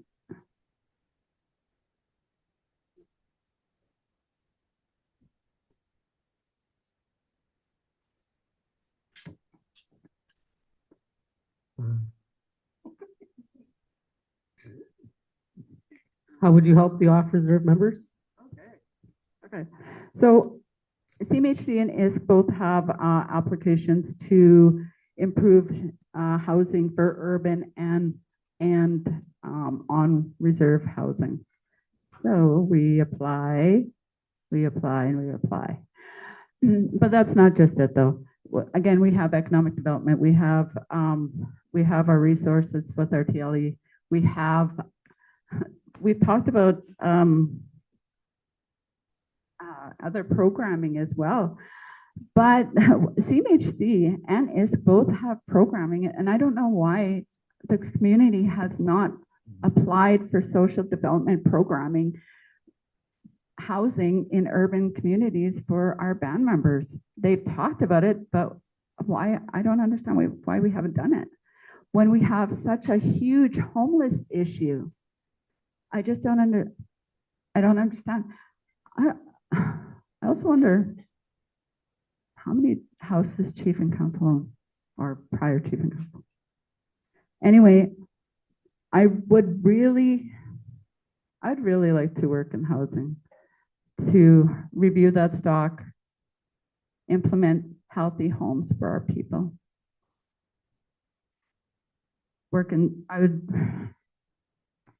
I'm so tired, guys. I am so sorry.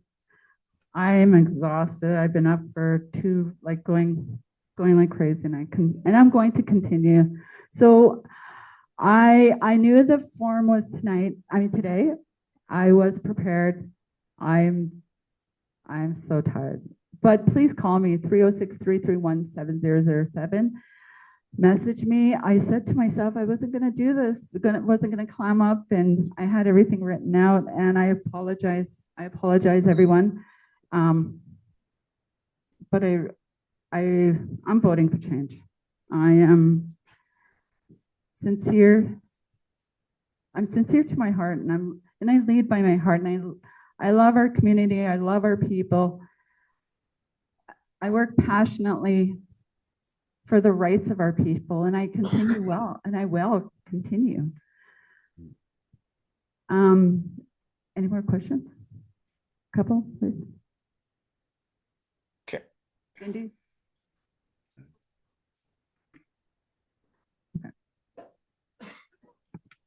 Any more? Yeah, there's another question. Okay, that'll be the last one. Hey, dear Rob. My name's Margaret Cyr, and I'm an elder on Pasqua First Nation. I moved out there about 20 years ago. It was really hard to get a house, but I got one. I also got a brand new house. I don't want to go to that lodge. I was against building that lodge. I preferred it would have been, for families that need to get off drugs. You got to love these people, and God, this is really something, this, what we're going into, and we have to love one another and get along, battling, breaking families apart and them quarreling over this voting is not right. We have to love one another and help one another. My eyes been so open during this campaign, and I pray our Creator has his hands on the people that have the good hearts, that have love, compassion for our old people and our young people. I am old. I hardly get help out there. I can't get anyone to come and shovel my step. I'm in my stage 4 osteoporosis. I'm shaking right now. It's just my bones. I'm okay. I have no help out there. I live with my granddaughter, my great-granddaughter. She goes to work at the fort. And she goes to school at the fort, and she works at the store, You probably know her, Kale, and I always tell her, you put a smile on your face and show love, because those are our people. It's okay if they look at you mad or swear at you. Just smile. You don't have to carry that. And I'm hoping for that us seniors would get help, someplace to gather before we had a good thing going. That was over at Leroy's. That was with my brother John Kahnapace. We had a really nice little community, and I'm very honored to be here. I never came once before to one of these. I said I wasn't going to come again. I've been out on a campaign trail with my relation. I'm enjoying every step of it. And with all this going on, I decided a few years ago, I wanted to open a line called the Kokums line, where the youth, young people can phone. We have all these grandmothers, we could have a group and help our young to learn, to show love, not hate, you know? Thank you very much. I'd like to thank you, Bob. Love you so much. Thank you. Thank you. So actually, I want to talk about that. So going out visiting, so I'm going to elaborate a little bit about, I've been going out visiting and people are sharing a lot, and they have a lot to say. People aren't listening though. Our leaders aren't listening. Our people have so much to say, and they have so much insight, and they have so much input, and they want to be a part of community. That's inclusion, guys. That's inclusion. We need to support that. Our people are very intelligent. Again, somebody talked about employing non-band members, but we have incredible intelligent. We have people that have knowledge and experience and resources, and we need to be utilizing our own people rather than sourcing out, supporting each other.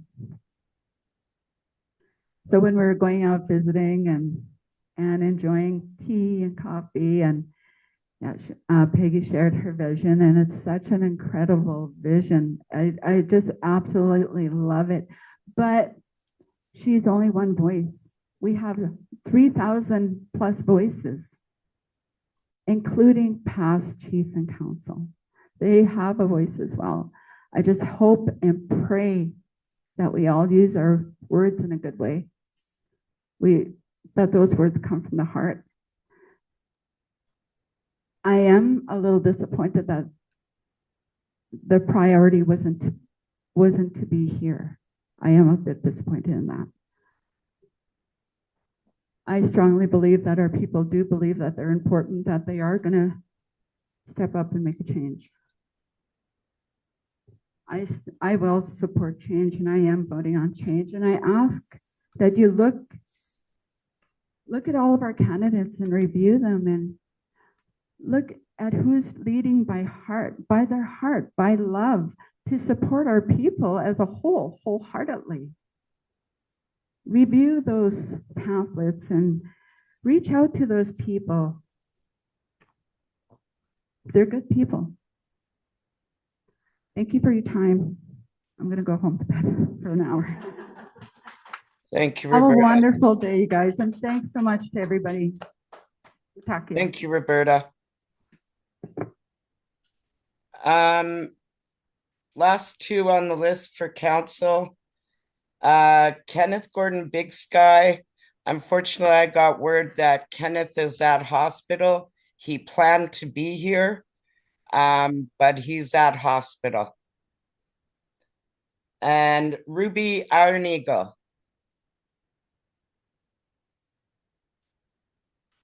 Ruby Ironeagle. Okay. She has a family issue, so she's not able to be here. Okay. Okay, band members, that includes the 30 council that is up for election. We have our chief candidates. We'll take another 10-minute break. We'll go to 6 o'clock for a break, and then we'll hear from the chief candidates, and then we'll wrap up. Okay, 10-minute health break, and then we'll be finishing up here.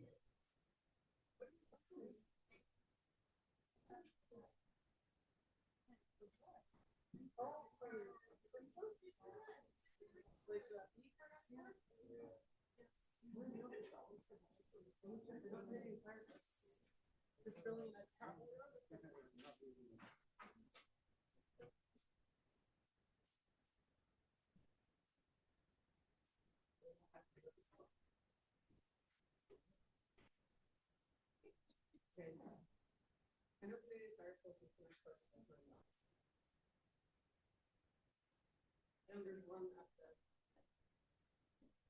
at the south end.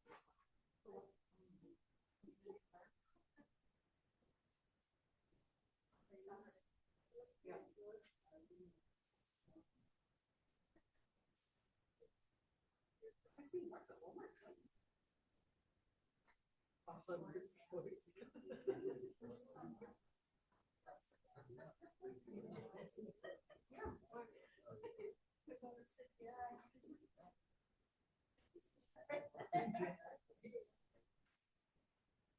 We'll go back.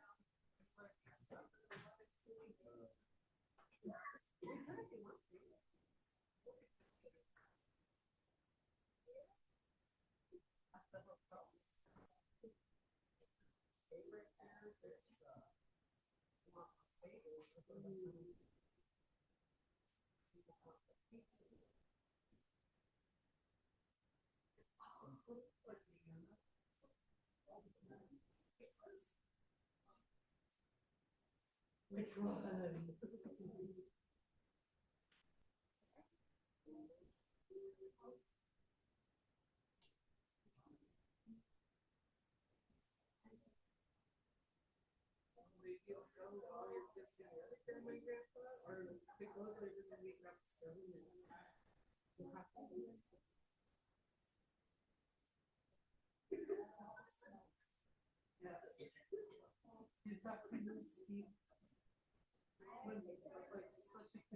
She could use that for other grandparents.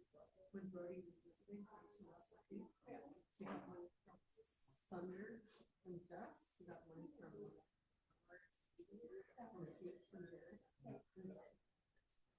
she just kept going. She was making 100 bucks on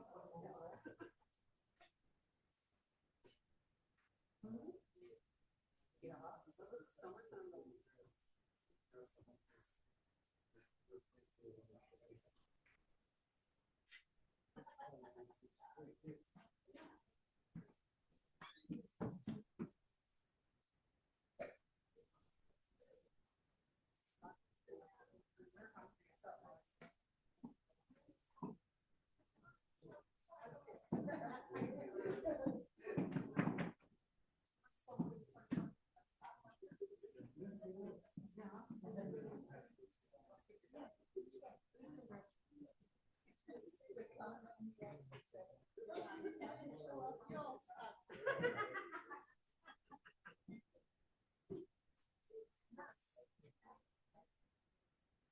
But I think everybody kind of figured it out.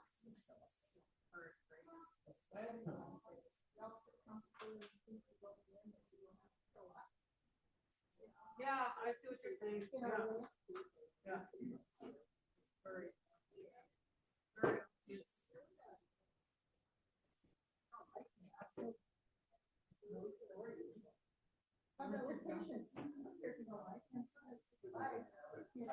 Yeah. Yeah. Yeah. Basically.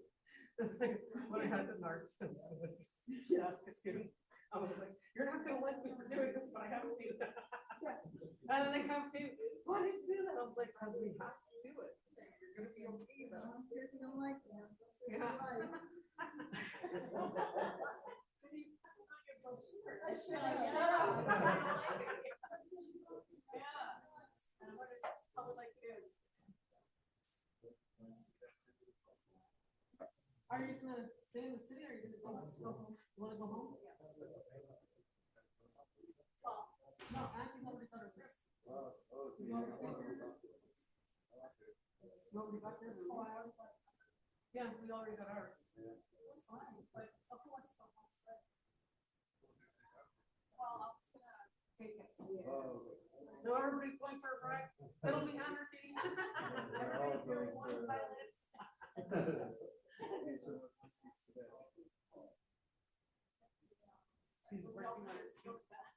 I know.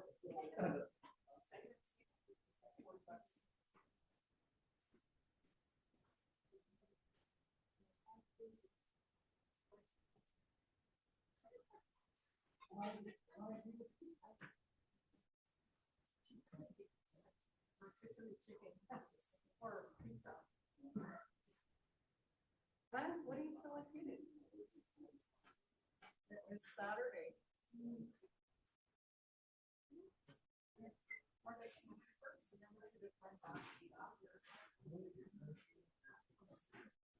No, you guys probably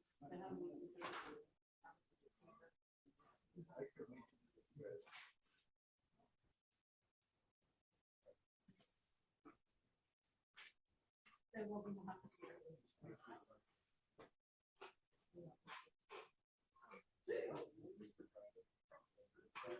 Well, let's go on your side. Let's go home.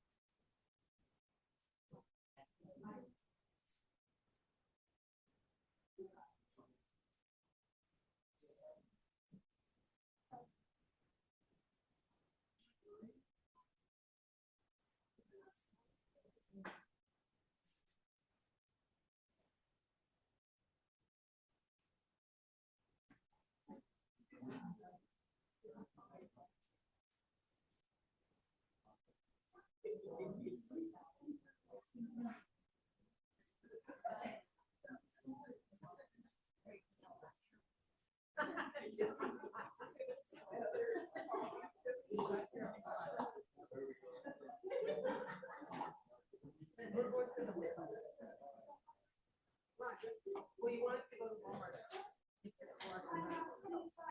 Right? So you want to eat something. What do you want to eat? You can check dollars if you want, but I don't know if you have. Yeah, it's all over me.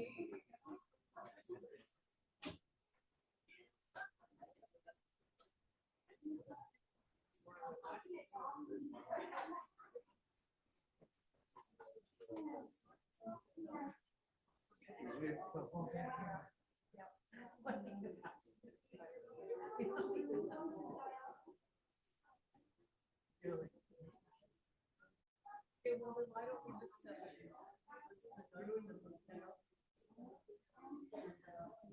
let's go check in.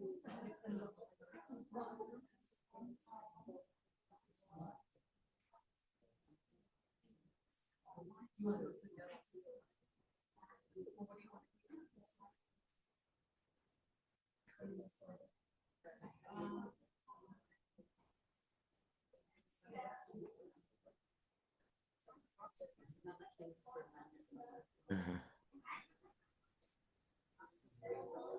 Hi.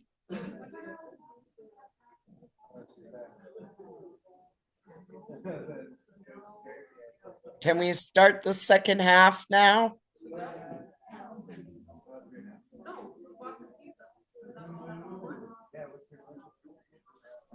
Word.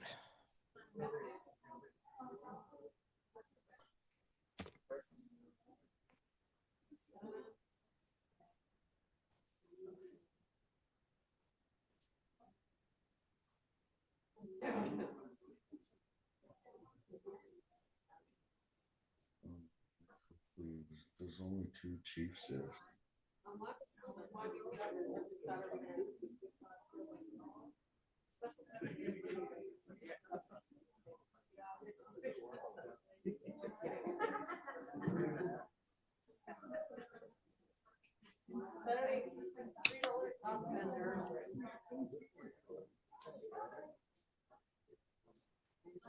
Did you even get supper yet? I know.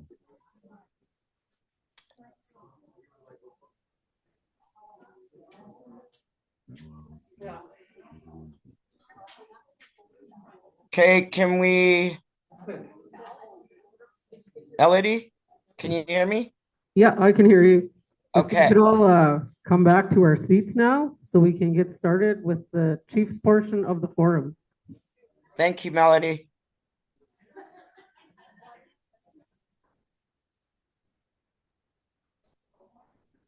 Okay, so we'll start the second portion, which is candidates running for chief. The first candidate I'll call is Fabian Ironeagle. Is Fabian present in Regina? No, he is not. Okay, he is not present online. Next candidate running for chief, Alison Dubois. Alison is here. Thank you. Alison is in Regina. Hi, Alison. Hi, Lisa. Ready to go? Ready when you are. Okay, let's rock and roll. Okay, hi. My name is Alison Dubois. I am the eldest of 7 children. Now 5 of us, 2 brothers passed away. Parents are Richard and Maxine Dubois. My mother was from northern Manitoba, Poplar River. I have 2 daughters. They are 33 and 36 this year, and 2 grandbabies. I have a grandson who's 7 years old and a granddaughter who's 5.5 years old. And I had my children a little later in life. I was in my late 20s, early 30s when I had my 2 girls. And I used to always hear older people talk about, oh, grandparents love, how you love your grandchild. I was thinking, well, I understand that. I love my children, of course. But when I became a grandma, oh my goodness, they are the apple of my eye. I am so happy to see them and they happy to see me. My little grandson, he's only 7 months, but he recognizes me. He's just thrilled to see grandma. And I am so happy. And peace and blessings to all the other grandparents in the room and of course the moms and dads. When I ran for chief 2 years ago, I ran against, of course, Chief Todd. And at the time, it broke my heart to do so. I, at the time, had always, and I still do, think of him as a friend. When he was not listening and he's being really stubborn, then he kind of becomes this frenemy. And I'm wondering, where are his ears? Why isn't our chief listening? And, you know, he gets busy and so on and so forth. But I want to start by thanking him for his leadership all these years. I also want to thank the Creator. Thank the good Lord, of course, to whom we all pray to in our different ways, to the Creator, to the Lord. And thanks to the prayer that started us off on our day today. And 2 years ago when I ran, the main pillar of my platform then was a forensic audit, because I asked myself, should I just kind of be, you know, middle of the road, talk about, well, we need a financial review, We need to do all these things. Or should I just go right for the jugular? Like, why would I stand up at the front of the room and say, oh, let's just do this and that, when what we really need to know is what is going on with our finances. So 2 years ago, that wasn't a very popular position to take. First of all, you're running as a chief against a very popular chief. You're going up against a seasoned politician. As a female, you're going up against a longtime male leader. And at the time, the federal landscape for female politicians, of course, at the time at the AFN, Rosa and Archibald, the AFN national chief, was also calling for a forensic audit of AFN. That ended up trickling down to a call for an audit of the regional offices, not a very popular position to take at the time. And I think kind of what the outcome for that was, it was basically shelved, that another motion happened on the floor, and that audit for the AFN, I believe, has been more or less shelved. So at the time, one of the feedback that I got from folks was that, well, you're only saying that because, you know, you're kind of copycatting the request for an audit that's happening on a national level. So I was thinking, well, actually, no. So there's a lot of deflecting that happens when you are asking for something, when you are challenging the status quo, you will always receive a pushback. There's a lot of gossip, there's a lot of innuendo, there's a lot of misinformation. So when I asked for a forensic audit, how that came about for me personally was, I think it was 3 years ago, the chief and Fabian came up to me and they offered me, Alison, we need you to do a contract. I'm just paraphrasing, but we want you to write our laws and a policy manual for child and family services. And then I'm thinking, and I said, well, I don't have expertise in that area. My area is an entirely different sphere. I'm not CFS trained. I don't have the background, and that's not my area of expertise. And they said, yes, but we still, you know, you can do the job. You know, you've done policy in government. You know how to write it, and you understand legislation. And you know how, based on your education, you can read things and compare them back and then put them into language that, you know, everybody can understand, which is true. When I was sitting there with the two of them, I'm sitting there thinking, well, first of all, I'm shocked to get called in and offered a contract. The amount of money that I was offered at the time was $100,000 to do that work. And they said, we're going to give you this, and we need you to do the policy and procedures manual, something that's similar to CFS, you know, the Ministry of Social Services. We also need you to write us up a Child and Family Services Act specifically for Pasqua. So I'm going, well, okay, I could do that. And then I asked, well, when does consultation happen with Pasqua band members? That'll happen after. What we need you to come up with something that we can take to the people first. So I'm sitting there thinking, well, that's not the way to do this, because if you're doing something like Child and Family Services, you first of all need to go to the people. That's where you need to start. You know, to ask me, first of all, to sit down and write that, well, okay, I can do the research, I can do the writing and so on and so forth. I can come up with something, but it's still empty. And so, you know, one approach that I didn't take was to basically repeat Bill C-92. Bill C-92 is just a framework. It doesn't give you any teeth to stand on for First Nations-led child and family services. So, you know, out of that money came subcontracting, expenses, any travel that I was going to do, phone, and doing all the different office services or office equipment that you need. That's what that came out of. So that went on. I came up with a draft legislation. I came up with a draft policy and procedures manual. I kept plugging away. Somebody came to me and said, you know what? We're also getting requests from other First Nations to do that. And then somebody was saying that, well, you know, the work that you're doing, that is going to be farmed out. That's going to become the template for other First Nations. So then I'm thinking, well, what about intellectual property? Who owns that? Where does that belong? And then what happens to the people in the interim? So this was all going on in the background. Melodie started working with me to do the research, but also to write a framework. So we would sit down and brainstorm. So that continued, and I'd argue back and forth with the chief. I need this. I said, it's not ready. No, you don't. So there was a lot of back and forth. And then I was asked, I think a couple of months before the nomination 2 years ago, we need you to include a consultation policy. Well, okay, I'll start drafting that. So then I started drafting that. So then I kept going. And then the nomination process 2 years ago opened up. So I had been thinking for the longest time, well, if this happens to me when it comes to contracts, and there's a certain way that contracts should be done, what needs to happen? Well, that got me thinking further about if that's how I'm contracted, how does that happen in other areas for our First Nation? So then I thought, well, I could go and ask, probably not receive any kind of feedback or the information that I need. So I thought, well, you know what?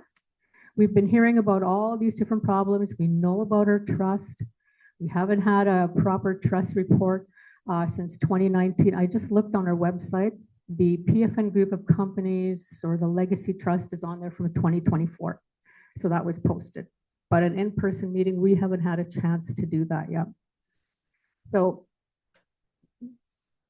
when I decided 2 years ago to run just based on a forensic audit, it was based on my personal experience of knowing how I was contracted and wanting to find out further, what does that look like in other areas? Because we had heard that, well, there's different things going on. We don't know where our money is. So here we are again, 2 years later. We're still asking those questions. So, you know, one of the challenges that a new counselor or set of counselors will face if the same people are elected and there's a room for a few more to elect, say there's 4 old ones, 5 old ones, and maybe 2 or 3 new ones. The biggest challenge that a council will face going in, if there's a changeover, is the systemic problems that we are having. We need to be able to let our director of operations do the job that needs to be done. We need to be able to work with council around the table and understand how council works. So that's the other challenge. We also need to, if we want to change things on a very large degree, is that the better way to go? Or do we make incremental change? In part, not in partnership, but in collaboration with band staff. What kind of a change do we need? So one of the challenges, of course, now is that we're going from a 2-year to a 4-year term. And the question that I ask in the brochure is, well, where do we want to be in 4 years? Where do we want to be in 3 years? What's it going to take to get to that level? So if you look at the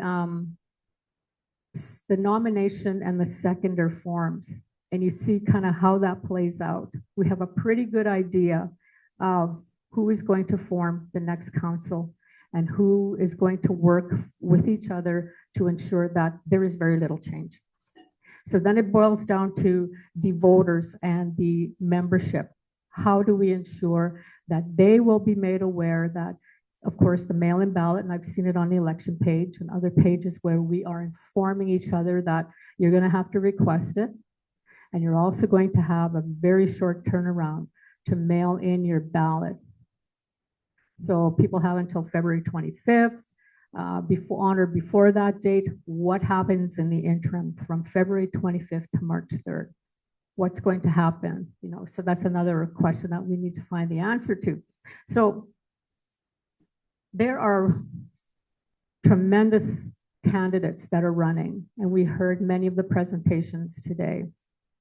Somebody asked a question earlier, what about the ones that aren't here? Chances are we may not hear from them until, Fabian runs one of the meet and greets that he ran in Edmonton, Calgary, and Saskatoon last week. So if that happens in Regina and the band, that's a good thing.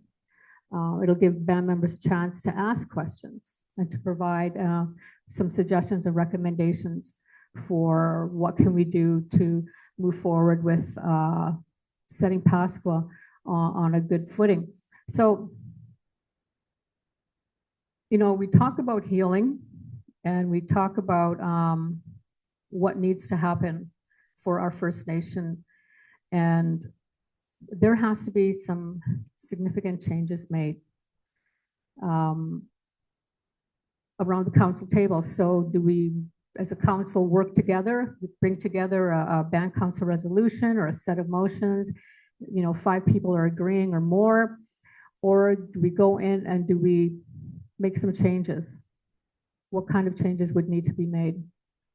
Who will have the fortitude to make changes in the finance office? What do we need to do there? Do we need to work as a community to bring back the people into the circle? How are we going to do that? What will it take? What are the reasons why there is no reporting from councillors on their portfolios to band membership? Why are there no band meetings? How are we going to change that?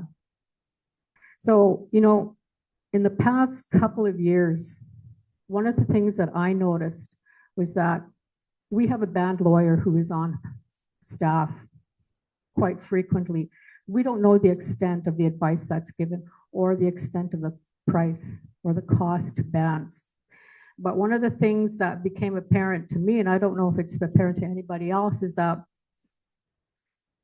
the band lawyer, for example, and there may be others, that when they come in, it removes the people from the decision-making process. And that may also extend to removing counselors from the decision-making process. Okay, so if counselors are sitting around the table are not making decisions, well, who is? Is it only the chief making those decisions? And if that's the case, then how is that going to change with a new chief? So there's 3 of us running. There's me, there's Jessica Gordon, of course, and then there's Fabian Ironeagle. So when you're sitting there thinking, and those in the room, we've heard each other throughout the day, but when we're thinking about March 4th, who is the best person to represent us for the next 4 years? The day after the election, they're elected March 3rd, March 4th would be the first day of business under a new chief and council. So March 4th, when you're sitting, you wake up in the morning, you're scratching your eyes, you're scratching and you're making your coffee and you're, scratching again, you're looking out your window. Oh yeah, a new chief is sitting in the chair. And I'm going to get back to the comment that I made earlier. And I alluded to one of the challenges with healing is women have been removed from the traditional leadership roles. So it is now the time to elect a female chief again. The last female chief that we had was the late Elaine Chakous. Under Elaine's leadership and working with her director of operations at the time, Sharon Brabant, and their lawyer, who I believe was Al Brabant, they pulled us out of a deficit. Are we at that point again? Is the band broke? We don't know. We ask ourselves this question all the time. So if we're asking questions about finances, about transparency and accountability, we're asking that about each other here. We've made some presentations, excellent questions, presentations. At the same time, if we think about March 4th and who's sitting around the table, if it's those same 7 or 8 counselors 6, 7 counselors. What do you think is going to happen to transparency? What do you think is going to happen to accountability? Who is the better chief or a better person to bring forward healing? Is it time to bring back the role of women again to Pasqua's leadership so that the healing power of the rivers flowing, which runs through a woman, that's our role. That, you know, whether we bear children or we raise our grandchildren or we raise our sisters or our brothers' children, we are still carrying forward that treaty principle, rivers flowing. And our men, our ceremonial, our traditional men, our men who pray, however they pray, they also have a role. And they too will be sitting around that council table. And they will be protecting, guiding, and praying for the women in leadership roles, chief, counselor, as well as the community. That's what I think about when I hear nationhood. You know, when we think about sovereignty, sovereignty is a nation. It's the self-determining people that hold up that nation and that sovereignty. You know, Pasqua First Nation is not a rights holder. It's each one of us as a band member. We're the rights holders. Each individual, from the little baby that's just born. My nephew was here earlier with his pregnant wife. That's where sovereignty and self-determination starts, with the unborn. That's a treaty principle right there. So, you know, we could take each of our treaty principles and we could think about our legacy trust. We could think about our treaty land entitlement. One of the questions I also have on my brochure is, now that Cows and Plows is, you know, we put them, they were out to pasture for us, 30 grand, helping each one of us gather, you know, they were tugging away. You know, I went out and bought a new one of these. Oh yeah, you know, my Cows and Plows really served me good. I have a little bit left over that I've been using to support family and some of the folks that we meet to feed them as best that we can. You know, so we each do what we can. Now what? You know, when I think about a chief, I always used to watch Chief Todd, how he conducted himself. Treaty meetings, AFN meetings, FSIN meetings, around the council table when I would just kind of walk in and shake their hands around the table. They never threw me out. Knock on the window, oh, come in, go around, you know. So our former leaders, from my personal view, is they deserve our respect because they were there in the trenches. No matter what I think personally, I think as a treaty person, as an Equa, having sat in the treaty forums, you know, he will always have my respect. And I may not agree with him a lot of the time, but he will always have that. Same with all our treaty leaders. So where are we going to go? What are we going to have? The cows are put to rest, the plows are put back. You know, they're there. We've got $5,000 coming in November. Will it come in November? What guarantee do we have? Can we trust the current councillors to make sure that we have that $5,000 in November? And there's other questions about cows and plows. It's fine. It was a negotiated agreement. Didn't go to the tribunal as far as I know. Didn't go to the court as far as I know. So it's different. But the challenge now is we have a conservative government, likely. You know, the Liberals, maybe they will have a leg to stand on if Mark Carney is the new leader. You know, March 9th, when they choose their new Liberal leader to replace Justin Trudeau, if it's Mark Carney, which it likely will be, he will be there until their election. If, you know, the NDP can kind of smarten up, give their head a shake and, you know, learn to kind of work together and make more deals so that First Nations that have a lot of claims, a lot of projects that are kind of being on hold now until the next federal election, say it's the Conservatives, what's going to happen then? So for myself, maybe it comes from being the firstborn. Maybe it comes from having to survive, because I'm like everybody else. We're all the same. We've gone through the same thing. Because I was the eldest, I was, doing a lot of babysitting. Parents would go out, left us alone. 7 years old, our babysitters took off on us in the middle of the night, and blowing weather like we've had, marching my little siblings across over to Justine's next door. And my brother Lloyd lost his rubber boot. That's all I could find to put on his little foot. There's me and him trudging along, and it was windy, blowing snow, and I saw his little rubber boot behind me, and I knew that if I went to get it back, I may not make it to that house. So we kept going. Each one of us has stories like that of survival, of pushing forward. Urban people, we heard earlier about the challenges of urban people. I understand that. I know what it's like to survive as a single parent going to school, daycare, all the challenges. I learned how to rob Peter to pay Paul when it came to, okay, I'll pay my gas bill here, my power bill next week. So kind of almost running like a little Ponzi scheme, just trying to survive. Okay, I'll pay this one. I won't pay that one till next month. So that's survival. Going to the food bank in 2010 with my daughter. That's how recent for me it was to live hand to mouth. So when I ran for council 2 years ago and I got that nomination, my contract was cut off, which was fine. I handed in what I had. They have what I had, and I would ask Chief Todd, well, what about this? No, we already have that. Okay, fine. You already have that. So as far as I'm concerned, there is a lot of work that has to get finished, a lot of work that will get started. Is now the time to rethink who we elect as a leader. We have a fight on our hands. We have a new election act, still basically the Indian Act determining how we run our election, right?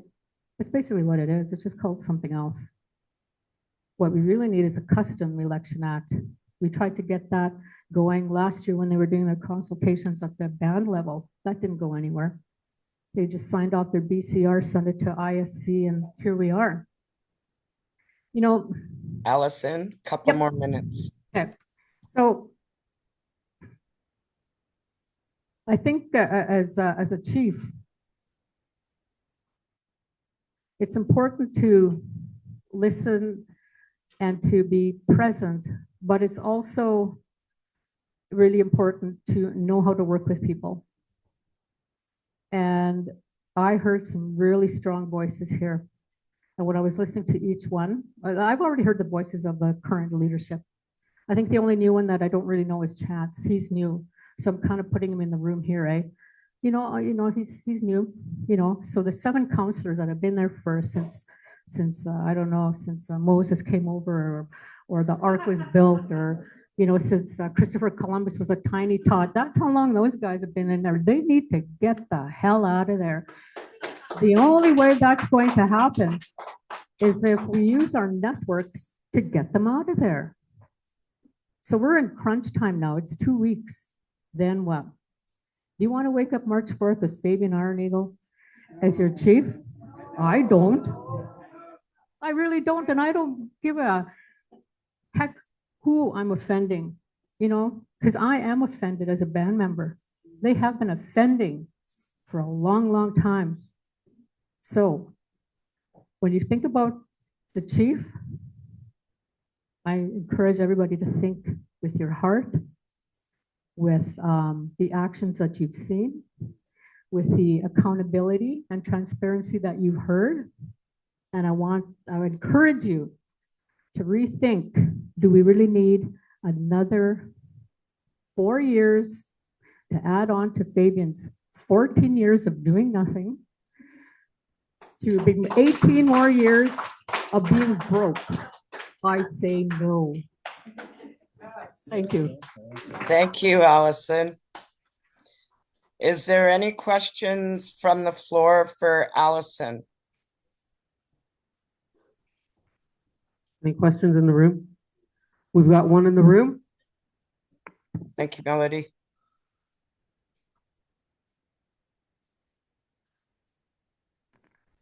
Thank you, Alison.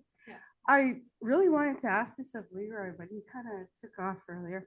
But it's about ProMetal and the tariffs and where we get, I have no idea where we get our materials from, but I just want to know if you know anything about how it's going to impact us.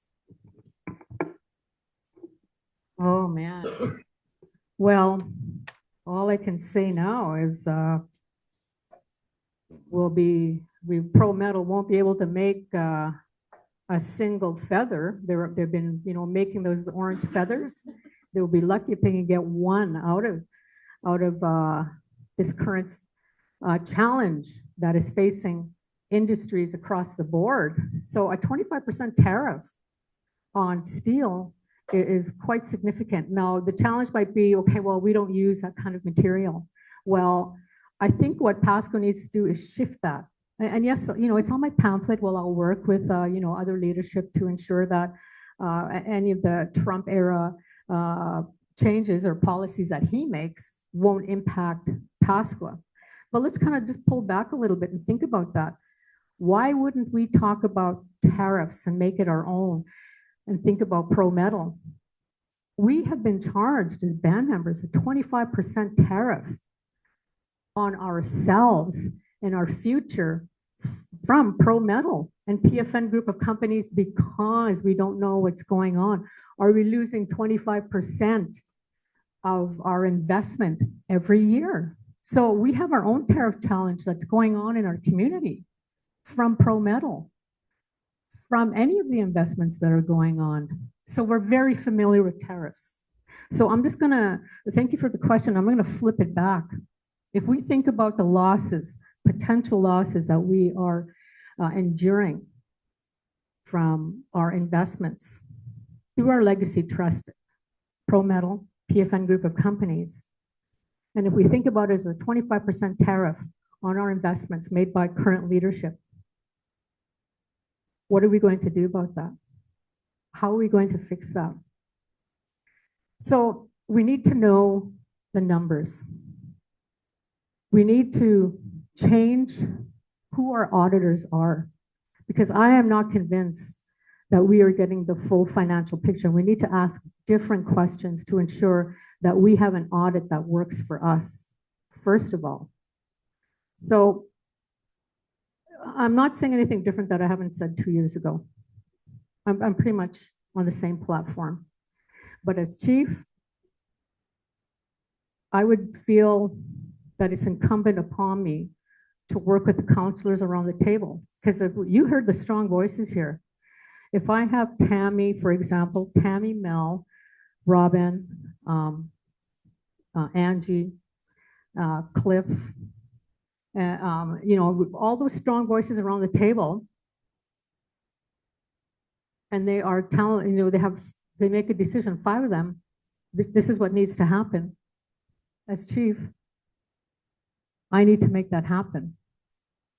But first of all, we need to go to the membership. So I would need to, first of all, look in our backyard, look in our yard, fix up what's going on, assuming that we're suffering a 25% loss each year with our investments. That's probably being generous. What are we going to do about that? That's a tariff on us, on a personal and a nationhood level. So then, okay, we fix that. And then as chief, the chief would need to go out and then, of course, okay, what's happening? How is that going to impact ProMetal? Does it impact it to a large degree or any degree, given the volume of contracts that they themselves are accruing? So that's how I would respond to that question.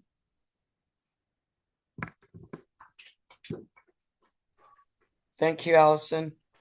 Any other questions for Alison? We've got a question on the floor. Thank you, Melodie.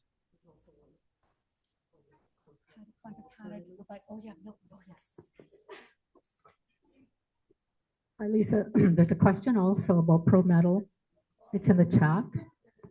military links. So just let me know which one you want me to answer first, on the floor or the chat. Go ahead and tell us first. Okay.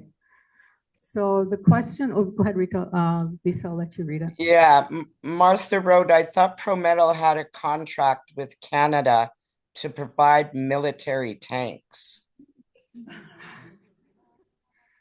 Well, I don't know. The last I heard, it was like this invisible netting. And I think really what's happened with ProMetal is that they provided all this netting that's invisible. And that's why we don't see any of the investments proving anything, right? It's just like, it's just this great big invisible wall of investments. So I had a quick look at the Legacy Trust that was posted, and I don't have any indication that any investments are bringing in money. So I thought they had a contract with the military. It was to supply some, yes, night vision goggles or something that was very top secret. So, so secret that band members, I don't know. You know what? ProMetal really needs to develop a code, like a military code, so that, you know, band member, I don't know. But to answer that question, we would need to find out. And the only way to find out is to get into the books and find out exactly what's going on with ProMetal. Thank you, Alison. Questions from the floor? One thing is that when you said you were going to look into that ProMetal with the little orange things there, yeah, like you said, we're losing 25% on that. Like how, like I understood most of it, but the thing is that I thought most of it that they paid us towards us, not us paying them, like, you know, like I can't remember how I was going to word it. The ProMetal there, like I understood most of it, like I thought it was supposed to pay us out, like not us paying them out, like yeah, like every 5 years we're supposed to get money instead of us paying them, the companies and all that. See, that's one thing that the chief and council said, that within 5 years we are supposed to see money, not money getting taken away. And see, that's one concern, like all these chiefs and councils made all these decisions, and see, that's one question. Why are we losing money all the time in all these programs and all these things for years? For years. I'm an uneducated woman, but holy, like we had funding for people off the reserve at one time. What happened to that too? See, things like that we would like to understand more for the low people, in people like, you know who I'm talking about? The uneducated people. Put it in their words, like, hey, you're not going to see anything because our company took it, not give us these big words, you know? Is another question, is another thing, you know? And I'm sorry if I'm bothering some people in the audience for always asking or telling a question. I'm sorry, but this is my kids and my family's life that we're talking about, right? Isn't this our life that we have put in your guys' hands, our future, that you guys want to look after us, right? Is that right? Right. But the thing is, every time, like me, I'm bad for always asking questions. I want to understand. I want to know why that family got more than this family, why that family got more education, or that family got more AA meetings than everybody. Why is that? Like, why? And then that money that's supposed to come to the city, where does it go? Like, I worked out in the reserve and I worked on bingos. I know which people have itchy hands. And that's the only reason why I don't like working out there in bingos or in anything else like that. Because I don't want to get blamed. Because I'm a bad guy, remember? I'm the bad guy. I'm the Obey. Irene Obey is the bad guy here.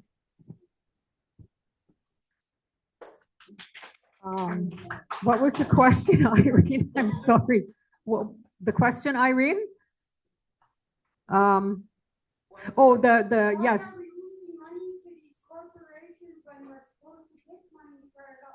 Yes. Yes, so why is there no return on the investment? Why are we not receiving more money based on those investments? And why do we keep providing more money to the companies from the trusts? Well, that's something that we have to find out. We need to be able to work with the finance and the director of operations to find out why that is happening. If that is not possible, what is the other recourse? How are we going to find that money? How are we going to find out those answers? Well, this is something that the chief would do. The chief would go in and ask, where is the money? Go to the banks, go to the investment companies, go to the banks or the trustee that is holding the legacy trust. We need to know that. So the role for the chief is, in an ideal situation, you know, work with the counselors, work with whomever, get those answers. In certain situations, that may not be possible. You know, if there's an extensive turnover on March 4th and there's a completely new council, there will be a new chief. I'm telling you, if it's not a new chief, it's not me or Jessica, and it's, you know, going to be Fabian, you won't have any answers. Things will stay status quo. There may be a few changes that come out of these platforms. There'll be a few cosmetic changes, and there usually is, because these are kind of, these forums serve as a consultation. And then you'll see little ideas pop up here and there, and then they kind of go by the wayside. But in 4 years is enough time to find the answers to the financial questions that we have. And one of the first questions is to find out what's going on with our legacy trust, the PFN group of companies, and exactly what is going on with Pro Metal. And one last statement I'll make is, you know, the last meeting that we had for PFN group of companies was May 2019, and that was by Facebook. And I was in the, you know, it was on Facebook, but I was also in the band hall, and there were a few band members in attendance. I think what this forum organized by Lisa, and thank you, Lisa, is that, you know, going forward, when there are other meetings that pop up, and this is something that band members can organize too. You know, we don't have to wait for a chief and council to go in and get, you know, organize a forum, get the questions going, get the financial statements that we need. You know, if there is no change in the councillors who vote around the table, and the quorum is 5, you'll have a new chief. All you need is 5 of those councillors to say yes or no. Few will abstain. If nothing is going to change March 4th, and you have 7 similar councillors in there, you can bet your bottom dollar there will be no change. What are band members going to do after that? To me, this is true leadership right here. This is where the real leadership occurs with the people. We elect our representatives to speak on our behalf. That's the way the Indian Act is set up. But traditionally, we didn't have that. We selected person or persons to work for us, lead for us, speak for us in certain situations. Are we going to continue doing that if we don't have change on March 4th? Because based on the history, for the past 14 years, there's really been very little change that has occurred. A lot of money came in. We don't know where it is. Well, we broke at the band. We don't know. What are investments? Are they paying off? We don't know. I'm guessing that we are losing 25% of what is invested. That's just my guess. That's just flipping around that tariff question. Are we going to continue to let the same council levy a 25% tariff on us when we think about our trust and investments? Or are we going to take that back as rights holders and as shareholders? So that's a different way to think about it. So don't even think about Trump for a minute. Just think about what we're going to do. As chief, I will help find those answers. And I will support Jessica, she's chief. but I won't support Fabian. I will tear that down and work with you regardless of what that result is on March 4th. So just to let you know, thank you. Thank you, Alison. I'd just like to read what one of the band members had posted in the chat regarding Pro Metals, so band members are aware. February 21st, 2019, I'm taking it that she found this online. Regina-based Pro Metal Industries, owned by the Pasqua First Nation, will produce fabricated and machined components for light armored vehicles, or LAVs. So I do remember myself with Pro Metal Industries receiving some type of contract with the federal government under the military. They also took a big trip over to Germany, and we're supposed to be doing business over there. Not quite sure what came forth over that either. Just wanted to give an update on that to the members. Our last candidate of everybody, I'd like to call Jessica Gordon, who is running for chief.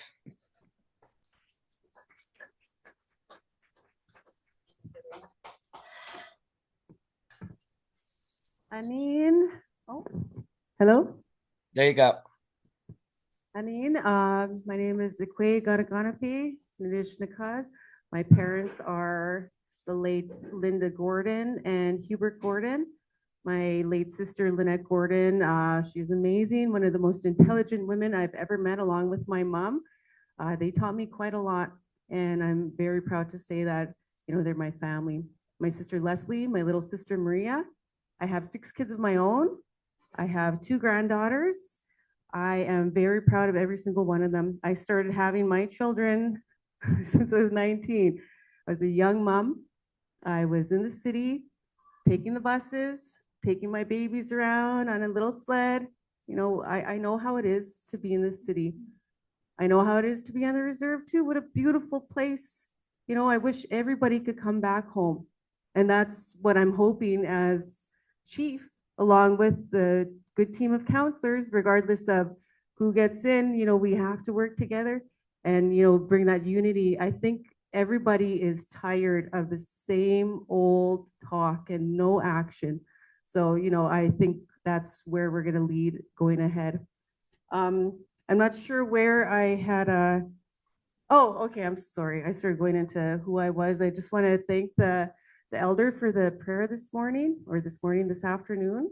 It is tiring. It's been 6 hours sitting here, and I thank you all for staying online, staying in person, the cook for feeding us, and the coffee, and everybody who stayed here. I'm really grateful for that. With what we need to do to go ahead is go ahead in unity, look at communicating with the membership, making sure that we ask our elders and we ask our youth, because they have the answers. Like, I looked around the room all day, from all of the candidates, from all of the questions. There's so many ideas out there that we should be listening. We should have our chief and council sitting here listening all day long. It doesn't matter how long it takes. We should be sitting here listening and not interrupting, not getting defensive, not skirting around these answers. And I know how frustrating that is. There's no darn way I'm going to sit there and get up here, give the answers that I don't know the answers for, or bullshit you. I'm not going to do that, because you all deserve more respect than that. Our kids, our grandkids, our future generations deserve way a lot more than silence or feeling like we're less than because we're not elected. I've been in roles all my life since I was a little girl. I've been put in roles where I have to advocate, and I see injustice and I have to say something. So there's me being nominated and taking on this opportunity to serve our people, it's not for my gain. I have a good job. I have a really secure job, and I love it. And I've had jobs that I've loved as well, but I've always wanted to come back to serve Pasqua. When I was a counselor, those 4 years, those were tough, not because of membership. I was yelled at once from membership because there's addictions issues. That was it. The whole 4 years, that stress came from sitting around that table, seeing that our people weren't included, that they weren't communicating with us, that they weren't being transparent with us. And I had my Facebook page ever since I was a counselor. I try my best to share what's going on the reserve. And that's not going to stop. That's never going to stop. The finances, we need to look into them. Everybody said that here. So that's one of the first things that we should do. And I'm not going to say that I'm going to do, because I need a team. I need a really strong team when I'm chief. And I've seen so many people here this evening, and even some online, some who haven't been able to show up regardless of what happened. But we have intelligent people, and we have people that have heart for our people. So working with counselors, empowering them, letting them know that, yeah, you have an idea, take it to the committee, or take it to the committees, take it to the community. Listen to them. You implement it. You don't come and, make all of these policies and then bring it to membership and say, oh yeah, check. Or bring it to elders and say, oh, I consulted the elders. When some of our elders can't even make it to the meetings. They can't even hear when they're sitting in the back of the room. They don't understand some of what's going on. You have to sit with them. If it takes days, sit with the elders, sit with the youth, sit with the people that are most affected. It's not just out on the reserve. It's not just Regina. It's from Vancouver all the way to St. John's. We have technology. Look at how easy this came together today. A laptop and a screen. It's not hard to communicate. It's not hard to include our people. And I've done it easily. And I'm not trying to boast. I'm just trying to say there's no excuses for not including our band membership at all. I want to thank the candidates that chipped in for the meals. It's expensive when you're doing it alone, but when you have a team of people, you can come together and you make good things happen. And not just for a little meal or a little forum, it's the whole reserve, not just on reserve, all across Canada. Even our people are in the States. I even know that there's some in Europe too. And that's beautiful. And our youth, the students that are in universities, they need support. I've heard so many times that now they have to buy their books first and then get reimbursed with their receipts. Or even taking the kids to the exhibition. What is wrong with our leadership? Those are our babies. And we have single moms, single dads living in the cities. They're hardly being able to feed their kids. And here we have our leadership picking and choosing. I'm sorry, I didn't want to get up here. I didn't want to get mad, but that's me. I need to say what's on my mind. And that's never going to change. And we have our people that are loud and they are angry and they're yelling at the back of the rooms, and that's good. We need that because we need to hear what's wrong. We need to hear what's wrong. Sitting on the reserve in the borders of the reserve at a council table, you're not going to hear what's going on in this city. You're not going to hear what's going on the edge of the reserve, sitting there.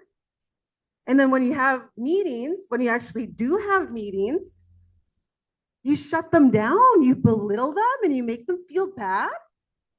That's horrible. That's horrible. I'm not yelling at you guys. I'm not. But enough's enough. Our chief Todd, he's not going to be in this position anymore. So, we'll say what we will, but the council, what they got us into, what chief got us into, what now we're going to have to clean up as a team, not just me, as a team and all membership, bringing everything to you, letting you know what's going on in the finances, what's going on with Pro Metal, what's going on in the federal government, bringing that to you so you know what's going on and not talking over you, putting things on Facebook, Instagram, everywhere, TikTok even. And we have so many youth that are amazing and they're going to be the next leaders. And that's one of the things I'm most excited for when I become chief. When I become chief, I'm going to make sure that these youth are there along with us and we're training them. And they're like our apprentices. So then they know what's going on. So they can't say, oh, Jess or Cindy or, whoever, they didn't tell us what was going on. They were there the whole time. Our elders are going to know too. And we're going to sit with the elders.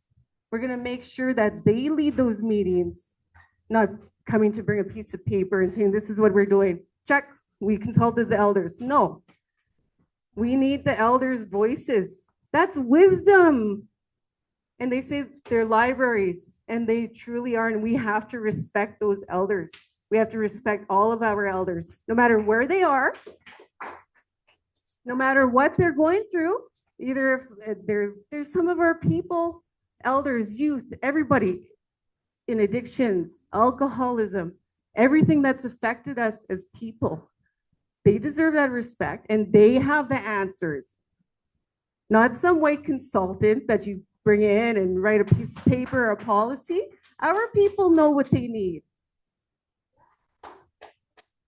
I was gonna try to stay on track here, but I got carried away.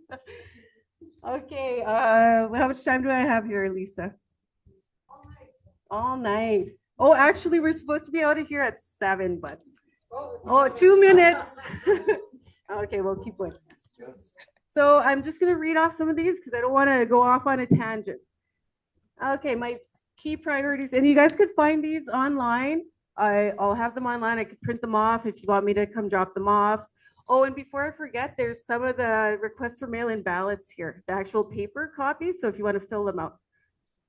Okay, governance and equality and fairness. Equal access to resources, opportunities. That's the thing is there's jobs that we could employ people with, not just at the band office in the cities. We have, oh, my mouth is getting dry here. We have people all over Canada. We could have somebody in Vancouver that we even hire part-time to be a liaison for some of the youth or the single parents. And then when we post jobs, we need to post them up there, and we need to have an excellent interview process where there's no biases, nothing, no names, hire based on merit, hire based on education, qualifications. And I'm not just talking Western education, there's lived experience. We have some of our people suffering from addictions. They'd rather talk to somebody that suffered addictions too, not just some person that went and got a degree. So we need people with lived experience as well. Policy reform and review.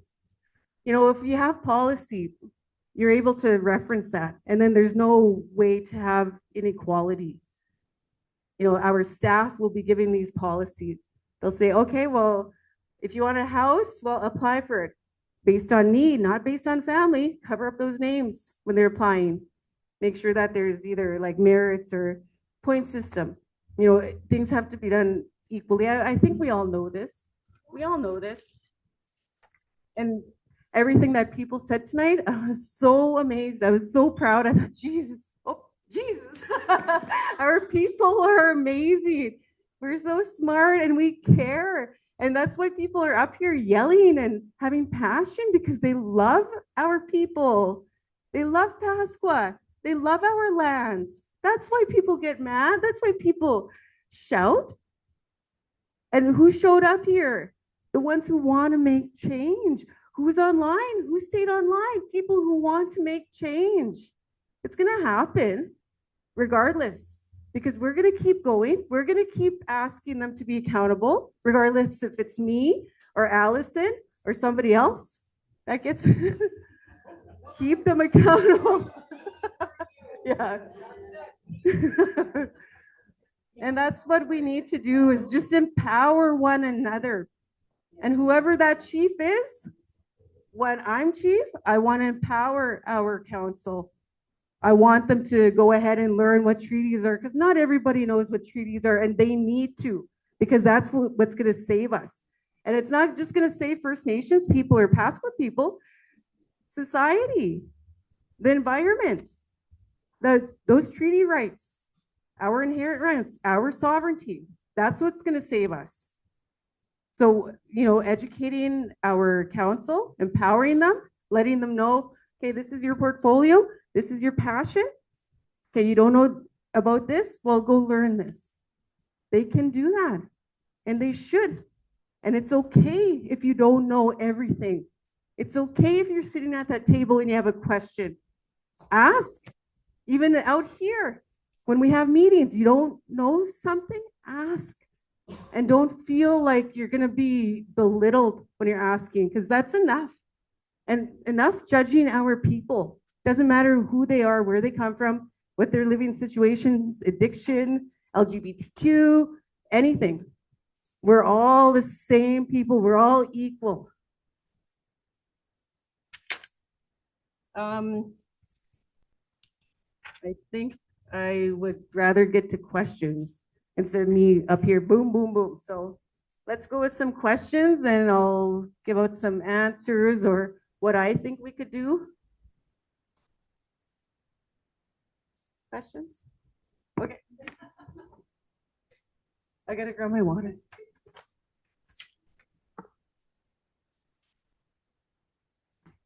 Okay, I just have one last question. And I saw this on a post in one of our groups about our lands and our TLE lands and where they are and who's on it, and questions about the assets and who owns what. As a band member, we don't know what's going on. And we put up questions, and it seems like people are getting angry, but what we really want is just answers.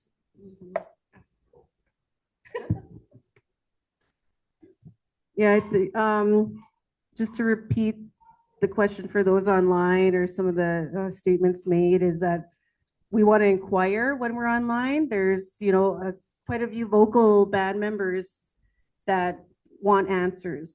So that was part of the question. And how would we seek those answers?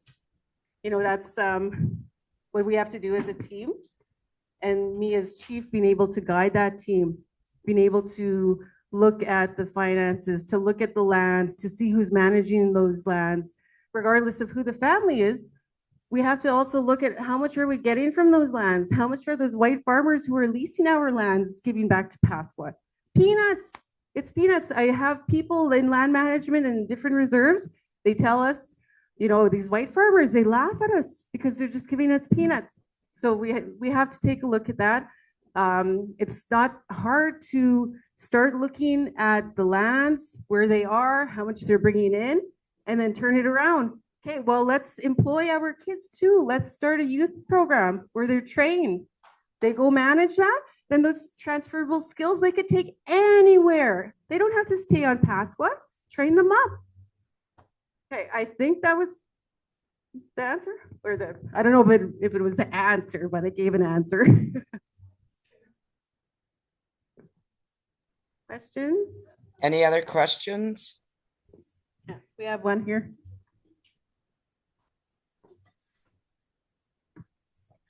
Okay, so for the homeless people that are in Regina, those that have addictions, those that are trying to change their life for the better, how would we support them?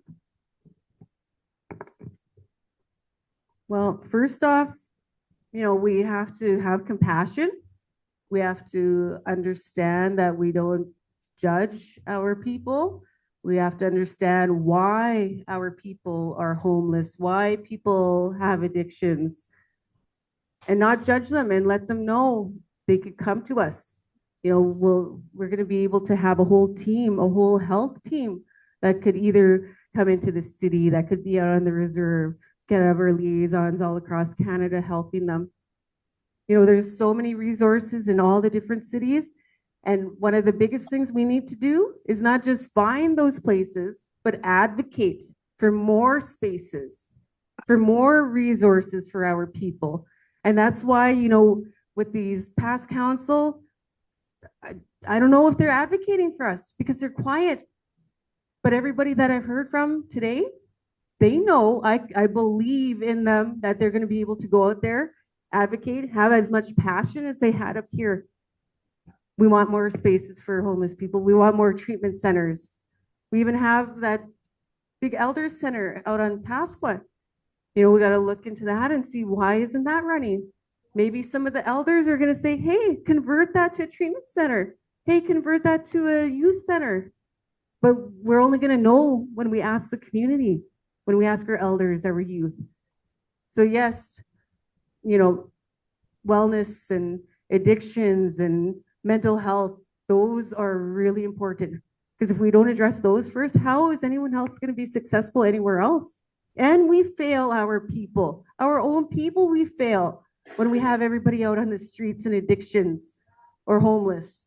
We're failing as leaders if we have a whole bunch of our people out there crying and hungry and homeless and freezing on the streets. We're failures if we don't support our most vulnerable. I'm not yelling at you. Just we have some questions online. Okay. First, Marcia Anderson has a question. Marcia? Yeah, I wonder what you would do to address the the service issues at the band office.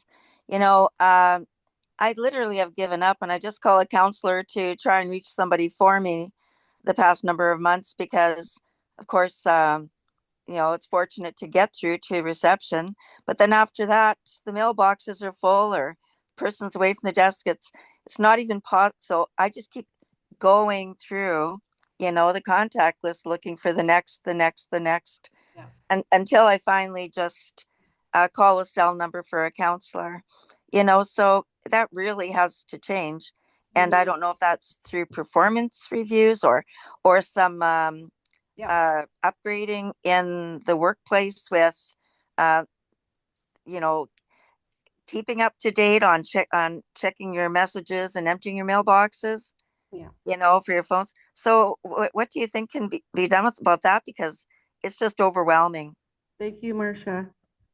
Yeah, doing a thorough review of the staff, evaluating them, keeping an eye to see if they're actually following through on work plans. People need work plans. Evaluating them, making sure that, one of the things that I've heard, and also you, Marcia, we need to empower the staff too, not just the council, but empower that staff to make those decisions. That way, band members don't go to a chief or a counselor to save the day, because then it becomes political and then it becomes votes in 4 years.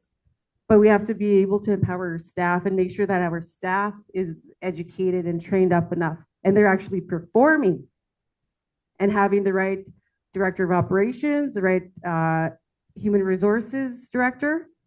So those evaluations, training if they need training, but we have to empower the staff and we have to take away those political decisions, because those political decisions, that's where it creates inequity in the band office out on the reserve for funding anything else. Does that answer, Marcia? Yep. Thank you. Thank you. Jess, there's another one. Will you I have do one on the monthly- floor here too. Okay, we'll do this one. We'll go to the floor and then there's another one online. Okay. Will you do monthly live stream updates should you be elected? Yes, it's easy to be able to have meetings through Zoom. It's 2025. We have technology. We have Zoom. I purchased a Zoom account so then we could have meetings for more than 2 hours here, it's $25. You know, it's okay. It's easy to have meetings. And if we're not going to have these meetings, then we're not going to have the trust of our people. We're not going to be able to make movements or advancements. And we need to hear from the people where we're going wrong and the good ideas that everybody has. I know everybody has amazing ideas. So yeah, the meetings will be regularly. I myself, I love being able to talk and listen to band members. So like, heck, I even sit on there. I guess I'm not allowed to make promises while I'm up here, but I'd be online like once a week. You know, you want to talk to Chief? I'll open up the Zoom call for like a whole evening, a whole afternoon. It's not hard. It's not hard. It's like visiting with family. You just sit there, listen, take their ideas, move on, and not move on, but move their ideas ahead. So yeah, regular Chief updates, and then also band meetings, at least quarterly. So it's a lot of communication, a lot of inclusion. Okay, we have the question from the floor. On the floor, okay. Hello, I'm Trent Obi. I just heard you about policies and procedures and how the chief and council follow them. What are the policies and procedures and who writes them, and how do you make sure that they are followed and abided by? Thank you so much for that question. So as for the policies and procedures out on Pasqua, we don't know what they have out there. I know during my time as counselor, we tried to implement a lot of these policies and procedures, either through human resources, housing, justice. But once again, you can have those policies, you could have those procedures, but you need empowered staff to follow through on them. You know, as chief and council, the counselors also have to be able to tell their staff and check in with their staff and say, hey, did you move that policy ahead? Did you initiate that program? How many students are accessing that program? Why aren't there more students accessing that program? So it comes from chief and council to make sure that these policies are moved ahead.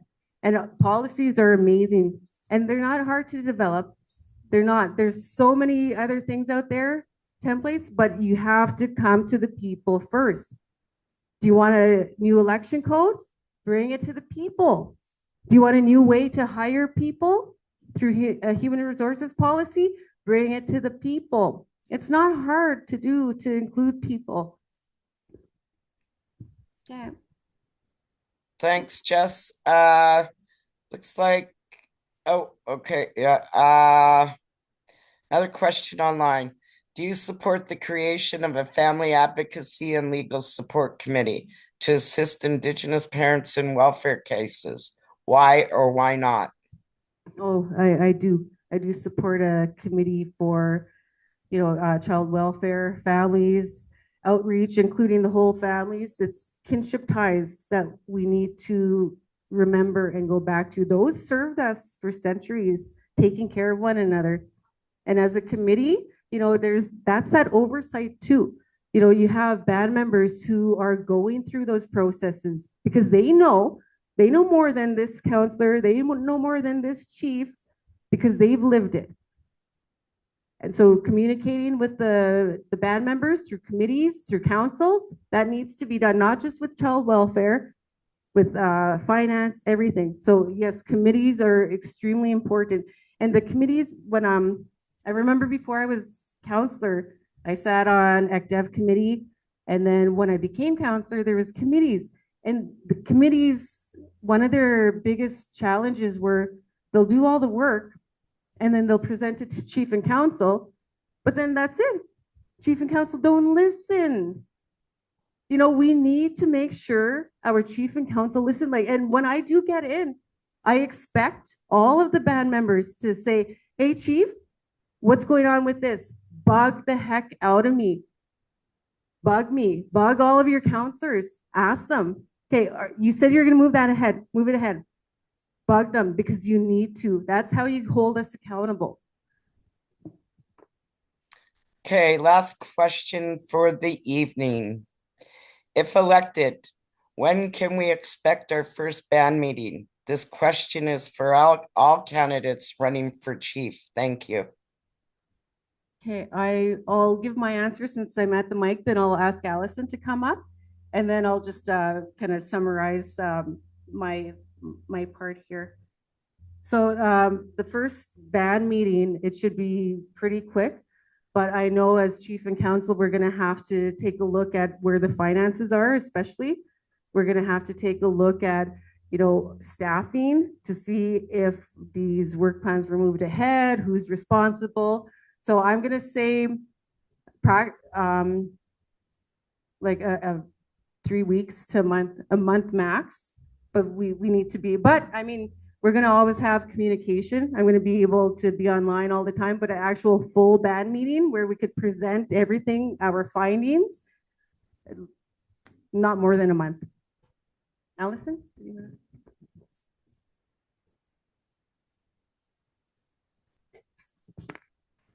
Elections are such a divisive thing, but I've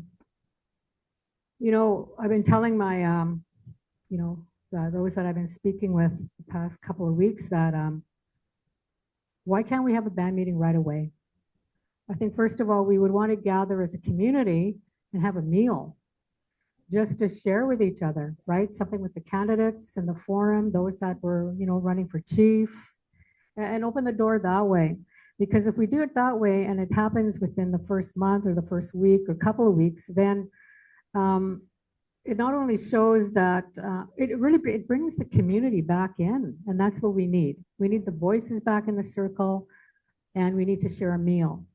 And one of the first tasks that I would do is to work with the band manager, because as far as I know, if she is silent, is she being silenced? Let's let her use her voice to do her job, to work in turn with the staff, to work in turn with finance, to get whatever records we have right now, to get us the most recent audits that we have right now. And then from there, we share a meal, we give thanks for each other, bring everybody back into the circle. Let's start that way. It may not be full and complete information, but it's what we have right now. So we're sharing everything that we have right now. That's how I would do it. It's probably not very technical, probably not very practical, but it's the only way I see us moving forward. Thanks. Thank you, Alison. Yeah, definitely more community gatherings, feasts and everything. And actually like the oath of office with a meal and a feast. So that definitely, as for a business band meeting, then, practically maybe less than a month. So anyhow, I just want to thank everybody for coming out. I want to thank the organizers. I want to thank Lisa for moderating and, pushing these meetings ahead. That's what we need from all band members. Let me know if you want me to come visit. I will keep the Zoom on. Maybe I could have it up every few days or whatever until election time. So anybody who wants to come on, even other candidates, we could use the same Zoom address and we could all talk and discuss things. So thank you, everybody, and have a good night. Safe travels home, and we'll see you soon. Thank you, everyone, for attending. Safe travels. And yeah, probably not. I was trying to show their room. Safe travels, everyone. Goodbye. Thank you for attending and this will be making the recorded. commitment you did to band members today for showing up. Lisa, it will be recorded. If we could post the whole thing. If not, we'll try to split it up between candidates and post those. So it is recorded and we will share. Yeah. Hey, Martha.